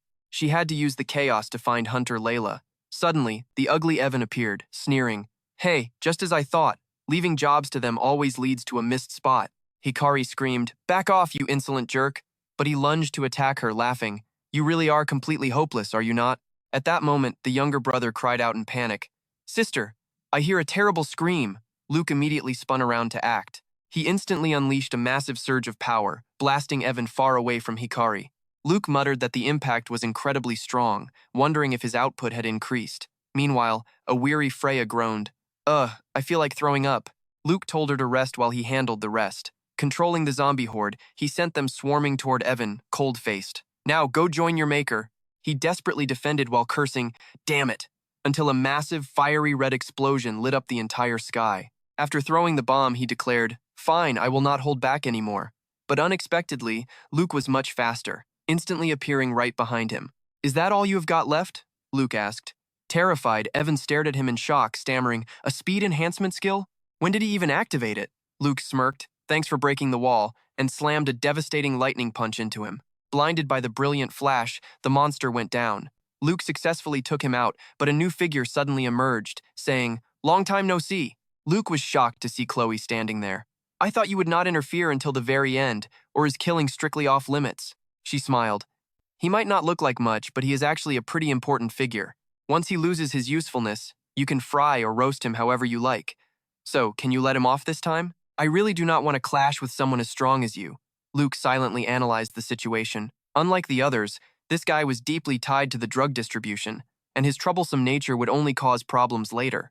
He wanted to eliminate him right then and there, but he had to prioritize a much more urgent task first. Right below them lay the heavily injured adventurer team, and she was definitely more powerful than the necromancer. He confronted her directly, asking, "Are your people some filthy hybrid species, some kind of half-demons?" She giggled. "Oh my, you sure know a lot about us, but unfortunately, you have got it wrong. The moderate faction has been in power for a while now. This entire incident was caused solely by this reckless child. He accepted a request without authorization, acting entirely on his own under our name. I do not even know who commissioned him in the first place." Luke was not buying it. "Cut the garbage. Are you trying to tell me you are cleaning up his mess without knowing who is pulling his strings?" She washed her hands of it completely, replying, "What involvement? We only stepped in to rescue this kid, and we only found out about his little project recently." She then added with a smirk, "I know you have many questions, but as for me," Luke pondered for a moment before warning, "Fine. If you are not the mastermind, it does not matter, but do not expect a second warning." She giggled in delight. "Oh my, you believe me that easily?" Luke replied coldly. "I read your mana pattern. When you lie, your waves fluctuate." She pouted in disappointment. Way too sharp." Luke then asked one final question. "When you say us, who exactly are you referring to?" She flashed a subtle smile. "I suppose it is time to answer. We go by the name YZ." With those final words, she instantly vanished into thin air. Luke contemplated this, realizing the anti-demon faction itself was not deeply involved in this conspiracy. Nobody wanting money would choose the anti-demon race, who despise humans, as a pawn. But as for that guy, Luke had felt a bizarre surge of power from him. It certainly was not mana. It felt like a completely unrecognizable form of energy, something he had never seen in this other world, YZ. Looks like he would have to look into them eventually. The moment they hit the ground, Layla spoke up, thanking everyone for saving them. Feeling ashamed as their leader, she urged everyone to leave the gate immediately, as they had already stayed far too long. Hikari rushed forward, pleading with him not to push himself too hard. They needed to deal with the necromancer first, but he revealed the bastard had escaped. Layla kept blaming herself, apologizing for letting her guard down. The others chimed in, relieved that everyone was safe. They agreed to exit the gate first before planning their next move. The MC realized going solo was just easier. Not that he was completely alone, knowing his loyal summon was always right by his side, Frey. But only silence answered him. Filled with worry, he kept calling out to Frey with his mind, but got no response. And so, time passed. 2 days later at HMCS headquarters, Bake admitted he'd never even heard of corpse summoners before, much less that they weren't the real masterminds. Min agreed, noting that, judging by how they talked, this was only the beginning. He cursed his own carelessness, having expected a routine crime scene check.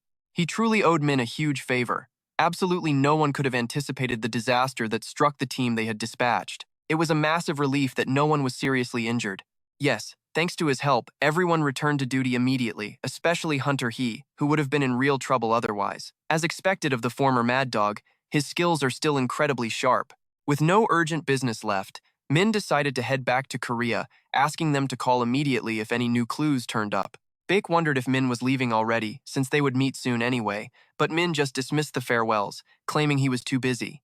Hunter He came to thank Min for healing her, promising she would be more helpful next time. to which Min simply shrugged and said, whatever.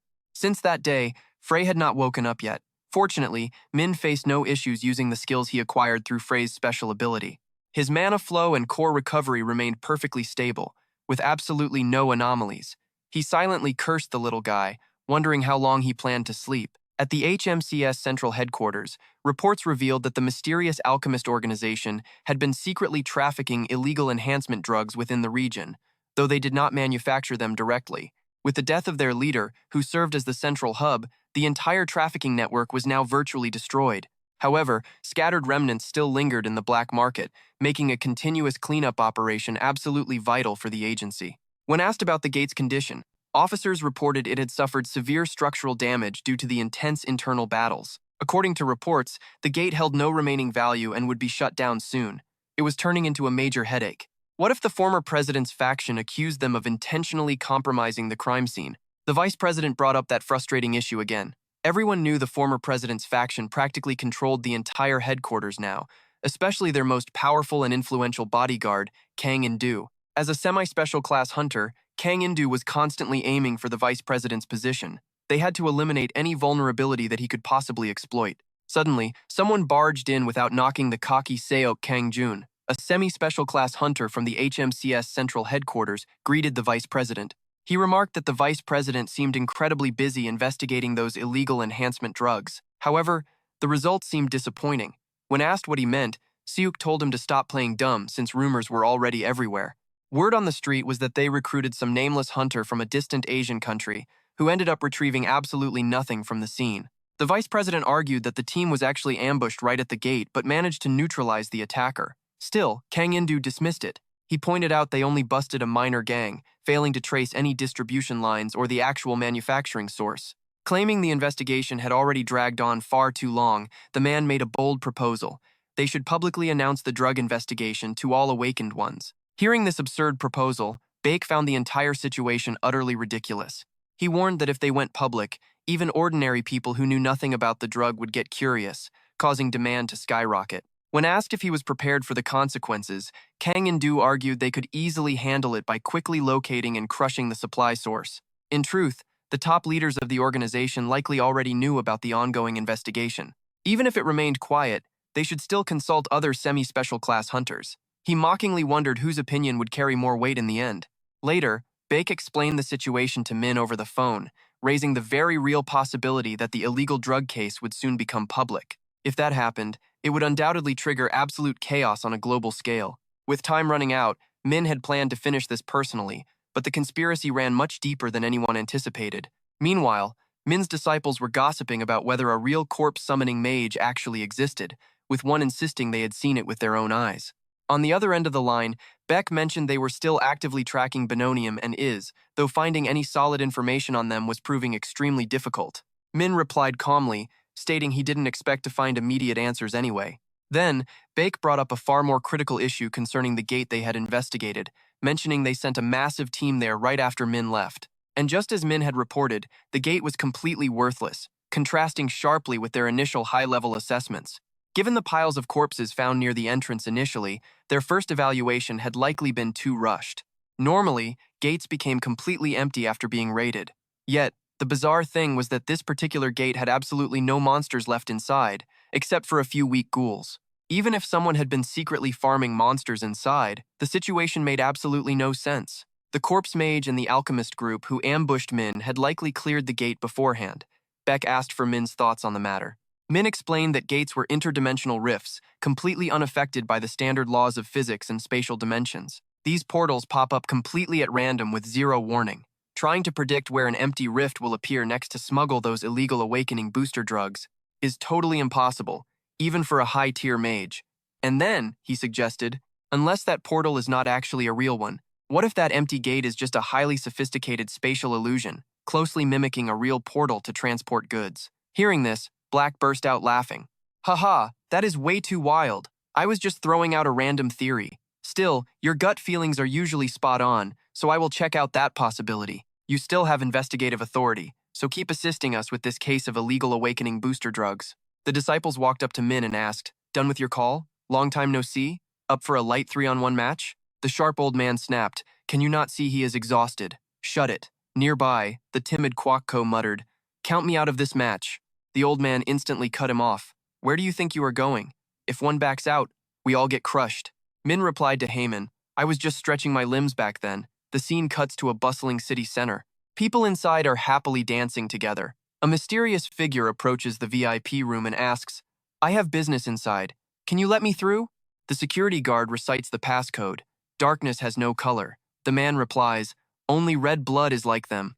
Instantly recognizing the hidden password, they step back and let the man enter. Someone is already waiting inside, asking, "Long time no see. Is everything fine on your end?" He replies, "Yes." "Oh, is the great sage with you?" The tattooed guy says, "With the drug investigation in South Korea getting tighter, we will be limiting our movements for a while. After this deal is finalized, we will also temporarily pause all transaction activities." Hearing this, he snaps his fingers and says, "Got it. We will send someone to escort you back." He replies, "I do not plan on returning just yet. There are still many things to clean up after this deal." An underling appears and lights a cigarette for him. He slowly says, "Ever since the new shipment arrived, everything has been a mess. Those damn cops, I do not know what has gotten into them." Just then, another man wearing a strange mask arrives. "Oh, you are here? Long time no see," Red Hair Swan says briefly. "You are as punctual as always, clown." He immediately orders his men to retrieve the goods, and they start chatting. "Sorry for dumping such a massive batch on you. We were cut off in South Korea before we could distribute it." But the great sage insisted. The clown laughs eerily. He, it is fine, as long as I can sell all of it." The guy presents a briefcase and says, "This is the VIP product. Do you want to inspect it?" The moment it opens, the clown looks extremely pleased with the mystery item. It truly is an incredible sight. The next day, when Min returns to the office, people are whispering, "Hey, did you hear the news?" About Hunter Min, rumors say he is going on a business trip to the main headquarters. Seriously? Is that why the headquarters vice president visited recently? What kind of connection is that? Is he backed by someone, or just dropped in? No way. Suddenly, Ogre appears, spots Min, and shouts, "Hey, you are here. Did you happen to see the paperwork?" Min suddenly has somewhere to be and rushes off. Arriving, he finds two people arguing loudly. He signals them to be quiet. It turns out he overheard their conversation. Rumor had it this place had top-tier goods, but it is just old junk.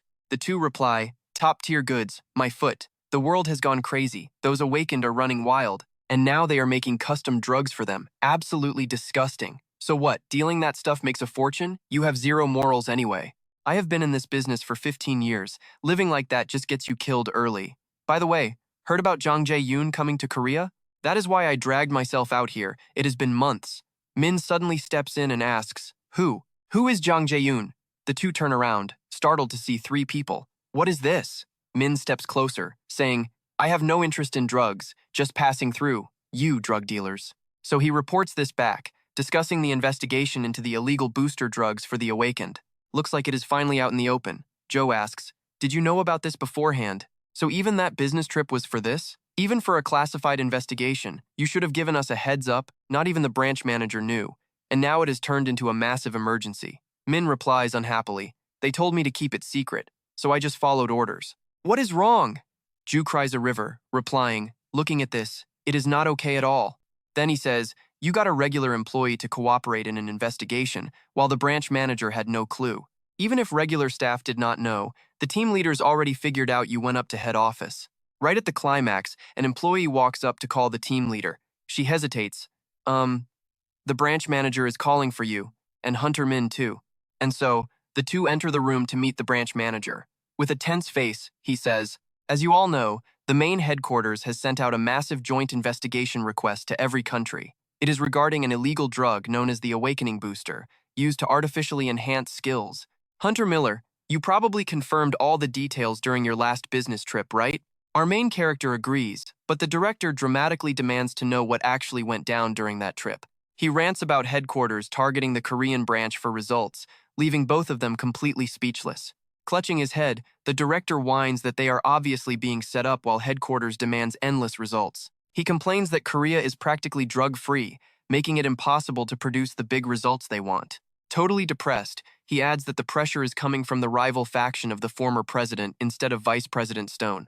If they fail this mission, they are doomed, prompting our main character to awkwardly offer his resignation right then and there. Instantly flipping like a pancake, the director screams that he absolutely cannot quit. He demands the protagonist never forget his roots even after getting promoted to headquarters, before letting out a heavy sigh. Ultimately, the HMCS Korean branch must deliver outstanding results in this high-stakes investigation into illegal power-boosting drugs. They need top-tier results, meaning Dustin and the Gangbuk team are turning their base into an awakened training facility. Jacob is completely dazed, while the director asks if he heard him clearly. If his team fails to deliver this time, the entire Korean branch will be completely ruined. Other squads will investigate the drugs too, but Gangbuk gets the prime suspect zones, making this their ultimate chance for promotion. Jacob gets a massive headache, warning the director that the other squads will protest this decision. Giving him a highly judgmental look, the director asks since when his squad ever cared about that. The boss promises Hunter Miller that he will gladly approve any international joint investigation requests in the future, but until then, he must focus completely on domestic cases.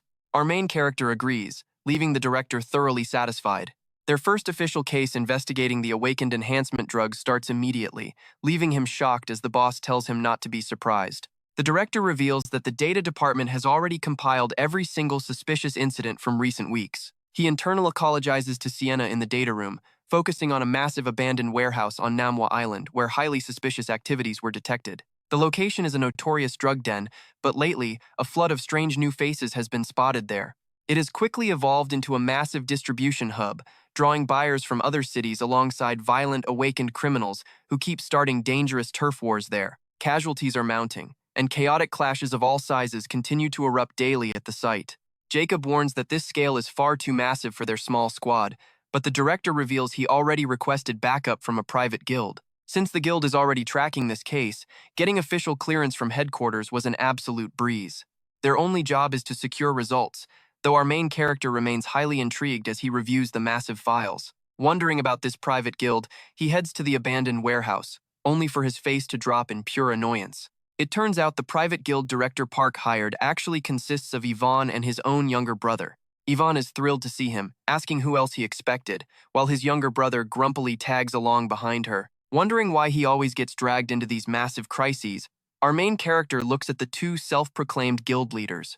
He asks if they have nothing better to do, but both of them instantly snap back, denying they have free time. When they realize he arrived completely alone, he explains that his squad is on standby to keep things highly efficient. They are stationed outside, ready to intercept anyone trying to escape. Yvonne points out that at least half of the crowd inside are likely ordinary civilians just looking to buy basic awakening supplements. Any clashes between awakened criminals are likely just dealers fighting over turf or rival security guards throwing down.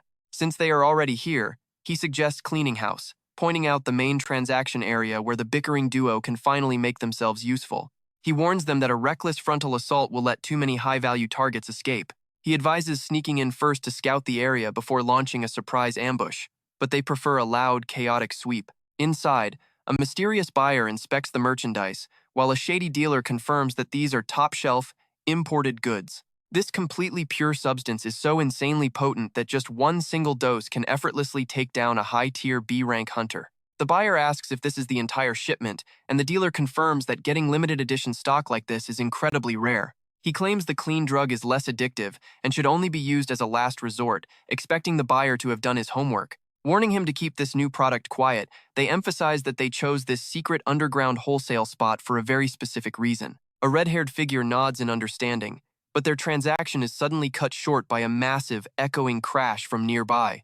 The green-haired guy stays alert, claiming he definitely heard something, but his red-haired partner just shrugs it off, annoyed, thinking nobody would ever come out here, and it is probably just a stray rat. Besides, weird rumors have been spreading about this abandoned factory, suggesting that some creepy creatures are lurking inside the underground drainage pipes. With that, he walks over to open the door, but before he can grab the handle, a hand suddenly pops out, making both guys scream in absolute terror. Ghost. Instead, our main character steps inside and says, "Not a ghost." He immediately fires an ice blast that slams them hard against the wall. Holding a little kid in his arms, he smoothly lands on the ground after casting. He gently sets the kid down on the ground, telling him to hide there and wait until everything is cleared up. He pats the boy on the head, thanking him for finding these punks. Then, he walks over to the thugs and asks, "So, where is that special product you guys were hyping up?" Nudging them with his foot, he asks, "Hey, are you guys going to get up?" He worries if he threw them a bit too hard, but looking at the drug spilled on the floor, he realizes this dangerous substance has already smuggled its way into Korea. Suddenly, An assassin ambushes him from behind, stomps hard on our main character's head, and sneers. A filthy little rat actually made its way in here. Just then, two more thugs show up behind him, wondering how anyone could have tracked them down. Did some junkies leak the news? But the scarred leader barks back, impossible. This abandoned factory just started operating today, so we definitely have a traitor among us. Stomping down hard on our protagonist, he orders the others to call Team 4 and 10 to clean up this dead rat. But our hero is far from dead, quietly activating his Poison Fang skill. Instantly, a glowing magic circle flares up on the ground, forcing the assassin to quickly leap backward. Our main character is impressed by how incredibly fast the guy reacted. He did not even panic during the counterattack, showing he is highly experienced in combat. Our hero then asks, "Who sent you guys here?" The assassin also senses the power of that last skill, noticing how our protagonist healed instantly without a single scratch on his body. This guy is clearly no ordinary human. The thug barks, "Playing dead? Coward." But our main character retorts, "And hiding on the ceiling is supposed to be noble?" Our hero activates his binding skill, coldly reminding them that he asked the questions first. The scarred leader just laughs it off, telling him to chill out. He assumes our hero simply heard some rumors and blindly rushed in. Meanwhile, his hand is secretly prepping a spell behind his back. Unleashing a lion roar to break free, he sneers, "If you want to buy, get in line." Instantly, a heavy pressure crushes the other two thugs, leaving them in agonizing pain. Our protagonist scoffs, "Get in line? What a joke. I would not take your trash even for free." Any word from Team 4 and 10?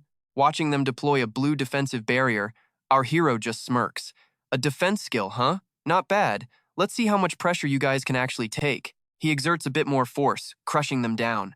Unable to bear the crushing weight, the two underlings scream out, "What on earth is this?" One of them is going to bleed out before even casting a spell. The other has 3 broken ribs, realizing they cannot hold out much longer. Desperate, they shout out, "Show them the true resolve of the demon-slaying core." Pushed to his limit, one of them grabs a bottle of the mutation drug, cursing that he has to resort to using the garbage meant for weaklings. They immediately chug down the glowing liquid, and their bodies mutate in an instant. Roaring with new power, he threats to crush our hero to dust. Shattering the barrier, the mutated thug lunges forward, screaming, "Die!" Our main character is slightly surprised by this sudden boost in power as they aim for his skull. Their raw magical energy has reached a completely different level, but our protagonist just looks at them with pure disgust, asking, "What is this garbage? Can you guys not even survive without drugs anymore?" Furious, they yell at him to shut up, while our hero clasps his hands to cast Black Coffin. A massive black cube rises to trap them, but our hero remains cautious of the final enemy. The scarred leader bursts out laughing, gloating that they finally trapped him. He barks orders for Team 4 and Team 10 to crush him to pieces. Right at that critical second, a girl leaps in using a wind skill, while a blazing fire arrow pierces clean through the scarred leader's face. Wooyeon complains that they always have to chase after him, while Yoon-sung eagerly begs his master to let them join the action. She is totally right. Those drug-boosted thugs are strong, but they are still absolutely nothing compared to S-class hunters, who easily beat them to a pulp. Intrigued, our hero asks how they managed to track him down so quickly. Yoon-seong teases that Wooyeon suddenly dashed out, insisting she had to follow him. Flustered, she immediately denies ever saying such a thing. She then explains that the kid pointed her in the right direction. Peeking from behind the door, the boy shouts that 3 against 1 is unfair, so he got backup. So the kid got him some backup.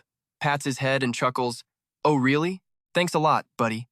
Yoon-seong speaks up, asking who the kid actually is, while our main character replies that it is a long story. "I will explain everything once we finish up here."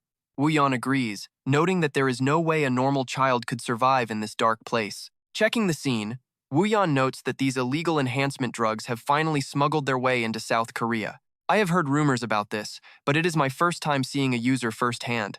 Hopefully, they do not just randomly explode, right? Maybe he relied on explosive power and kept increasing the dose, causing his body to collapse and kill him. Guessing that, the protagonist asks, "Have you guys ever heard of the Demon Slayers?" But damn, no way, right? These guys are probably just bodyguards hired from some hunter exchange, aren't they? The protagonist adds, "Even so, they're still insanely powerful. All 3 are high-tier A-rank hunters or higher, and they look highly experienced in taking lives. There's a strong chance they were dispatched directly from the lab manufacturing that illegal drug. Like a B-tier assassin guild, perhaps?" Sion replies, "Wait, if they're S-tier, is that the organization Minun said was tied to Pandemonium? Could that guy also suspect that demons are pulling the strings here?" The protagonist nods, "Yeah, but it's just a hunch." An artificial warp gate like pandemonium is hard to explain with human power alone. Is it possible that someone in the human underworld is conspiring with the demons to cause all of this? After checking around, Yoha says, thinking back, Mad Dog's sudden disappearance from public view for 10 years is really suspicious. No matter how much time has passed, he was once one of Korea's 3 major pillars. If this is true, things will get completely out of control. It might be the spark that restarts the war between humans and demons. The protagonist approaches the corpse. Even worse, these bastards are numbered, which means there must be at least 10 of them out there. Anyway, those 2 junkies are still breathing, so we can interrogate them in prison, he plans, but once we move, we finish them cleanly. The kid is quick to notice something is off, yelling, "Master, danger!" Fortunately, the protagonist rescues him just in time. A new group suddenly appears, sneering. People who don't finish things cleanly usually don't live very long. We'll show you what a clean ending looks like. The protagonist is surprised. Is this the rest of them? Do they travel in evens and odds? Behind them, young Soojin quickly activates her stealth skill.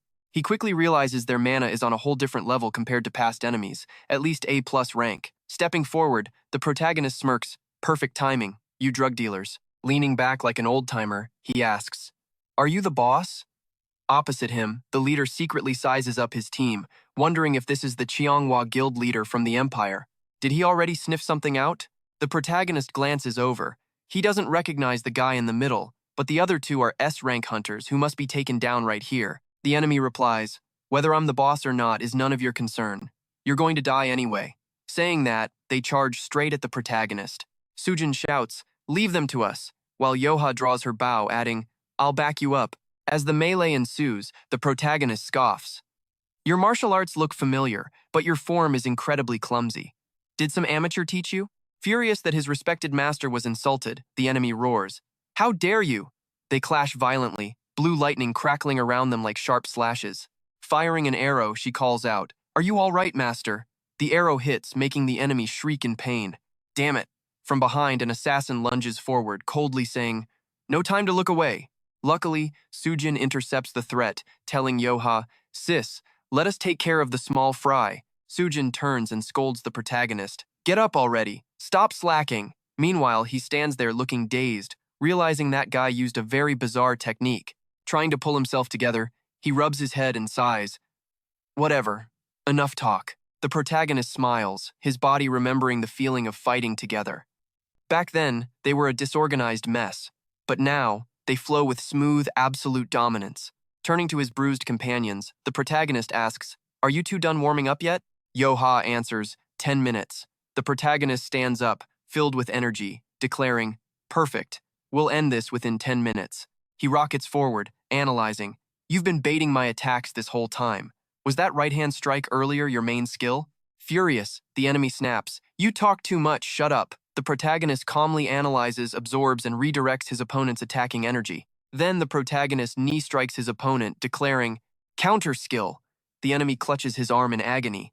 "Damn it." Having crippled his hand, the protagonist remarks, "Looks like you can't use that anymore." In agonizing pain, the enemy gasps in disbelief, wondering how a mere nobody could reach this level.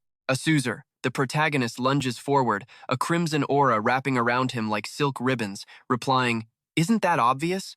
With a powerful punch, he says, "Because I created that technique." He sneers, "Is it really that hard to understand?" Though, for someone who only relies on a single awakened skill to survive, it probably is.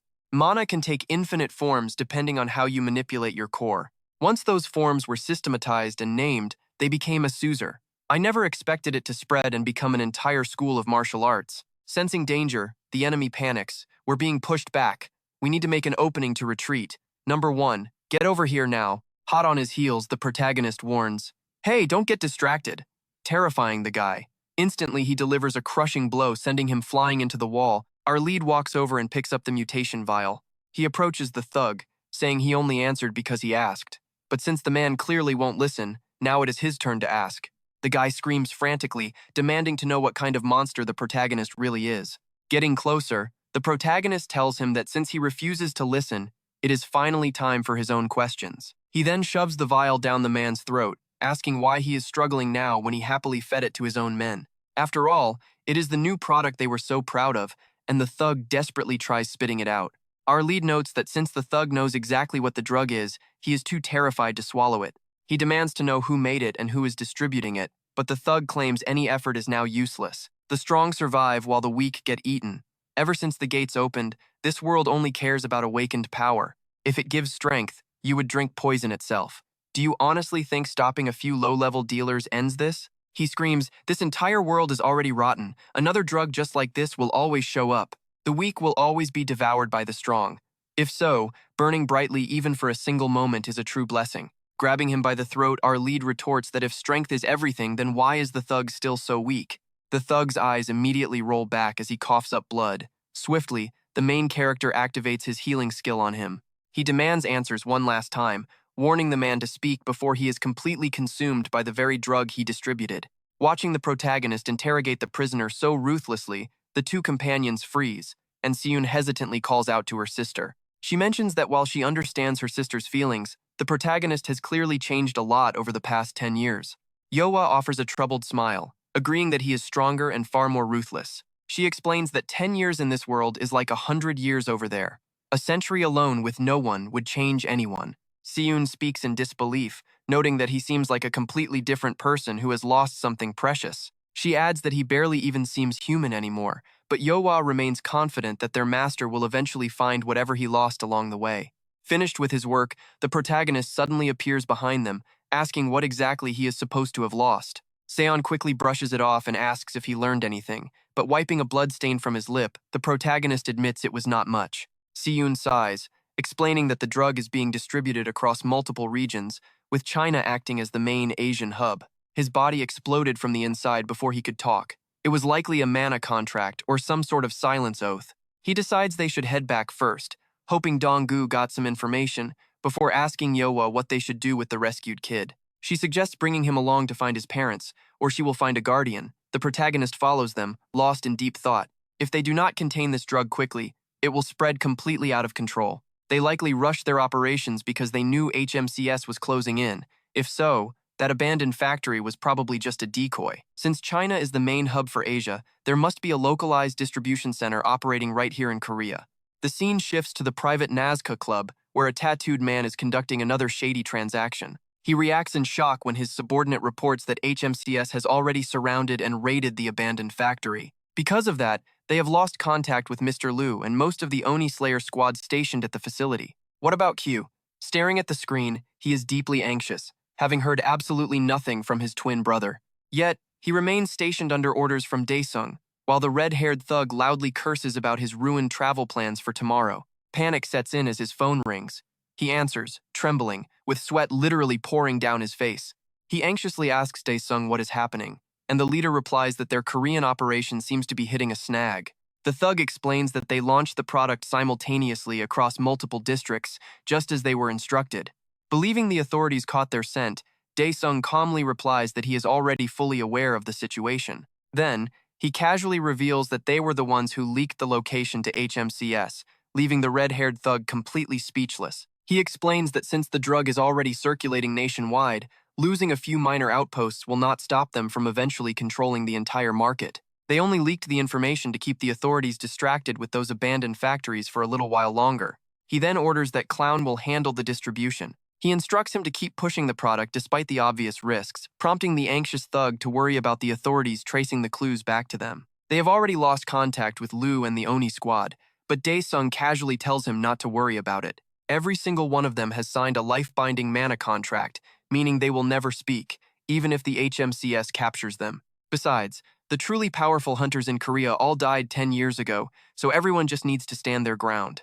That man, Dae-sang, had calculated every single move with absolute precision. He connected all the pieces and leaked the location directly to Nak-sam, letting everything unfold exactly as the mastermind had planned. Numerous dealers, distributors, and regular addicts at the abandoned factory were rounded up, and their entire operation was completely destroyed. Normally, this would be hailed as a massive achievement, but skeptical people are already questioning if those illegal awakening drug dealers are truly wiped out for good. Inside the HMCS branch director office, Gyogu shrugs and says, well, and they claim they had no other choice because the users crossed the line and went completely out of control. Still, they managed to seize plenty of drug samples, and tracing the distribution network back to China is a major win. The director looks furious, demanding to know why they achieved so little with such high-level intelligence, prompting Gyogu to snap back. What else were they supposed to do? Go directly confront the Empire or demand answers from the Tsinghua gang leader? He turns to the room, asking if the other teams found anything. A gray-haired agent reports that their team is still investigating, but clues are dry since the targets seem to be hiding. Meanwhile, the Southern squad only tracked down one suspected user, but the guy fought back way too violently and got away. With a heavy sigh, the director slams his hand on the desk, furiously demanding to know if they even deserve their paychecks. But one agent speaks up, wondering if this illegal drug has actually spread that far. They are already swamped dealing with rogue awakeners daily, but that just makes the director lose his mind, screaming if they think headquarters is joking. He rants about the Japan branch being in absolute chaos too, completely torturing everyone's ears with his endless shouting. He repeats that the Korean branch is under a microscope, and even if they secure a basic sample, they do not have the means to analyze it. Their only option is to ship everything straight back to headquarters. They cannot simply accuse the Chinese branch based on pure speculation without any solid evidence. He rants about how he will face the international branch directors with such pathetic results, while the staff whispers that his obsession with pleasing headquarters has completely blinded him. Exactly. He jumped at the chance just because of a famous rookie, and now look at this mess. He snaps, asking where Hunter Min is right now, only to hear the guy took the day off to handle personal business. Standing before a massive mansion, Yeohwa asks if he likes it, leaving the main character totally speechless. He admits he loves it, but wonders if he can really accept this place. She insists he deserves his own place after taking care of them for so long, while the younger kid points out he has a bigger family to house now. Since those two used to live in an office, and Chu Hamin dropped by constantly, space was tight. They also remind him about his plans to adopt that young girl, and he explains that because she is a naturally awakened kid, finding a normal place for her would be nearly impossible. Yoa gently pats her head, saying, being born awakened without entering the guide tower is a rare talent, so Sion must listen to her master while she promises to visit daily. The girl adores her, calling the red-haired sister super cool, while Sejun promises to visit every single day too. Even though he lives with his sister now, after investing billions into this place, it is basically his second home. Yoa invites Sion inside for a tour, leaving the main character wondering if these kids planned this whole surprise from the start. He looks at his new secret base, remembering how ecstatic his old companions would have been to have a home like this. It is huge, with more than enough rooms for everyone to have one. His companion jokingly asks if he just claimed a random house during the war, wondering where on earth he got the money to buy such a massive place. A long-haired boy he deeply cares about complains that their only goal is to wipe out the demons. He questions why they must live so close, but the main character pats his head, explaining they need to stay close to remain protected. No matter what happens, he is determined to protect his people, telling the kid to stop frowning and trust him. He coaxes them inside, mentioning the comfortable beds, while the long-haired youth shyly snaps that they are not his children. For 100 years in another world, he survived on dreams of this exact peaceful moment, even though he failed to save everyone back then. With only 2 companions and a child left, his expression turns serious as he vows that this time will be entirely different. The little girl turns back to tease him for walking too slowly, while he secretly smiles, wondering how shocked Pri will be upon waking. He catches up to the kids with a laugh, and as the long day finally winds down, he quietly makes a phone call. Jingu. Oh, did even the private lab say the connection was too weak? Jaewoo asked from the other side. Exactly. Because this illegal drug contains a type of mana that has never been recorded before. Demons definitely use a different kind of mana, but claiming a connection based solely on that is still just pure speculation on their part. Besides, even if it is demon mana, finding that kind of dark energy on Earth is not exactly rare these days. Anyone can just extract it from a black meteorite, which is exactly what the lab figured. Plus, with the current political climate, mentioning demons is a highly sensitive topic. No nation wants to be the first to spark a massive conflict over some unverified rumors. Our main character simply replies, "Got it. See you tomorrow." After hanging up, he sighs in exhaustion, realizing those damn demons have spent the last 10 years building up public trust. Shaking off the fatigue, he gets back to work, desperately digging for information on the 10 years he missed. Suddenly, a post on Dongmin's blog catches his eye, linking demon mana to soil pollution, making him think, I finally found it. But clicking the link only brings up a private lock screen, driving our main character crazy over how annoyingly cautious this guy always is. Something feels off, though. Dongmin noted down the letters YZ, and he wonders if that is really just a coincidence. Just then, his little brother slides the door open, asking what he is doing, leaving the main character surprised to see Sion awake. The kid protests that he actually knocked, but his brother just tells him to go back to sleep, only for Sion to claim the ghosts whispered everything to him. After all, he did say that.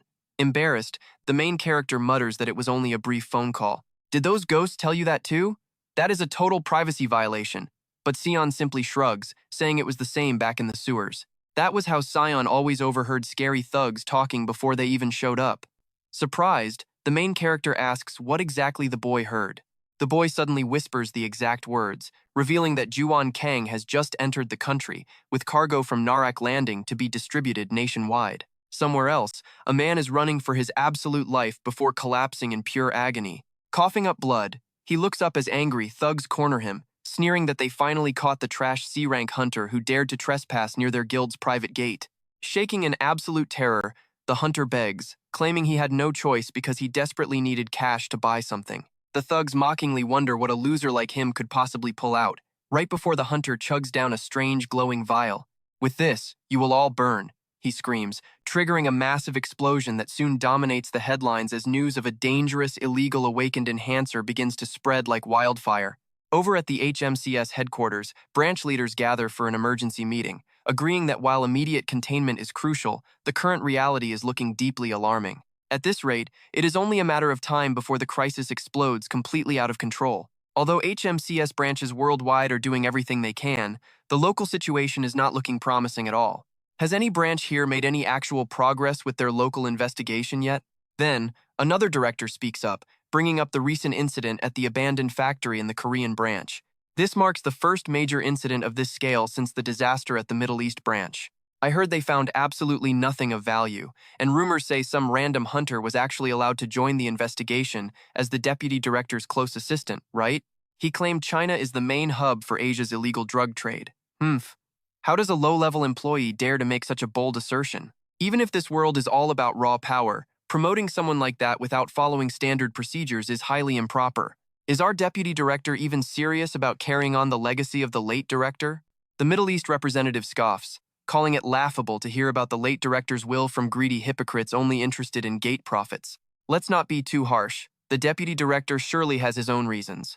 Exactly. So why don't we just hand the entire investigation of this awakened drug trade in the Korean branch over to that hunter? Maybe he will actually pull off a miracle. With everyone cornering Yegu for an answer, the BG branch manager is stuck in a tight spot and forced to speak up. He weakly agrees, and 2 days later at the Korean branch, Jaegu is shocked to hear who has been appointed lead investigator. Jaewoo turns to our main character, sighing that given the current situation, everything is still up in the air, and making this official is basically turning me into a human shield. Exactly. This is clearly just headquarters playing dirty politics rather than expecting real results. The main character shrugs it off, asking him to look into a critical favor first. Taking the file, Jaewoo asks in surprise what Narak is, to which our main character explains it is a tip from a kid at the factory. I have no idea what Narak means, but it is definitely going to be our golden lead. Isn't the factory case still wide open anyway? Besides, even if the word is Narak, what could that even mean? It could be a restaurant, a bar, or even a shell company. Our main character counters that drug smugglers always hide in plain sight. Surely an official agency can easily track that down, right? Jaewoo retorts that it is easier said than done when dealing with a massive nationwide network. Besides, since this is an illegal operation, they probably never even registered as an official business. And Nox might just be an internal codename. Min pondered the situation before deciding on a plan. Send request letters to the 7 biggest guilds in Korea, starting with Heptagram. A shocked Jiwoo sputtered, "What?" He hesitantly reminded Min that this was supposed to be a secret. Min replied they simply wouldn't share details. "We must nip this in the bud," Jiwoo whined, asking if massive guilds busy with gates would even care. The branch manager won't stay quiet either. Min scoffed, pointing out that as chief in charge, the manager is powerless. Besides, Hwa and Sejun always show up when called. He yelled back, "That is different. They only respect you." Min cut him off. "Quiet down. You cannot expect me to try and please every single person. What if we wait until every single hunter gets addicted to these illegal drugs? What then? Stop complaining and start making those calls. I will handle the fallout." Meanwhile, at the presidential Blue House, Duran, leader of the Infinite Legion, stepped forward to greet him. The president asked if it concerned her guild. Duran reported that HMCS just requested an investigation alliance with all heptagram guilds. The president was shocked by this. She explained that details were classified. HMCS only asked for assistance with on-site investigations in the field. They want to gather data on awakened criminals, rampaging hunters, and cases of sudden, unexplained power boosts. They claim headquarters approved it all. Hearing this, the old president Choi Jae-soo burst out laughing. How does a minor agency have the absolute nerve to send such a demanding, completely one-sided cooperation request directly to Heptagram? Is this Mad Dog's doing? It seems he is acting openly now without caring about his reputation. Decide as you wish. After all, the Infinite Legion is yours now. Jiran quickly signed her response, and morning arrived in a flash. Jiwoo gasped. They rejected us already? Surprisingly, every single guild except Infinite Legion and the Frozen Soul agreed to cooperate and are sending over their files. Jiwoo muttered that he expected way more rejections. I thought only Empire and Chianghua would agree. Min looked at the report. Is it really a common occurrence for hunters to join HMCS after quitting their old guilds? Later that night at a local bar, the tattooed guy asked, so they want to ambush us? When? No date yet. Just rumor of an audit in a special task force. He paused, deep in thought. Word is, an agent is tied to the new vice chief. Keep digging and report back. I will pay you well. Bluecoat entered, asking if he was summoned. The tattooed guy handed over a file. This is your requested list. Don't do anything reckless. It is not time yet. Not time? He spat. The tattooed guy replied, I understand the grief of losing your brother, but the current climate is too risky. A better opportunity is coming, so hold back for now. Furious, he demanded. A better opportunity? The tattooed guy calmly revealed that HMCS found out about the Abyss. I have no idea who leaked it, but we definitely have a rat on our side. Has Daesung spoken? I haven't told him yet, but Daesung will act soon. Go brief him. Bluecoat nodded and quickly departed. The moment he was gone, the tattooed guy called Crow on his burner. We have a problem. Over in China, a tired, irritated voice picked up. The clown groaned. What? I'm busy making a deal here. The tattooed guy explained that the abandoned factory raid exposed the Abyss, and Korean HMCS was making a move. Our insider is useless, so I need you to step in. The clown chuckled. You ship me off, then make me clean your trash? Doesn't sound fair. I could just leave after selling my stock. But if Abyss falls, they both knew who would suffer. The tattooed guy argued they could rebuild, but no location served their drug trafficking trade better than the Abyss. You should know that. The tattooed man was panicking. The clown pressed further, demanding a 50% discount on drugs. Only then might I consider helping you out. Desperate, the tattooed guy replied he would have to ask Daesung. The clown brushed him off, deciding to ask in person. Suddenly appearing right outside the headquarters, he smirked. I'll ask Daesung myself. Walking inside without a care, he smiled. You look much better in person than in photos. Great to meet you. The clown announced that the Abyss was compromised. Korean HMCS was tougher than expected, throwing their plans into complete chaos. The fake news rumor was cute, but Daesung immediately cut him off. Cut the crap. Did you think we were blind? Do not underestimate me. Weren't you the one begging us for booster drugs to supply to Crow? The mysterious visitor shrugged. I do not care what your ultimate goal is. Anyone behind this plot who wants a piece of the underworld has to go through Daesung first. We get paid, you do your job, and that is all there is to it.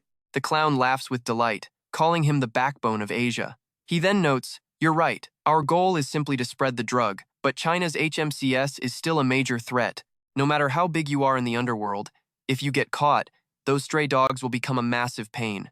Korea's HMCS even reached out to Heptagram, one of the 7 great guilds. We can't take this lightly. Daesung snorts coldly, asking the clown, what are you getting at? Looking at him with a grin, the clown replies, call a meeting, bring together every major player in the underworld. They plan to hold the meeting at BSS. No one would dare refuse an invite from Daesung, and for the clown, this is the perfect chance to promote and distribute his drugs. On high alert, he warns, there might be moles, but with enough men, we can bury them all. The Monkey King scoffs. Are you trying to pick a fight before losing your footing? It won't be easy. The clown remarks, I'm a big believer in mutual benefit, so I trust you understand what I want. Before leaving, he pointedly says, let's work together. Realizing the clown likely knows his identity, Daesung watches him leave with a scowl. Memories flash back to the past when he told someone, I told you to call me Big Brother. His sick little sister smiled weakly and replied, Hihi, of all times, you're still nitpicking about what to call you. Back then, Daesung was just a loving brother, worried sick about his sibling. Don't say that, just hold on a bit longer. I'll find a way to get the money. Anyone with power can make bank these days. I'll do whatever it takes to get stronger.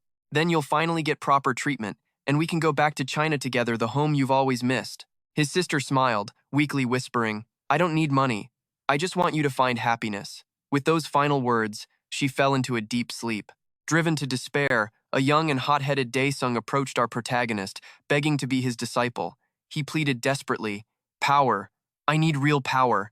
With strength, I can have everything I want and protect the people who matter most to me. You're the strongest person I've ever seen, and I want to surpass you." The broken boy wept, crying out, "I refuse to lose anyone I love ever again." Recalling those memories only irritates him. What a useless emotion. He has more than enough money now, and his strength is absolutely undeniable. His expression darkens as he barks an order to his subordinate, "Ryu!" The loyal helper instantly materializes, replying, "Yes, sir." Daesung orders, "Contact all factions. We're meeting in South Korea soon." Cut to the briefing room, where a commanding voice echoes. "All right, let's get down to business." Our main character begins, taking charge of the meeting. "We're here to plan our investigation. Most of you already know the basics. I am Hunter Min-woo from the Gangbuck Squad, and I've been temporarily put in charge of the case involving illegal performance-enhancing drugs for awakened humans. If anyone is wondering why a relative stranger like me is running the show, feel free to file a formal complaint with headquarters. Since this is urgent, I will keep this briefing fast and direct. What you are looking at is a private resort in Incheon known as the Nest. It is the main distribution center in Asia for these illegal awakened booster drugs. We have reason to believe the very syndicate that first smuggled this drug into Korea is operating right out of this facility. The true owner of the Nest remains a mystery. The entire property is registered under a shell company using a foreigner's fake identity. Several other drug-related incidents have already been flagged at various high-end clubs belonging to this exact same franchise. Jyogu chimed in. "Exactly. We're currently compiling a list of suspect officials, and once this raid is done, we'll coordinate with the chief of police for a thorough sweep." Our protagonist adds, "Furthermore, based on the intel we managed to gather from scrap metal, where we first caught wind of the Nest, the syndicate was already aware of our investigation. It's highly likely we have a mole leaked inside our own system. Therefore, with direct approval from our superiors, we are conducting this classified briefing with only a handful of verified, trusted core members. In drug cases, we must act with absolute speed. Our mission is to entirely demolish the Nest distribution hub in a single strike. However, as their primary transaction point, security is insanely tight. Behind the innocent facade of a luxury resort, they've stationed heavily armed guards all around the perimeter. A quick look at the recent guest logs reveals that most visitors are linked to major syndicates." Hearing this, a curious hunter chimes in, "Is there a high chance the Nest is guarded by armed forces of otherworldly awakened, explaining why we had to call in support from Heptagram?" Our protagonist replies, "Spot on. Aside from the agents deployed in this raid," he says, gesturing mysteriously, "not even the guild leaders who pledged backup have been briefed on the details. The exact time and location will only be disclosed on the day of the strike." A blue-haired guy nods. "Got it. I get how urgent and sensitive this entire operation is, but why are the Korea and Tsinghua guilds the only ones getting special treatment? If it's just due to personal or family ties, that seems a bit odd. Word is that the Empire and Tsinghua guilds tracked this drug overseas before it hit Korea. Our main character clarifies precisely why we brought them in to help with the scrap metal incident. At this point, the blue-haired guy agrees, stating that if that is the reason, he has no objection. Min-soo says that is enough for introductions, and now they must dive into the plan. His face turns serious as he announces it as Operation Doberman. Left waiting outside the room, the remaining hunters complain that this is not fun at all. Even for a government agency, calling for backup only to whisper behind their backs is low. They must think of them as low-class mercenaries from some nameless guilds. Laughing, War King Kiho asks why they did not just refuse to help from the start if they felt so dissatisfied. Since they chose to join, they should cooperate seriously instead of complaining, as the ultimate goal is for the common good. That might be true, but as the Jeumgang guild leader points out, this situation is highly uncomfortable. Understanding why Mugang, Aseo, and Seohun refuse to participate, Min-soo finishes his confidential meeting and approaches the waiting group, thanking them for their patience. Introducing himself as the S-class hunter in charge of this operation, Min-soo thanks everyone for accepting the request for backup. Acknowledging their busy schedules, Ki-woong happily greets Hunter Min, saying it has been a long time since they last met. Getting straight to the point, he hands over an official document, explaining that the details inside are quite simple. The Hunter Management and Control System aims to take down the black market selling illegal awakening drugs. He explains that the specific time and location will be shared within a week once confirmed, adding that the required forces for this campaign are already clearly assigned. He asks them to prepare a team, ready to deploy at any moment, adding that having the guild masters participate directly would be ideal. Someone complains that Hunter Min is asking for too much, but he interrupts them right away. He states that this is not an unreasonable demand for a major guild under the Hunter Association, but asks them to let him know early if it is too difficult. The white-haired man chuckles in surprise, admitting he expected as much but did not think the proposal would be so direct. He points out that Hunter Min-soo is the legendary rookie who cleared the tutorial tower in just 5 days, asking if he truly went missing 10 years ago. He adds that despite most records being erased, those in the know used to call him by the legendary name, Samson. He asks if that is true, and if he was once a highly famous hunter. He wonders where the S-class hunter had been all this time, suddenly appearing as a rookie and shaking up the entire investigative agency. The man smiles, admitting his intense curiosity, while Min-soo replies that since this is his first official mission, he is technically a rookie, but fails to see how his past relates to this case. The guy standing beside him narrows his eyes, finding the name Samson incredibly familiar. He tries to recall if it was from 10 years ago, back when the dimensional portals first began to appear. During that chaotic era, humans clashed with the demon race, and Samson was a key figure fighting on the front lines. Sensing danger, Min-soo decides to cut the conversation short and make his exit, instructing them to reach out once their forces are fully prepared, as all documents have been delivered. After a quick farewell, Min-soo leaves the room and immediately dials a number on his phone. The white-haired man watches him go with intense interest, wondering how such an outstanding figure could have been forgotten for an entire decade. Meanwhile, at the Japan branch of the Hunter Management and Control System, a panicked voice breaks the silence. An agent reports that illegal drugs were discovered at the recent riot scene, prompting Hikari to sigh at how bad things have gotten. Warning that the drug could spread like wildfire, she demands to know if there is any progress in tracking down the mastermind. Hearing that the riot leader, La Kai-kyun, has already fled the country, she narrows her eyes in deep suspicion. The agent adds that several other major crime syndicate bosses have also gone missing from the country recently. As they suspect a connection, young Kot rushes in, announcing that urgent instructions have just arrived from headquarters. Surprised by the sudden update, she listens as Kot confirms it is directly tied to the illegal enhancer drug investigation. Upon hearing this, Hikari immediately orders her team to prepare for departure, leaving Kot completely shocked by the sudden decision. With a sharp smile, Hikari declares it is time to repay an old debt as they immediately set off. Waiting at the airport terminal, Min-soo grumbles about being completely buried in work, wondering why he was sent to pick them up when he never even requested any backup. He complains that Pred must have gone behind his back to cause trouble again, just as a familiar voice calls out from afar. Hikari and Lila greet him warmly, asking how he has been and teasingly noting that he actually showed up on time. Approaching them, Min-soo wonders if these busy branch managers really traveled all this way just because they missed him so much. Hikari snaps back, remarking that his nagging attitude has not changed one bit.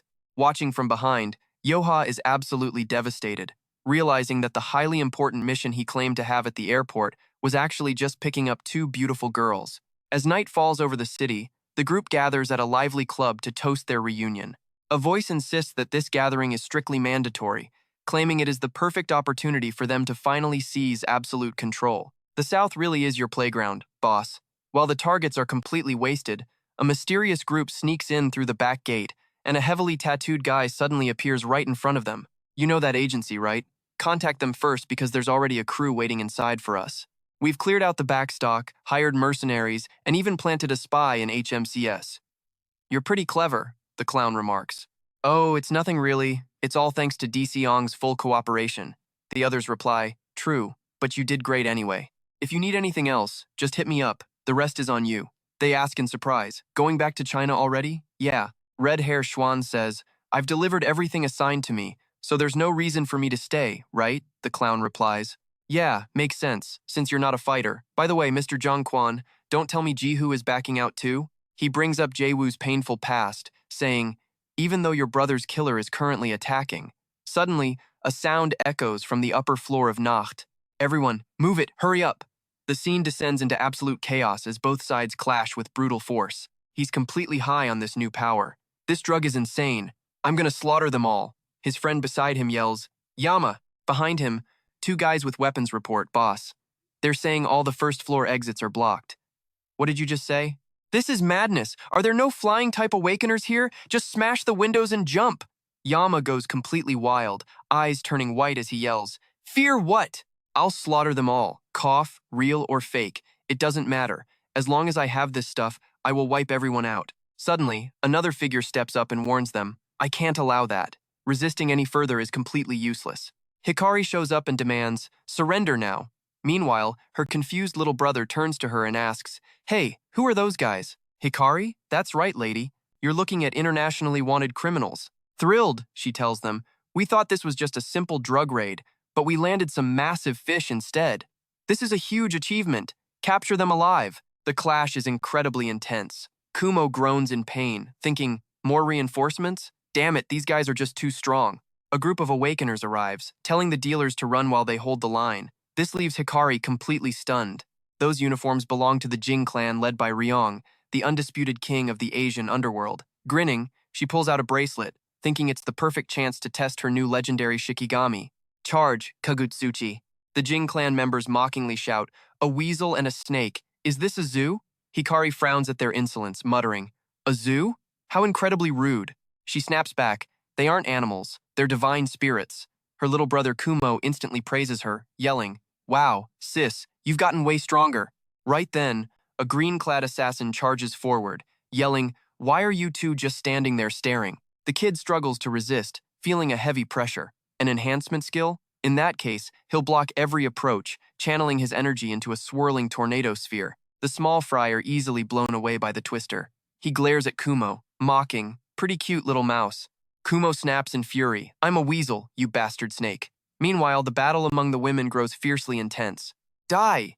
She condenses energy in her hand, roaring. Kagutsuchi, full bloom. The Jing clan members scream in agonizing pain. How insolent. Death looms right over her, but luckily, her comrade rushes in just in time to block the lethal blow. She gasps in surprise to see Jihu. Stepping up in the nick of time, he notes, even foreign HMC agents are joining the party. Hikari watches in disbelief. He absorbed Kagutsuchi's fire? Jaewoo literally took the blast head-on and redirected it as a completely different energy.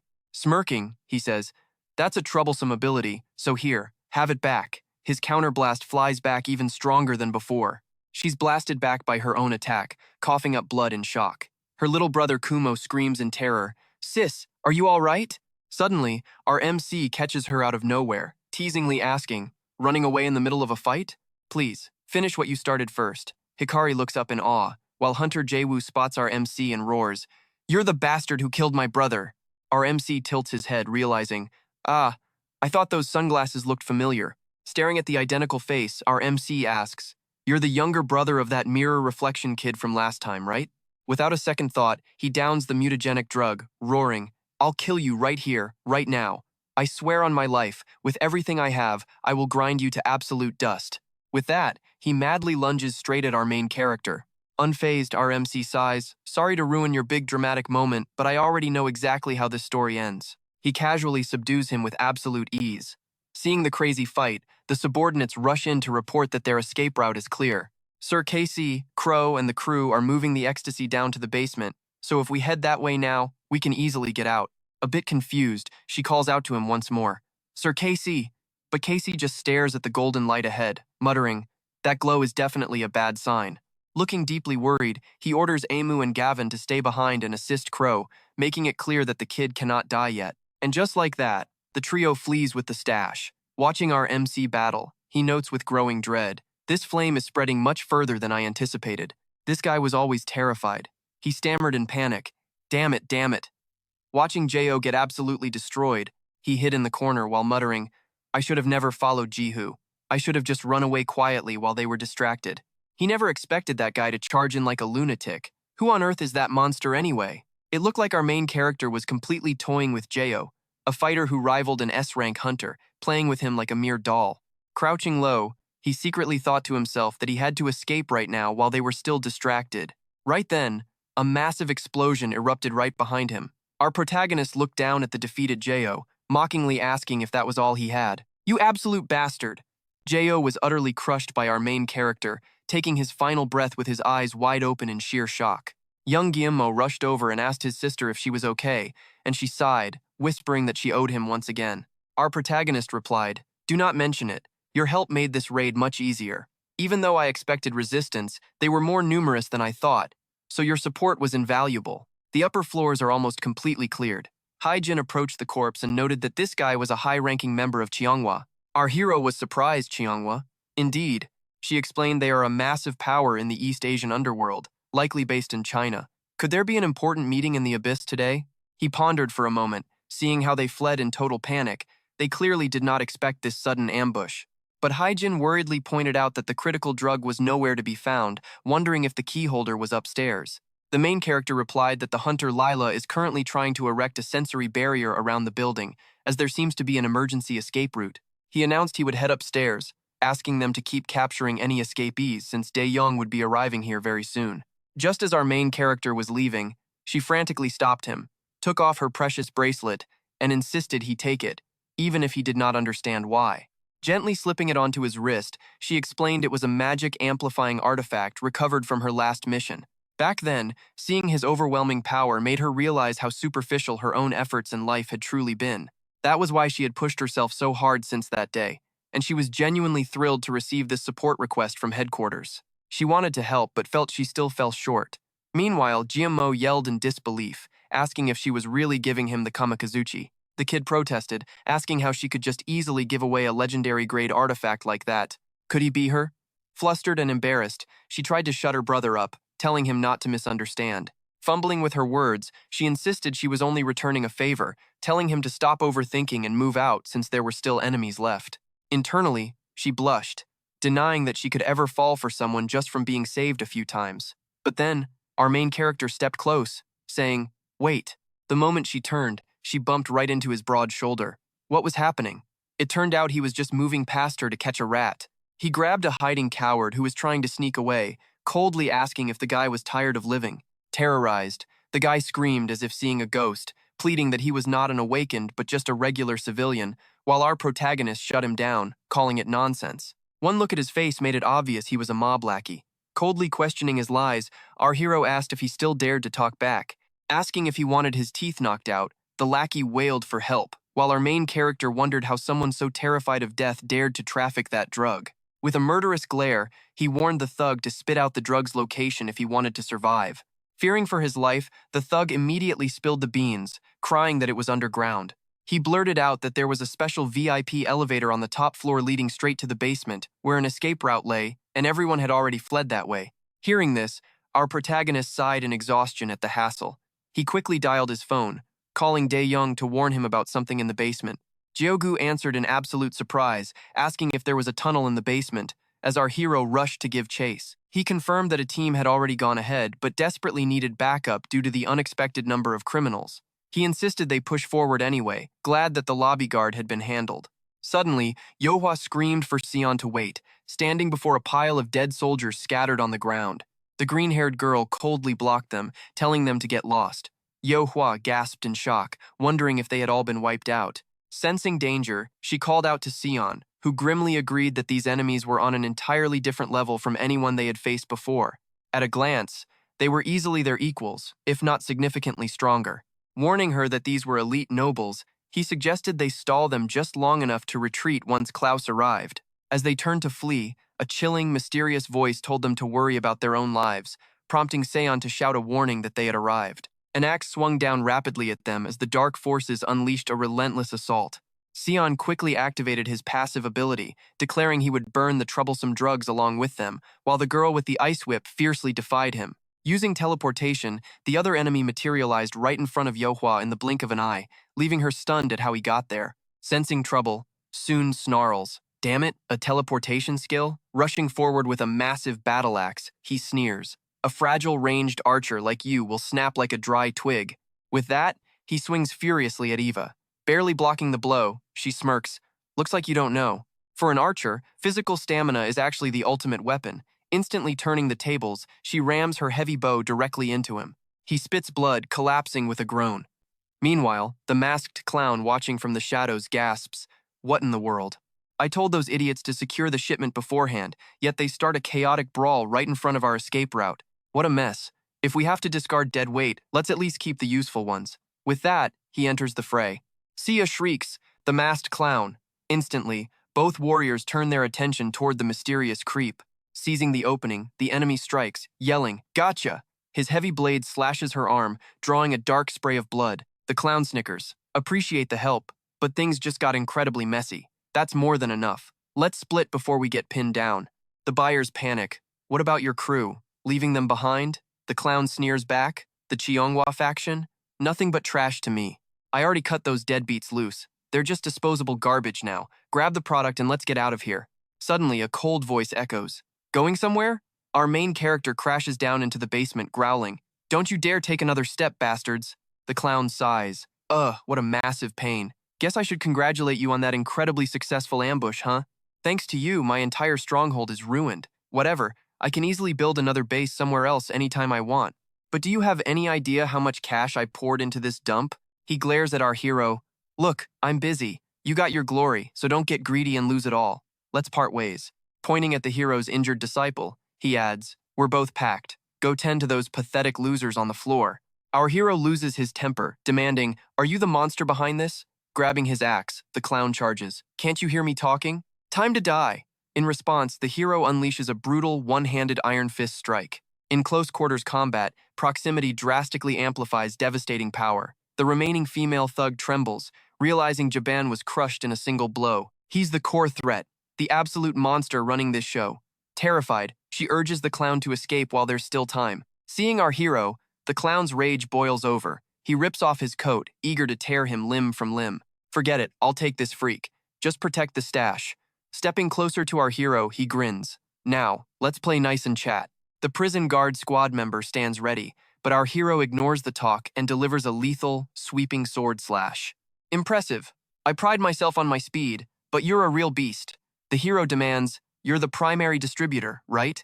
The clown chuckles. Why think that? Our hero fires back, because you're clearly the most slippery rat here. Start talking before I smash your face in. How did you smuggle this stuff?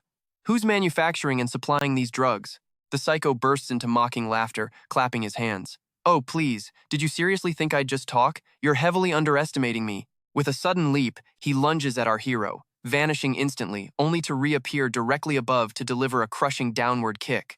Surprised, our hero recognizes it as a high-tier movement skill faster than Aegis, yet lacking raw destructive power. He instantly unleashes Gale, blowing the clown back and completely shattering his aggressive momentum. Wiping blood from his lips, the clown laughs. Haha, I'm actually bleeding! Then he shrieks. Me? Bleeding? How is this possible? He charges again with a devastating punch, screaming, hearing such utter nonsense makes me want to rip your throat out. Slammed hard against the wall, our hero simply grins through the impact, whispering, what kind of freak of nature are you? Suddenly, he activates Frost. The air instantly freezes as massive, spear-like ice pillars erupt violently from the ground. Relying on his insane reflexes, the clown barely dodges the deadly spikes, cackling wildly. You really are an absolute monster. But there's one thing he forgot. Our hero is incredibly confident in his speed, too. Soaring above, the hero drives a brutal kick downward. The clown barely evades, cursing, damn it, this frozen terrain is incredibly annoying. When will these annoying spatial teleportation debuffs wear off? Nearby, Siyun finally groans, waking up from his unconscious state. Master, the hero quickly replies, don't move, I'll heal you. Looking on in pure shock, the green-haired woman gasps, no way, what kind of terrifying power is this? That massive mana output is completely inhuman, and he's even summoning spirits. He's a major threat to Pandemonium. I have to report this. But as she reaches for her weapon, our hero glares. Don't do anything stupid, stay put. From what I can tell, you're not just some low-ranking thug, are you? Where do these drugs come from? Start talking unless you want to end up ripped to pieces like that big guy. Refusing to back down, the clown unleashes absolute zero cold, desperate to freeze everything in the entire room. Screaming at the top of his lungs, his ice surges outward, threatening to swallow the entire room. Our hero calmly asks, is this your true skill? With ice slowly creeping up his face, he growls. Now that you have seen it, there is no other choice. Let us turn to ash together right here. The blue-haired woman screams. Are you insane? You will burn down this entire area. You bastard. Our hero channels his fire energy to warm up the freezing basement. Channeling his flame, he asks irritably, why make such a big deal over a tiny scratch? He tells him to cool it, though the intense frost biting into his own body is making him highly uncomfortable. To our protagonist, this rampage is just a waste of mana. But with a smirk, the villain gloats. Got you, as ice locks the hero in place. He sneers. Do you get it now? As our hero pushes his firepower to hold back the freeze. Damn it, why won't it extinguish? The villain bursts out laughing, cackling that any struggle is completely useless.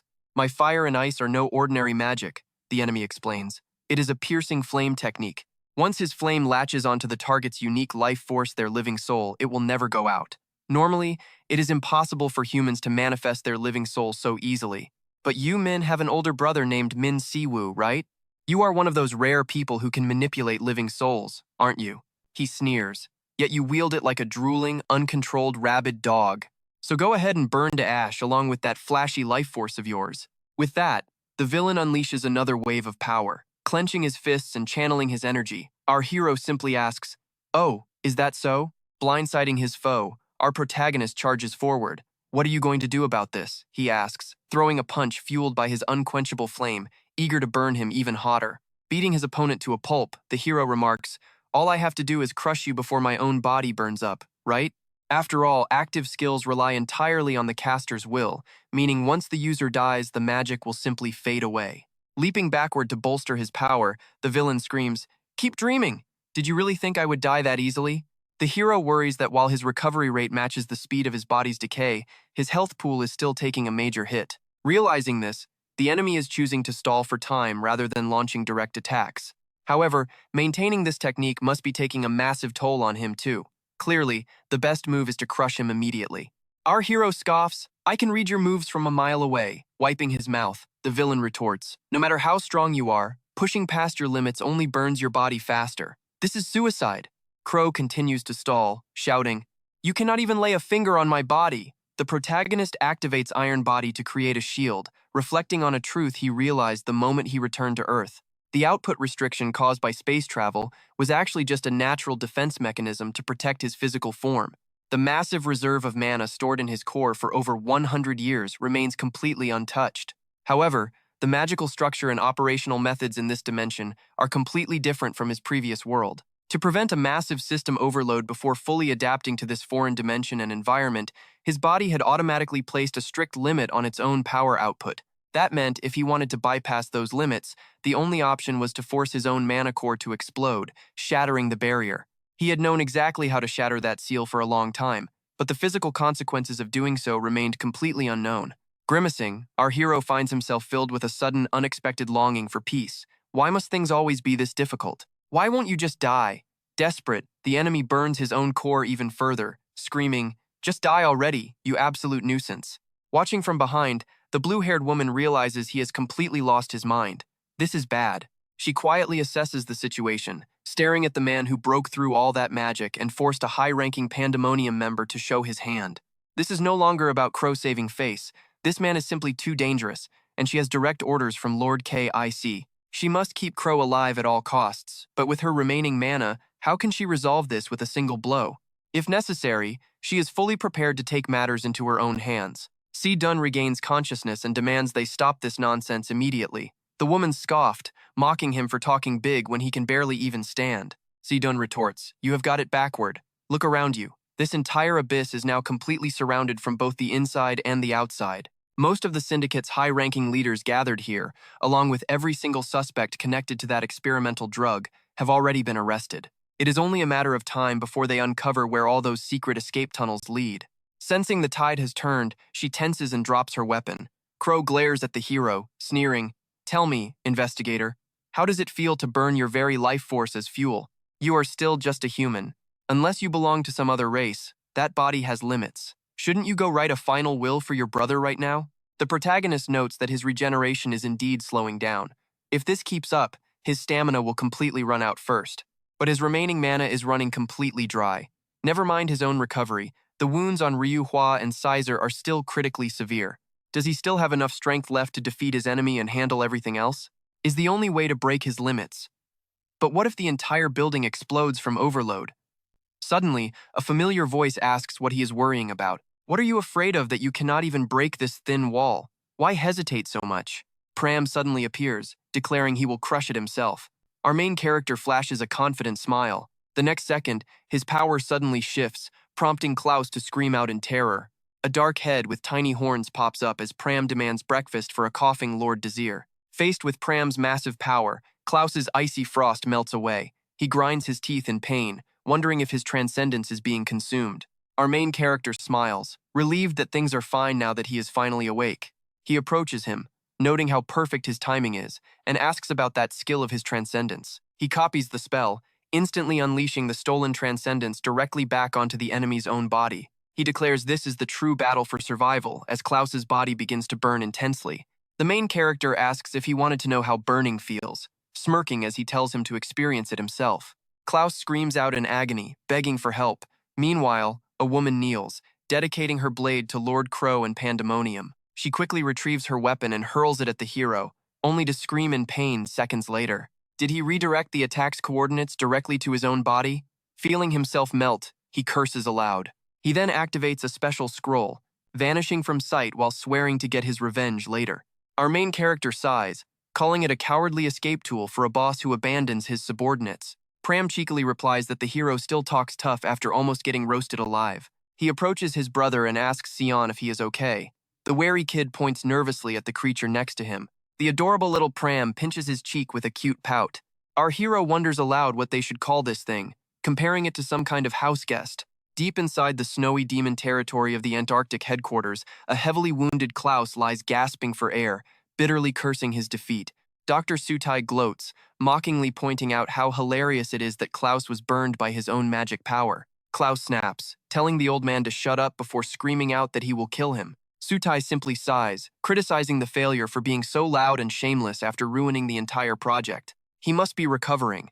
The doctor reminds him that transcendence is like a dangerous poison, becoming far more lethal every single time he uses it. The fire can burn the target's life force, but your own body acts as the detonator. Since human bodies cannot handle S-rank skills, he has patched him up so he can save his energy for the great flow of Pandemonium. Nearby, a half-demon agrees, saying that is exactly his point. The blue-haired half-demon, Crow, questions how a famous master ranked among the world's top hunters could be so weak. He mentions hearing from Kaori that Klaus tried to handle things alone, only to get thrashed by the hunters. Crow mocks his humiliating defeat, noting that while Klaus rests, others have to clean up the mess of the ruined project. The fuming clown tells the blockhead to shut up. What did you say? Do they want to fight? Dr. Sutai tells them he is tired of their bickering and to take it outside. Since they share a hometown, they always clash. Suddenly, a red demon appears, calling out for Dr. Sutai. Dr. Sutai and the others bow respectfully, welcoming Lord Hatan.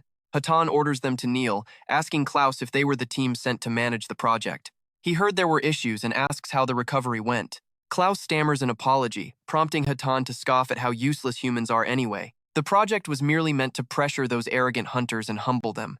Its true goal was letting humanity taste the potential of mana. As they know, the demon race's grand purpose is showing humans how to truly use mana.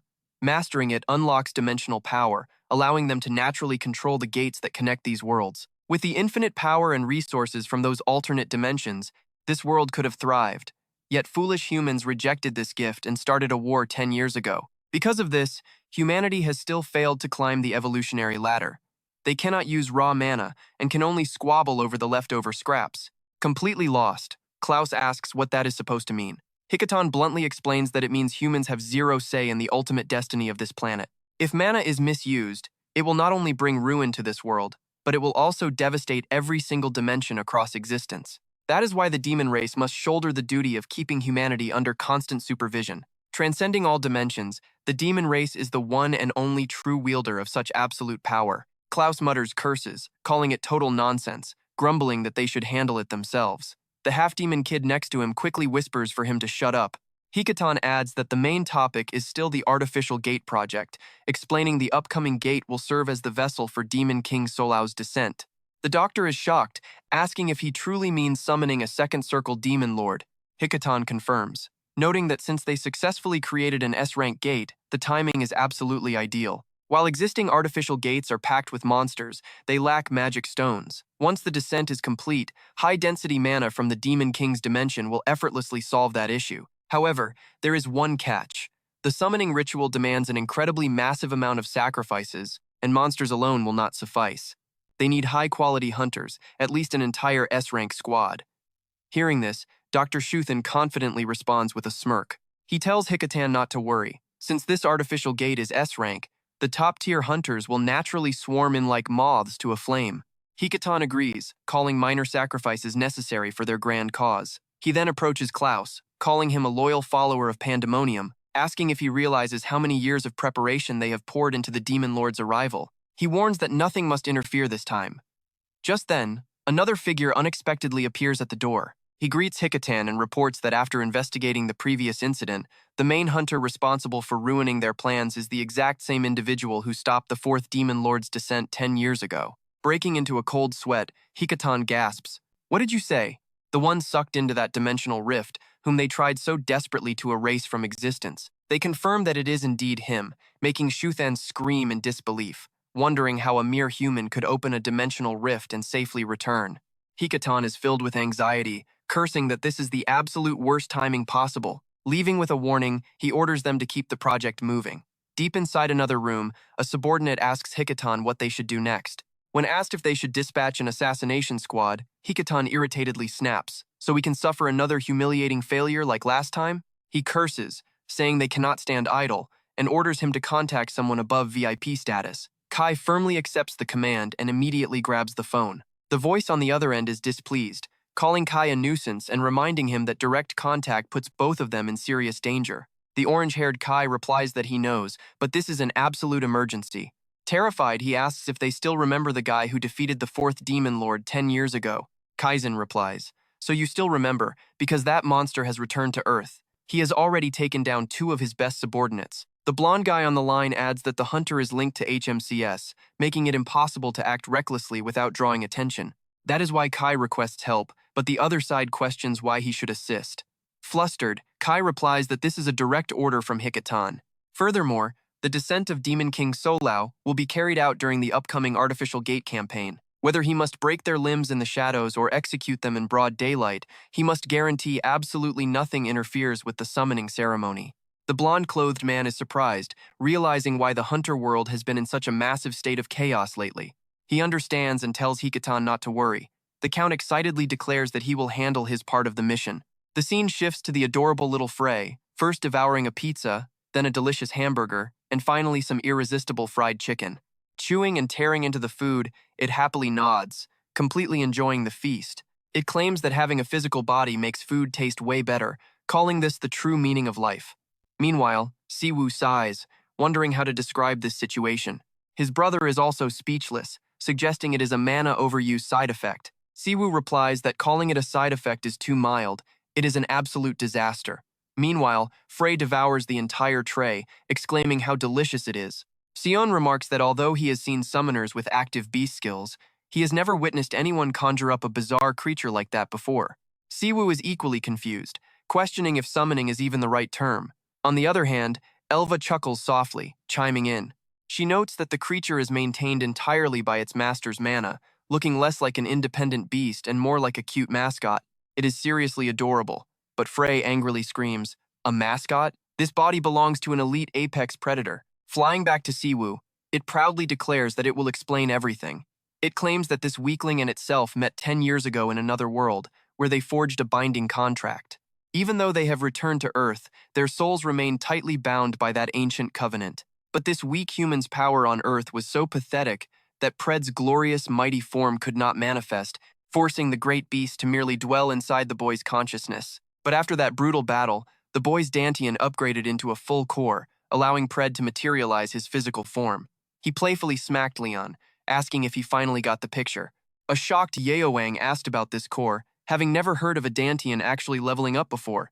Pred insisted he was not lying, calling it a common trait of powerful demons, while Siwoo was just glad the upgrade did not cause Leon any actual harm. Siwoo explained that the recent project taught him they still had plenty of room to grow much stronger. He asked for continued guidance, while Yeowang's elderly master smiled, admitting that even at his age, he still had a mountain of things to learn. Leon rubbed his neck, telling them not to overdo it, as the kid nodded. Ready to head out, Siwoo offered Leon a ride to handle the aftermath. Meanwhile, Yeowang cleverly invited Siwoo to tag along, asking if she wanted to visit the Geon Guild together. Just like that, everyone ignored little Pred, who screamed in anger, asking how those fools dared leave him behind. The next morning at the headquarters, Gyogu looked up in surprise, noting how incredibly early Leon had arrived. Leon pointed out that with a massive case involving multiple criminal syndicates, he expected everyone to be working all night. He ignored those small fry, asking how their main suspect was doing. Gyogu explained that Kang Tae-hun was silent in his holding cell, refusing to speak a word except when eating, leaving them with zero progress.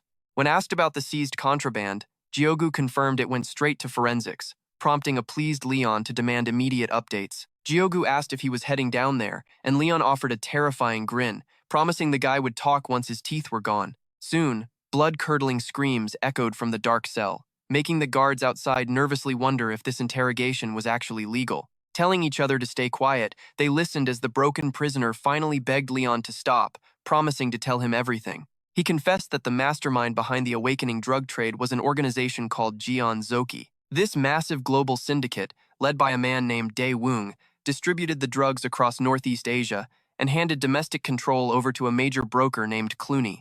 Leon recognized Clooney as one of the most prominent black market distributors operating in their area. With a severely swollen face, the prisoner whimpered that they planned to flood the entire region, using Narok as their primary operations base. He swore he had no idea where Dae Woong sourced the drugs or who backed the global distribution, causing Leon to dig deeper. When asked who Dae Woong really was, the man explained that about 10 years ago, he appeared out of nowhere, built an empire overnight, and swallowed the entire underworld. To the public, he ran a massive commercial conglomerate and a bizarre religious cult centered around his skill, completely hiding his ties to the criminal underworld. Leon sighed deeply. Amused by how the cult leader raised his kid, Leon moved on, demanding to know the true identity of Clooney from the terrified redhead. The crying lackey insisted he only met Clooney on Dae Woong's orders, describing him as nothing more than a highly eccentric, deeply unsettling businessman. Leon scoffed at the lack of solid leads, realizing they would have to dig up the truth themselves as always.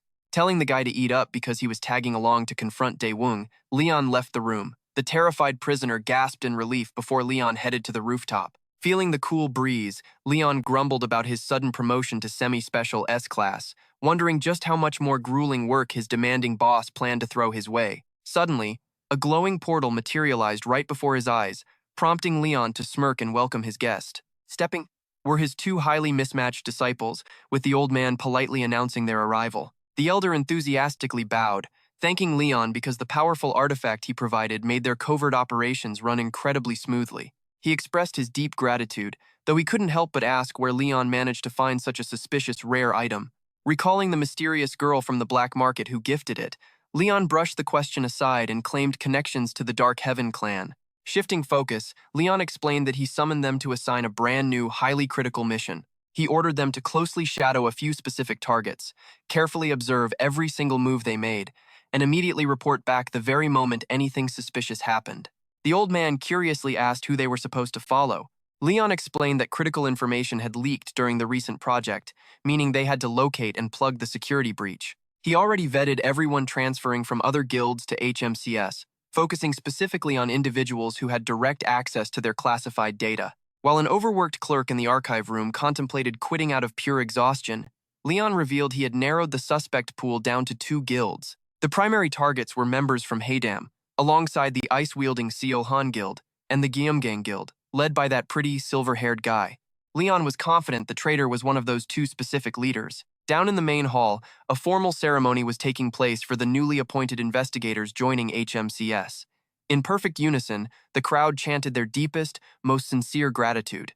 Standing at the podium, Chief Black welcomed everyone, eagerly anticipating their future achievements and contributions. Before we move to the next part of the ceremony, as investigators, you all know about the illegal awakening drug case that recently shocked the entire world. And you and I both know that this initial case was successfully resolved thanks to the efforts of the Korean branch. Not only did they seize a massive amount of these dangerous illegal drugs, but they also completely dismantled the distribution network and arrested key figures, a truly massive achievement. So, the key contributor behind this massive victory, Hunter Min-soo from the Korean HMCS branch, is now officially promoted to semi-special grade. Whispers erupt from the crowd below. Starting off at semi-special grade? Who the hell is this Min-soo anyway? Damn it, even nepotism has its limits. Others find it completely unfair. The vice president is playing a dangerous game, clearly warning the former president's faction. That Hunter is not even on the world rankings yet. Let us see just how strong he really is. Black addresses them, saying, "Dear HMCS investigators, we are the shield and the bullet of all humanity.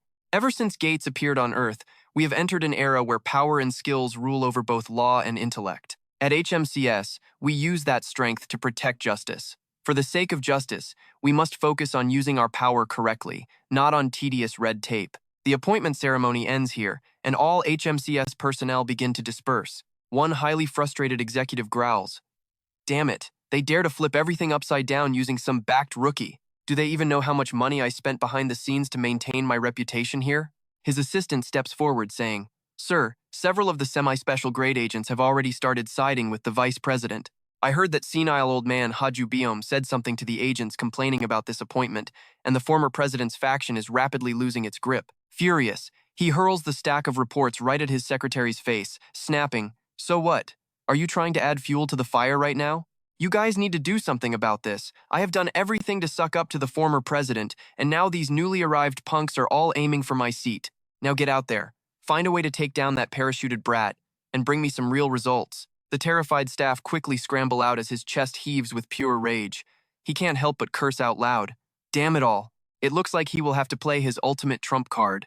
He makes his way inside a mysterious club and mutters, "Pandemonium. I thought they vanished completely after the demons migrated down to Antarctica, but do they really still exist? Even so, I still don't understand why we must join hands with them. It's not that I mind having demons back us, but you guys don't gain much from us." The other man replies, "Do you really need to know? You are not the type to care about those tiny details. What truly matters is this absurd world, where people are judged purely by their innate power. I know exactly how hard you struggled to climb from the bottom to this position."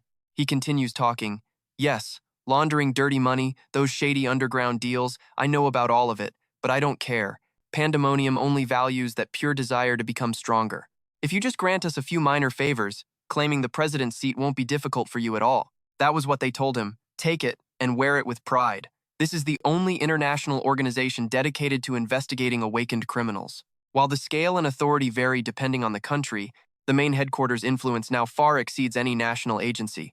Then, he goes on to explain the ranking system to our MC. Suddenly, our MC stares intensely at his phone, his expression darkening completely. Black asks in concern, "What happened?" And our MC replies with disappointment, "Jang-do is dead."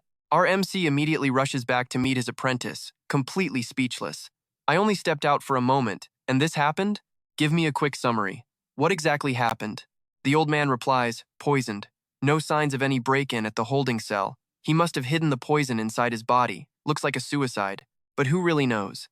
Since you left, I had Walker keep watch outside the building, but we saw absolutely nothing suspicious." He hands our MC a massive stack of documents, "And these are the reports you ordered me to investigate." He takes the files on two people, specifically about Du Ji Huan, master of the Jiumgang Guild. His background and records are highly unusual. Before entering the tutorial tower, there was virtually zero data on him, and he has no registered living relatives. The leader of the Seolan Guild has a clean record. She is an elite support-type hunter. Her guild focuses on defense and healing, which is why they are often sent abroad for missions. He responds, "Understood. I will dig into the internal information myself. Send Walker to China to investigate the Heavenly Pavilion and uncover Du Ji Huan's true origins." The old man obediently complies. While Pred is busy devouring his food, our MC is left wondering. No matter how you and I look at it, Jang-do was definitely silenced. Could the Heavenly Pavilion have inside connections? What kind of investigation agency has this many loopholes? Little Pred suddenly cuts him off, shouting, "Hey, hurry up! This is an emergency!" "What?" Pred replies, "My show suddenly stopped broadcasting. This news is so incredibly boring. Just change the channel already." Siwoo, completely done with this kid, finally spoke up. "Let's check the news." Right as the channel changes, a breaking broadcast hits. As of midnight on Mount Taebaek, South Korea's first ever S-Class portal has officially appeared. Let's go live to our reporter on the scene. The next morning, at the Korean branch of the International Hunter Association, a massive crowd gathered, buzzing with anxiety over that terrifying S-Class portal in Gangwon. Rumor has it they decided to raid the portal using only local, domestic hunters. Yeah, the government confirmed it. Apparently, Mistletoe actually showed up at the conference. Wait, what? Are you serious? It is an S-Class portal, though. Can a local lineup really handle this level of danger? Honestly, our Hunter Association should have been given full command of the operation. The entire room instantly falls silent as the president arrives, stepping inside with an incredibly commanding presence. Meet Yoonju Kim, the powerful president of the association. Right behind her, an assistant quietly asks if headquarters sent any private updates regarding the situation. She scoffs, asking if they honestly believe those high and mighty leaders at headquarters actually care about a small suburban branch like theirs. That is just how their world works. To Mistletoe, this association is nothing more than a convenient pool of elite mercenaries. The assistant quickly chimes in, pointing out that their branch was actually given full command of the raid this time. As he starts explaining the raid roster, Yoonju cuts him off, mentioning she read the brief during her ride over. She asks if there are 2 A-class portals nearby. He nods, explaining that since they are dangerously close to each other, the association has been tasked with managing the entire zone to keep things secure. Yoonju pauses to think. Her plan? Send a scout team into the S-class portal first. Once they clear out the 2 A-class gates, they can move. Then, they launch the final assault on the S-class portal. Her assistant eagerly agrees. A scouting team makes perfect sense. For an S-class portal, gathering intel beforehand is what decides whether they live or die. He promises to draft a full report immediately, then adds a last-minute update from their advisors. Apparently, the elite main branch of HMCS is joining the raid too. Frowning, she wonders who they could possibly be sending. The scene shifts to the massive S-class portal itself. Even from this distance, the sheer pressure radiating from it is heavy. Staring at the massive entrance from afar is absolutely chilling.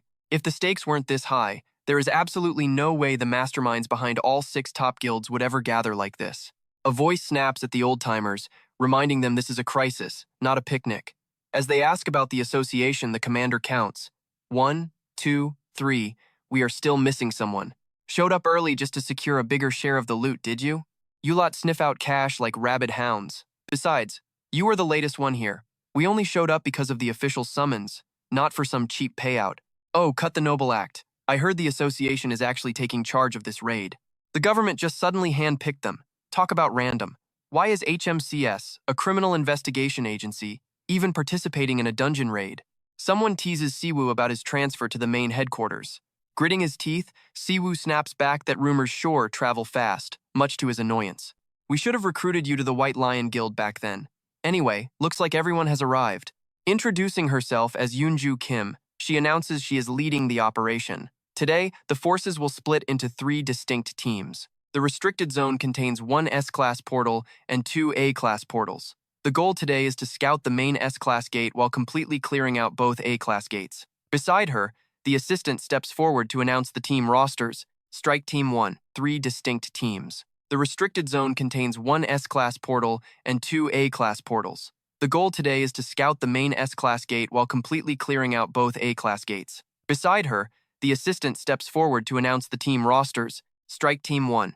Jeomgang, Seohan, and HMCS make up Team 1. Team 2 has Jaeguk, Seonbi, and White Lion. Team 3, the Scouts, features Jihwabang, Infinite, and the Association. As agreed, every guild is strictly capped at 1 platoon. Based on the threat level of each portal, Strike Team 1 will lock down the Eastern A-class portal, while Strike Team 2 tackles the Western A-class portal. Scouting Team 3 handles the S-class portal. Hearing this, a white-haired hunter grumbles in frustration, annoyed they are stuck with cleanup while the scouts get all the action. The captain calmly replies that safety remains their top priority. Unless something goes horribly wrong, there won't be any early combat, so keep your cool. Teams A and B must clear their targets as fast as possible. A nearby hunter whispers, asking who this woman is to be commanding everyone. Siwoo mutters back that he has no clue. Back in his active days, the Hunter Association didn't even exist. Besides, he knows that jerk Jae-soo Choi is just looking for any excuse to work them to bone. Another hunter approaches Siwoo, announcing their team is prepped and ready to head toward the eastern gate. He nods and gets moving. Along the way, the captain suddenly turns to Siwoo, asking if he has ever considered transferring from HMCS over to the Seohan Guild. Siwoo hesitates, asking if they even know each other. She smirks, noting that literally everyone knows him these days. Their guild is famous for top-tier healers, making him a rare spirit-summoning mage, the absolute perfect target to recruit. They offer the highest pay and the best benefits in the business, but Siwoo firmly shuts her down, saying she already knows his answer. Besides, he has a lot of unfinished business left to handle. She sighs, admitting she figured as much anyway. Suddenly, a scout rushes up to the guild leader with urgent news. The entrance has finally been spotted. They instantly arrive at the gate. Silverhair remarks that while it is big for an A rank, it is nothing compared to an S rank. Strangely, the entrance lies flat on the ground. He excitedly shouts to go right in, because whoever gets there first claims the loot. With that, the crowd jumps down. Wait, isn't loot divided after the raid? Our main character scratches his head, wondering why they are in such a rush, acting like dogs needing to pee. There is no choice but to follow. The captain orders So Yoon to maintain formation and enter from the rear. She obeys. Our main character slowly steps into that bizarre gate. Upon arrival, someone screams that it is burning hot and they are literally melting. Someone begs for a watermelon. Is this a tropical rainforest? It instantly triggers our main character's memories, reminding him of the beginner's tower. Behind them, the scouts report to their guildmaster that the main force has entered. She looks around the area before giving a simple, short nod. She orders a small squad to guard the entrance. Strangely, there are no low-level monsters around. The Gyeomgang Guild must have already pushed deep inside. Suddenly, an echoing boom startles the raid team. You and I know that means trouble. What on earth was that sound? They rush through the forest toward the source of the noise. A gray-haired hunter is left completely confused by the situation, shouting, "Come on! Why are you all swarming over here?" He says with pride that his team had already claimed this spot first. As they venture deeper, they find themselves surrounded by bubbling lava. The hunters look around in utter disbelief. Is this a volcanic zone? It is so weird that nobody can tell if it is day or night. One female hunter reminds them that their current mission is strictly scouting. They must assess the environment quickly and pull back before any nasty surprises catch them off guard. Each guild is tasked with exploring a different direction. Yoa steps up, telling Hunter Gyu that her Treo guild will handle the southern route. The S-rank leader of the Infinite Guild silently nods. She possesses a rare verbal command skill, which is probably why she rarely speaks a word. That silence makes Yoa shiver. She sighs, wishing she could have been paired up with her master instead of dealing with this awkward atmosphere. Her crew sighs, deadpan, calling out to her. She snaps out of it, saying they should get moving. Switching to another group, they realize they have been inside for quite some time. Yet, strangely, there are absolutely no monsters. Any leads? A hunter replies that they scanned a 20-kilometer radius. There is no sign of any life, and they cannot even find basic rocks. However, a massive flow of mana is concentrated in a single spot, with the epicenter being that giant volcano over there. The captain warns that heading straight there is too risky. They will only advance within the safe limits of their detection skills. Back with Yoa, she observes the quiet surroundings. Nothing seems out of place, but that volcano remains highly suspicious. She prepares an arrow to test it out. Yoa steps back. She looks at Gyu, playfully asking if she startled her, while the silent hunter scribbles notes on paper. The southern route is fully scouted, meaning it is time to head back to the rendezvous point. Yoa agrees they should return immediately. Gyu then shows Kang Ryo-hwa a message, asking if she personally knows the legendary hunter Minu. This catches Yoa completely off guard. Yoa responds, wondering what is up. Gyu writes that she reached this level thanks to Master Choi Jae-soo and the veteran heroes of the decade-old war. Gyu shares that while her uncle Jae-soo and Dako Ho remain vivid in her mind, she strangely remembers almost nothing about the powerful Minu. Is that not strange? How could someone so powerful that they shook the nation completely fade from everyone's memory in just 10 years? Yoa suggests asking their master. Suddenly, a panicked scout runs up. He reports that comms with the command post are completely dead, and she needs to see this immediately. Sensing danger, the group rushes over to investigate. Yoa is left in absolute shock, wondering what on earth could have happened here. The site is a total bloodbath. Elite hunters lie slaughtered across the ground, with only a few barely clinging to their lives. The towering fiend sneers, mocking them for delivering themselves to its doorstep. It promises to brutally execute every single one of them right here. Over a dozen high-ranking hunters fought for their lives, but they were wiped out without leaving so much as a single scratch. The southern captain realizes with dread that this creature is no ordinary monster. It belongs to a species that completely transcends humanity. She trembles in absolute terror, recognizing it as a true demon. Just as despair sets in, Yoa suddenly rushes forward, screaming for her captain. Fortunately, Yoa intervenes just in time to deflect the demon's lethal strike. The remaining hunters unleash their attacks to keep the monster at bay. After absorbing Hunter Gyu's strike, the demon feels absolutely zero pain. Instead, it gets incredibly thrilled. It calls her technique amusing, but claims it has something far better. Gyu is left paralyzed with shock. Did it break her S-rank verbal command that easily? This thing possesses high intelligence, speech, and those massive horns. It can only be a legendary, high-ranking threat. Yoa screams for everyone to keep their eyes locked on its movements, taunting the fiend as a mere bug that flies like an insect. But the demon unleashes a wave of fire, blocking anyone from getting close. Yoa can only curse in frustration. She tells the captain to gather survivors and call for backup while she draws its aggro. She instantly taunts the demon, calling it an overgrown lizard. Pierced by her shot, the demon is momentarily stunned before roaring in pure fury. It declares that the game ends right now. With those words, the beast stomps the ground, sending razor-sharp spikes shooting upward. Unfortunately, Hunter Gyu gets his face brutally slashed by one of them. Laughing wickedly, the beast declares, "I tore your mouth open, and now I will crush both of your arms." The monster contorts its body to unleash a devastating attack, shouting, "Turn to ash!" Yowa screams for everyone to form a defensive line. Its deadly strike is suddenly neutralized, shattering to pieces. The bewildered monster mutters in confusion, while our main character himself is shocked to suddenly appear here. Rewinding 30 minutes earlier inside Cave A, standing before the portal, our protagonist wonders if he is seeing an illusion, or if there is actually another gate inside this one.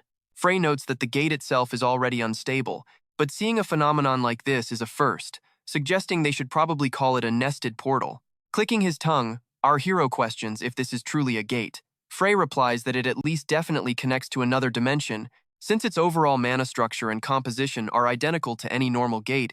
Even the silver-haired hunter gasps in utter shock, exclaiming that a gate within a gate is something he has never witnessed in his entire life. The protagonist asks where the other hunters are, and the man replies that they are being healed while others harvest the monster corpses. Our main character points out that there are absolutely no monsters or magic stones inside. He suggests going outside to report this phenomenon first, but the silver-haired guy complains, fearing the portal might close. He suggests tossing a few healthy guys in to test it instead of retreating, earning the protagonist's utter contempt. Our hero warns him about constantly rushing in blindly and ruining things, causing the embarrassed hunter to explode in pure rage. That is when Frey steps in to make the final judgment, suddenly shoving both men forward and telling them to enter first. Just like that, they get sucked inside, completely bewildered while screaming at the crazy little creature for doing this. Tumbled down and slightly dazed, they look around at a volcanic wasteland, with the hothead swearing to settle this score later. He complains about how poorly trained that summon is, right before a blood-curdling scream suddenly echoes through the area. Recognizing the familiar voice, our hero immediately rushes over to the source, explaining that the screams led him right to them. Yoa asks in surprise how her master got here, but he responds that he should be the one asking that question. He wonders if the two portals are somehow connected, while the furious demon points right at him, roaring about having its fun ruined. Threatening to devour them whole, the beast attacks. But our protagonist activates a barrier and tells Yowa to support him from behind. Nodding obediently, she draws her bow and readies an arrow. Out of breath, the silver-haired hunter catches up, complaining that he needs a warning next time, before noticing Team C's presence. He asks the unconscious captain if this is a rank 5 portal, completely stunned as he watches our hero battle the monster. It is truly humiliating, since no one ever dared to call them weak before he arrived. The gap in power should have been close enough to bridge, leaving him wondering if the man is human or a demon. The captain suddenly murmurs that his race is completely different, as such a terrifyingly powerful existence simply cannot be human. Deeply shaken, she mutters that she is an S-rank hunter and the president of the Korean International Hunters Association. Yet she feels completely useless, which the silver-haired hunter fully understands, agreeing that no matter how hard they train, they can never match a different species. But perhaps, if they can grasp the true nature of that power, they might at least stand a chance of catching up. Yowa frustratedly screams, "Damn it." She reports landing countless hits but suspects the beast is regenerating. Our hero explains that this is a banjak, a rare high-level monster capable of using active skills. These creatures are incredibly rare even in the demon realm. Instead of using an energy center like humans do, they possess a much higher concept known as a core. And the absolute main feature of this core is near-instant regeneration. Yowa asks if destroying the core guarantees victory, but our hero confidently grins, stating he will just devour it instead.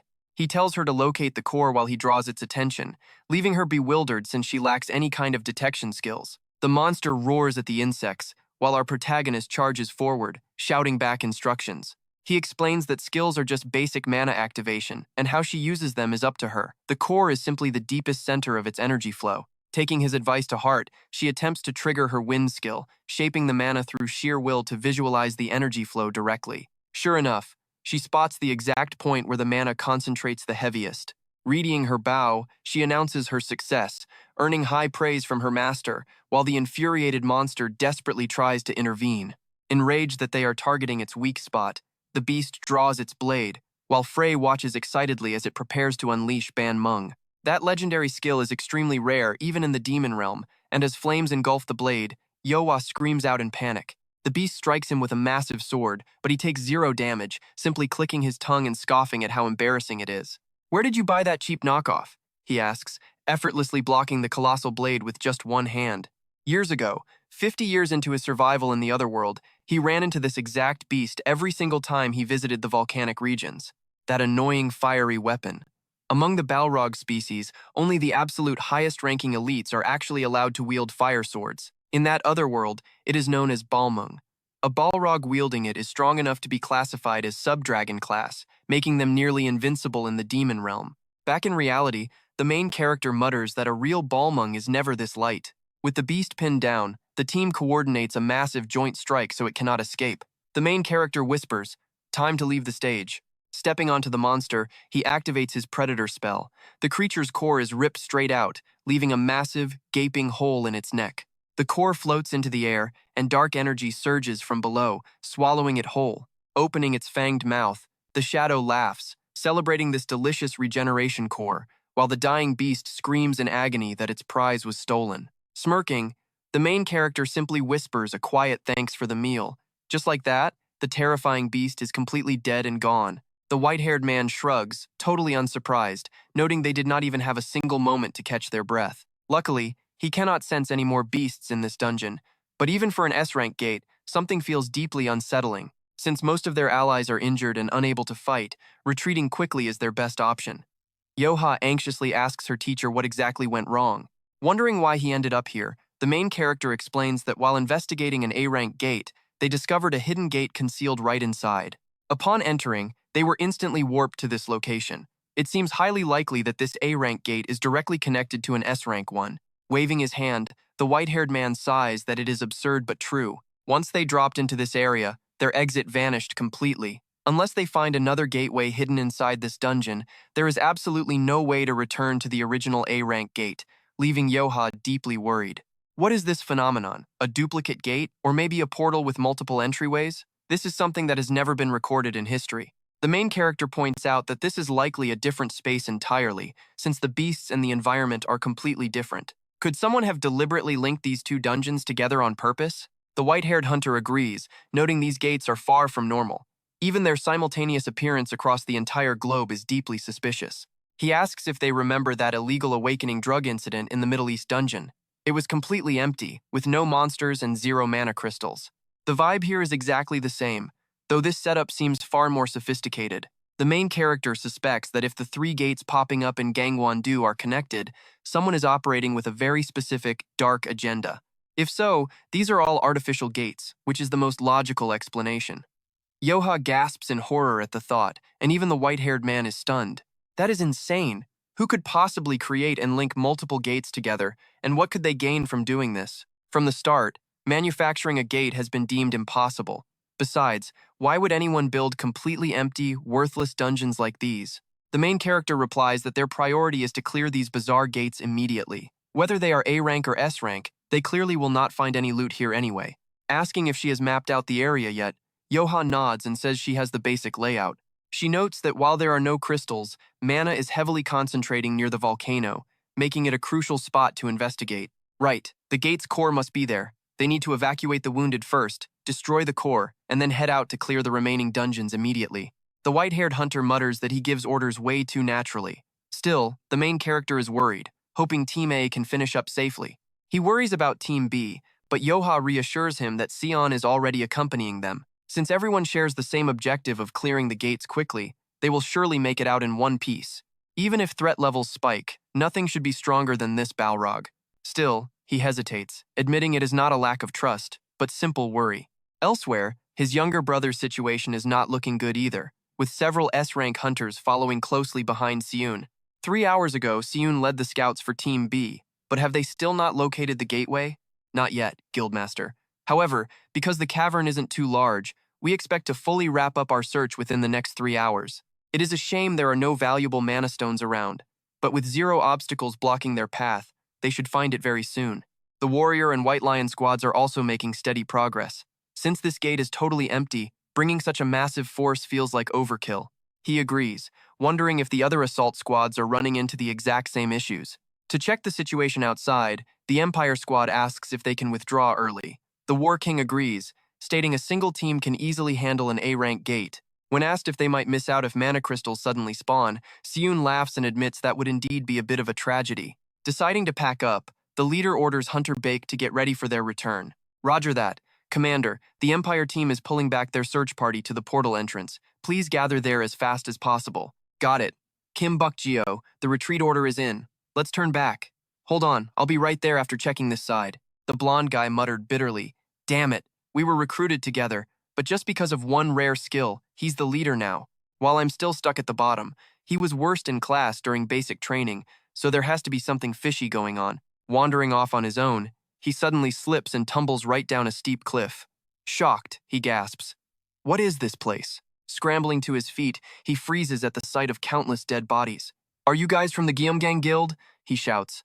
You are Geumgang hunters, right? Silence. Terrified, he wonders why they are here when they should be up with Team A. A sudden noise makes him freeze and drop to the floor. Suddenly, two strangers appear and ask, How did you get here? How else? I obviously stepped in here long before any of you did. Who do you think released the Minotaur here? That beast was a sealed guardian, and even you couldn't have wiped out this many elite hunters alone, right? Since every single leader abandoned their post, I came to help, he explains. Wait, where is President Li Ye? Weren't you guys planning to completely wipe out the Froststorm Guild? A healer is incredibly valuable. Since she's still useful as a sacrifice, I sent her out first. I'll just fake my death here and slip away from Froststorm later. Cold-blooded as ever, huh? No wonder you picked a guild just like you. That's enough talk. Go close the gate now.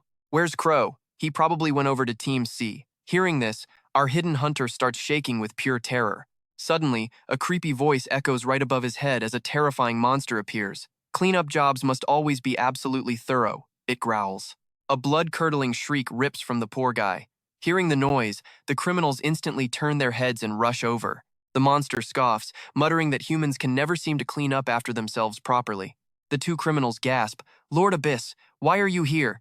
The creature explains that the doctor opened a separate portal. Are there enough sacrifices yet? He asks. Abyss shakes his head. Not yet. A problem came up. It seems Banjak was defeated. The criminal freezes in shock. What, even Banjak? Abyss narrows his eyes. Yes, it's that damn necromancer again. We wanted to descend through Gate 3, but things got complicated. Too many humans gathered there, so we can't risk destabilizing the portal. So, the descent moves to Gate 2. He barks out orders. Seal Gate 1 and head to Gate 3. Make sure those humans don't do anything stupid. The sacrifices at Gate 2 are more than enough. After years of hard research, we can finally present our results. Yet these annoying pests keep getting in the way. Since we serve a supreme being, we cannot afford a single mistake. Is that clear? The criminals bow respectfully. Back at Gate 2, Seun looks anxious. Still no sign of him? His team replies that they sent the retreat order, but Kim Buk-geo was never a team player to begin with. But this is the first time they can't even get a signal through. Can our tracker find his location? The tracking hunter responds with a grim look. The strange thing is, his life signal has vanished completely. Seun sighs deeply. Getting separated on a mission is bad enough, but if he triggers gate syndrome, we're in deep trouble. We need to wait for now and request backup from another guild. With that, Seun immediately heads over to find President Do Ki-hoon. He looks surprised. Empire team, aren't you guys gone yet? Seun apologizes, explaining that one of their hunters has gone missing. Our trackers can't locate him at all. Is there any way the Warrior Guild could assist us in the search? Do Ki-hoon shrugs. It's no big deal. Go help them search.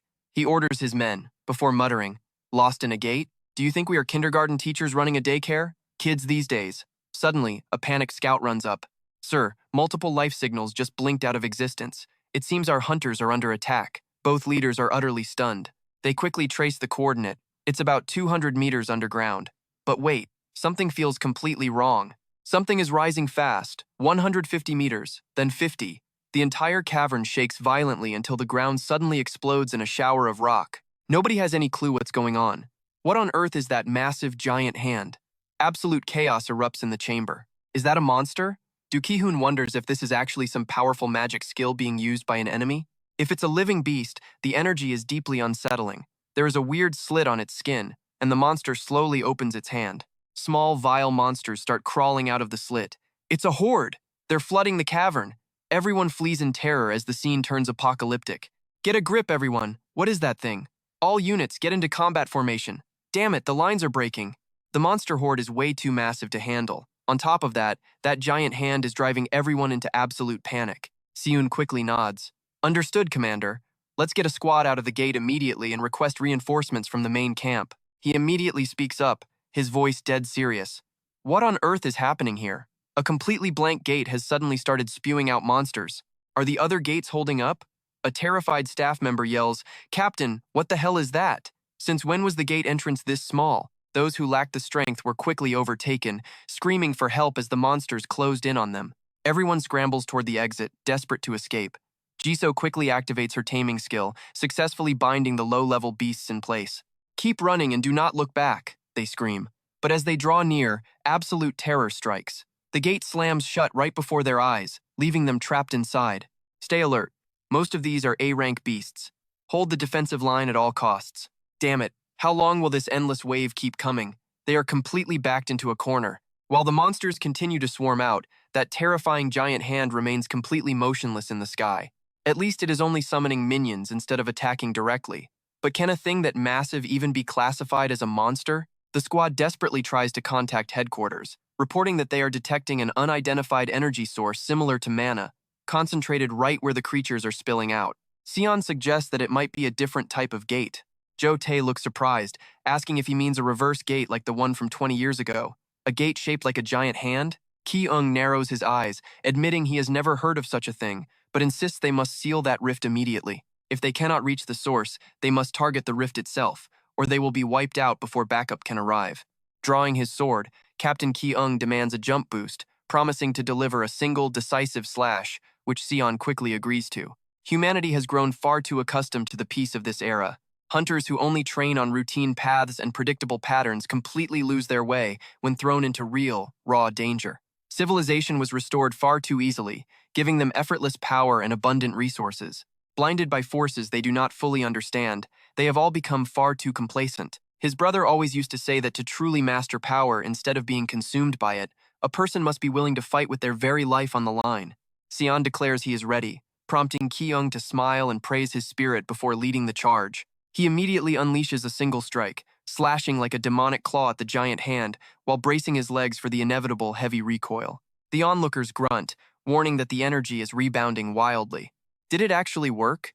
Suddenly, the monster swarm stops, and countless tiny hands begin to sprout from the giant palm. Then, a massive eye peels open from the center of the palm, leaving the shocked onlookers unable to believe their eyes. He stammers, asking what that terrifying thing is as the crowd trembles in fear. Nearby, Ouroboros watches from the shadows, thrilled that his master is finally descending.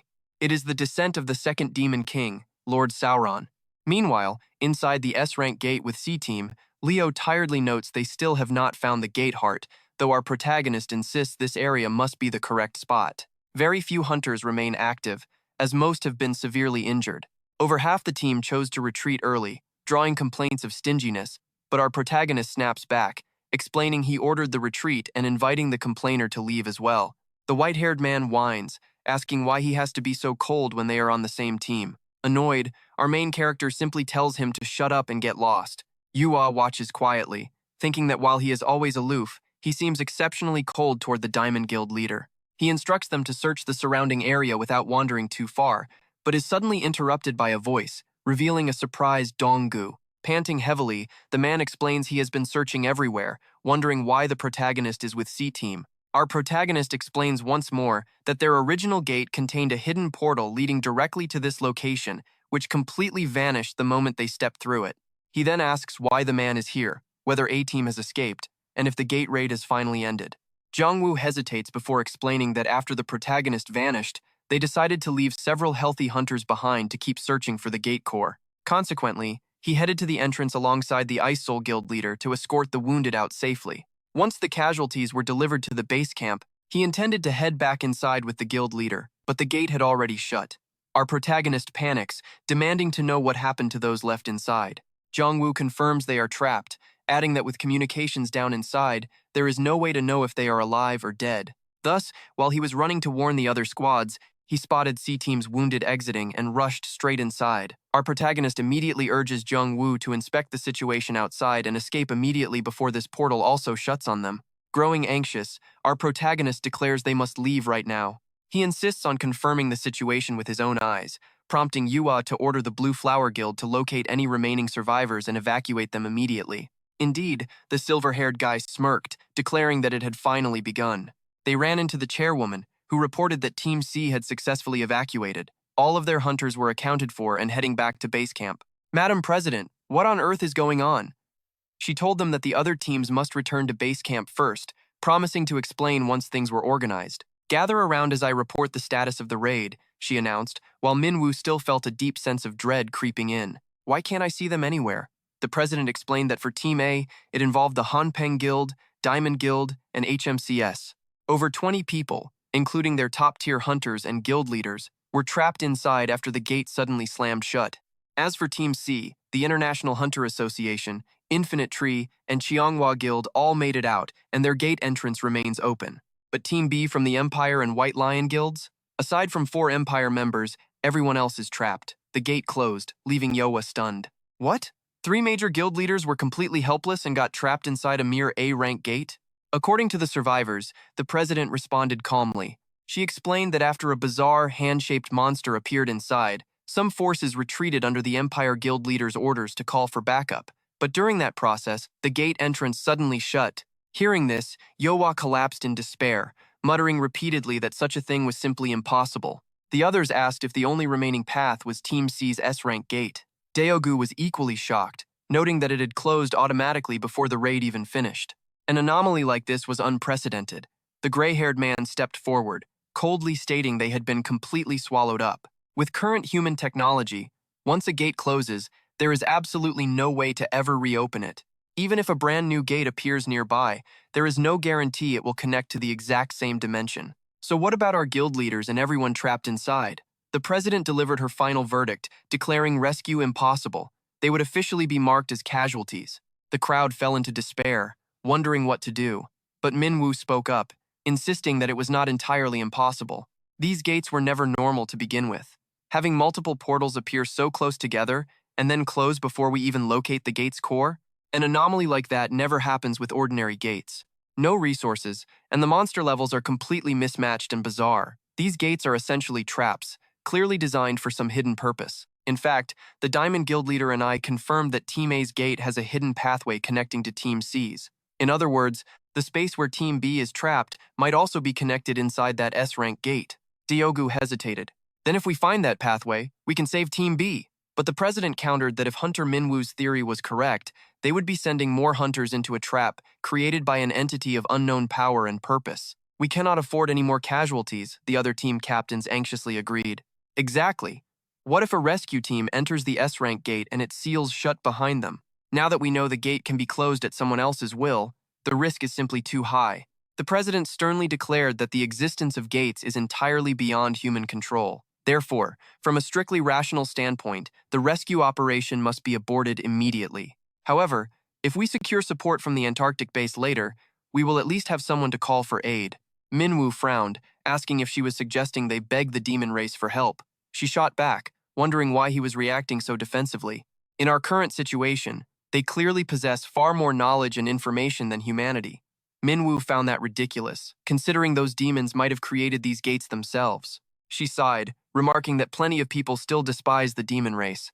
For years, they have quietly helped rebuild human civilization as atonement for sparking the war in the first place. So what could they possibly gain by pulling a stunt like this now? Min-woo felt like he was about to lose his mind. Are you seriously going to trust invaders just because they patch up the wounds they inflicted on us? This is not something from 200 years ago. It has only been 20 years. Honestly, you did not even fight in that war, so what do you know? Her pride wounded, the president snapped, declaring that this useless argument was getting them nowhere. If you are so incredibly capable, why don't you handle this yourself as the raid commander? I officially declare that there will be no additional rescue operations. We will report the situation to headquarters. And then Min-woo cut her off. After all, you did nothing but sit on your butt throughout the entire raid anyway. An aide started to speak, but Min-woo interrupted. Go ahead and report, beg the government, do whatever. She gasped. What? Min-woo declared. I will handle the rescue myself. Elsewhere, a mysterious figure looked at a map and muttered that things were progressing much slower than anticipated. Tashanka, the S-rank hunter from the Misteltein Guild, noted that although the South American S-rank gate had been successfully cleared, the scale of destruction was far worse than they imagined. Yanami, another S-rank hunter from Misteltein, calmly replied. It was the same for them while their nation escaped major damage. The number of hunter casualties inside the gates was far higher than anyone expected. Stroking his beard, Old Mimir, an S-rank hunter from Misteltein, muttered that this was a completely unprecedented phenomenon.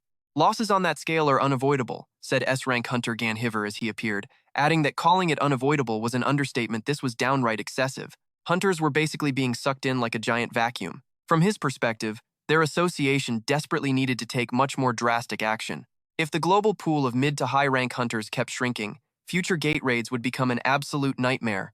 Centermain, another S-rank hunter from Misteltein, patted her shoulder and told Ganhiver she was talking nonsense. Slapping his hand away, she snapped, asking who he thought he was touching, and if he still failed to understand the Hunter League stance. Jen pointed out that if a massive global force like theirs intervened too deeply, the nations involved would be put in an impossible position. Humans instinctively fear those who hold absolute power.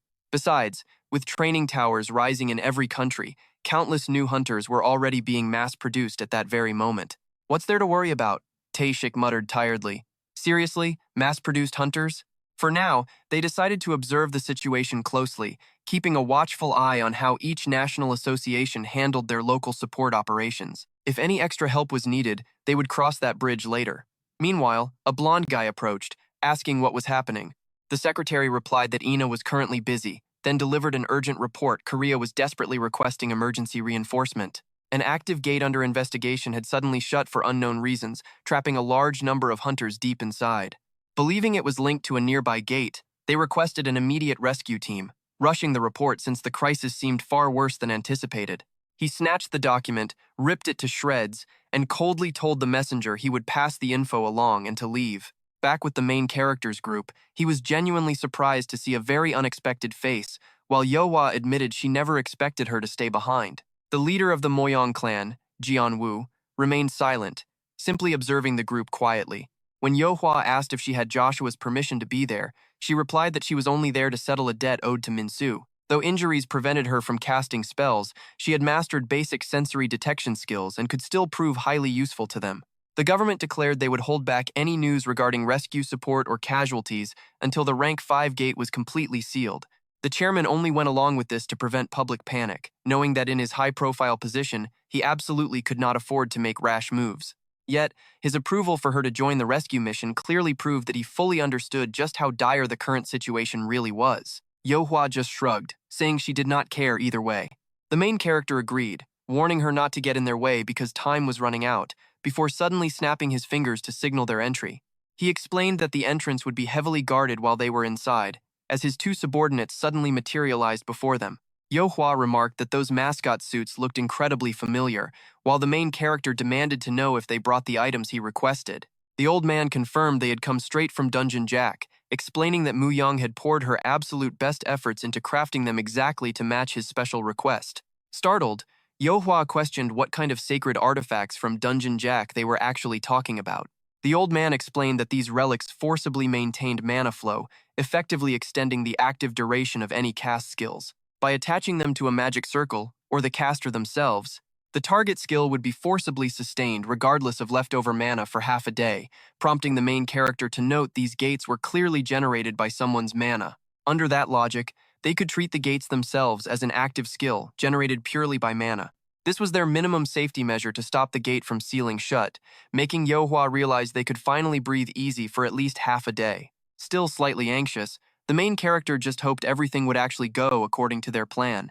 He ordered them to keep anything suspicious far away from the entrance, prompting both guards to bow deeply and pray for their master's safe return. With that, the team finally stepped inside the dangerous S-rank gate, where Diokgu pointed out that he could not sense any monster presence at all. The main character decided to focus his search around the first entry point of Gate A.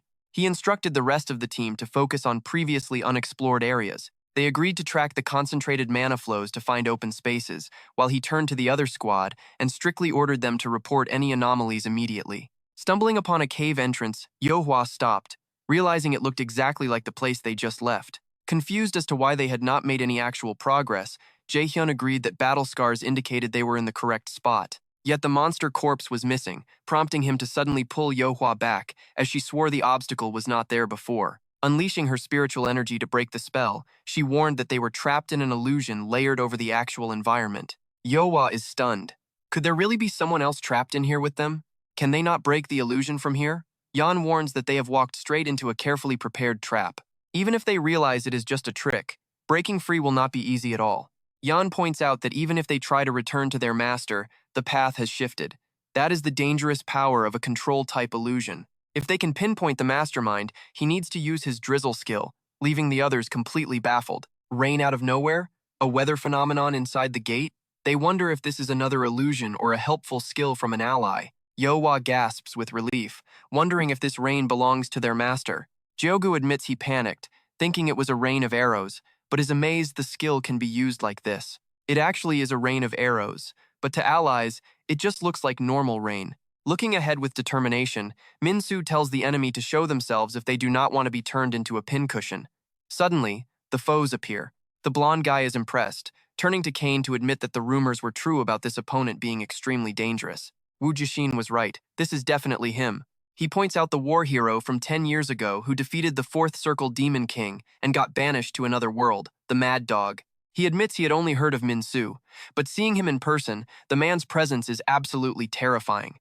Ki-shin warns Jihua to stay alert. Min-soo speaks up, claiming he knows exactly what kind of person Jihua is, a piece of trash serving demons. Jihua bursts out laughing, mocking Min-soo for having a sharp eye and a sharp tongue, proving he is actually quite clever. Skipping the pleasantries, Jihua immediately lunges at Min-soo with a deadly strike, challenging him to show what he is made of. Min-soo retorts that he does not care what desperate desires drove Jihua to side with demons. But as a human sharing this planet, is he not ashamed of clinging to the strong and betraying his own kind?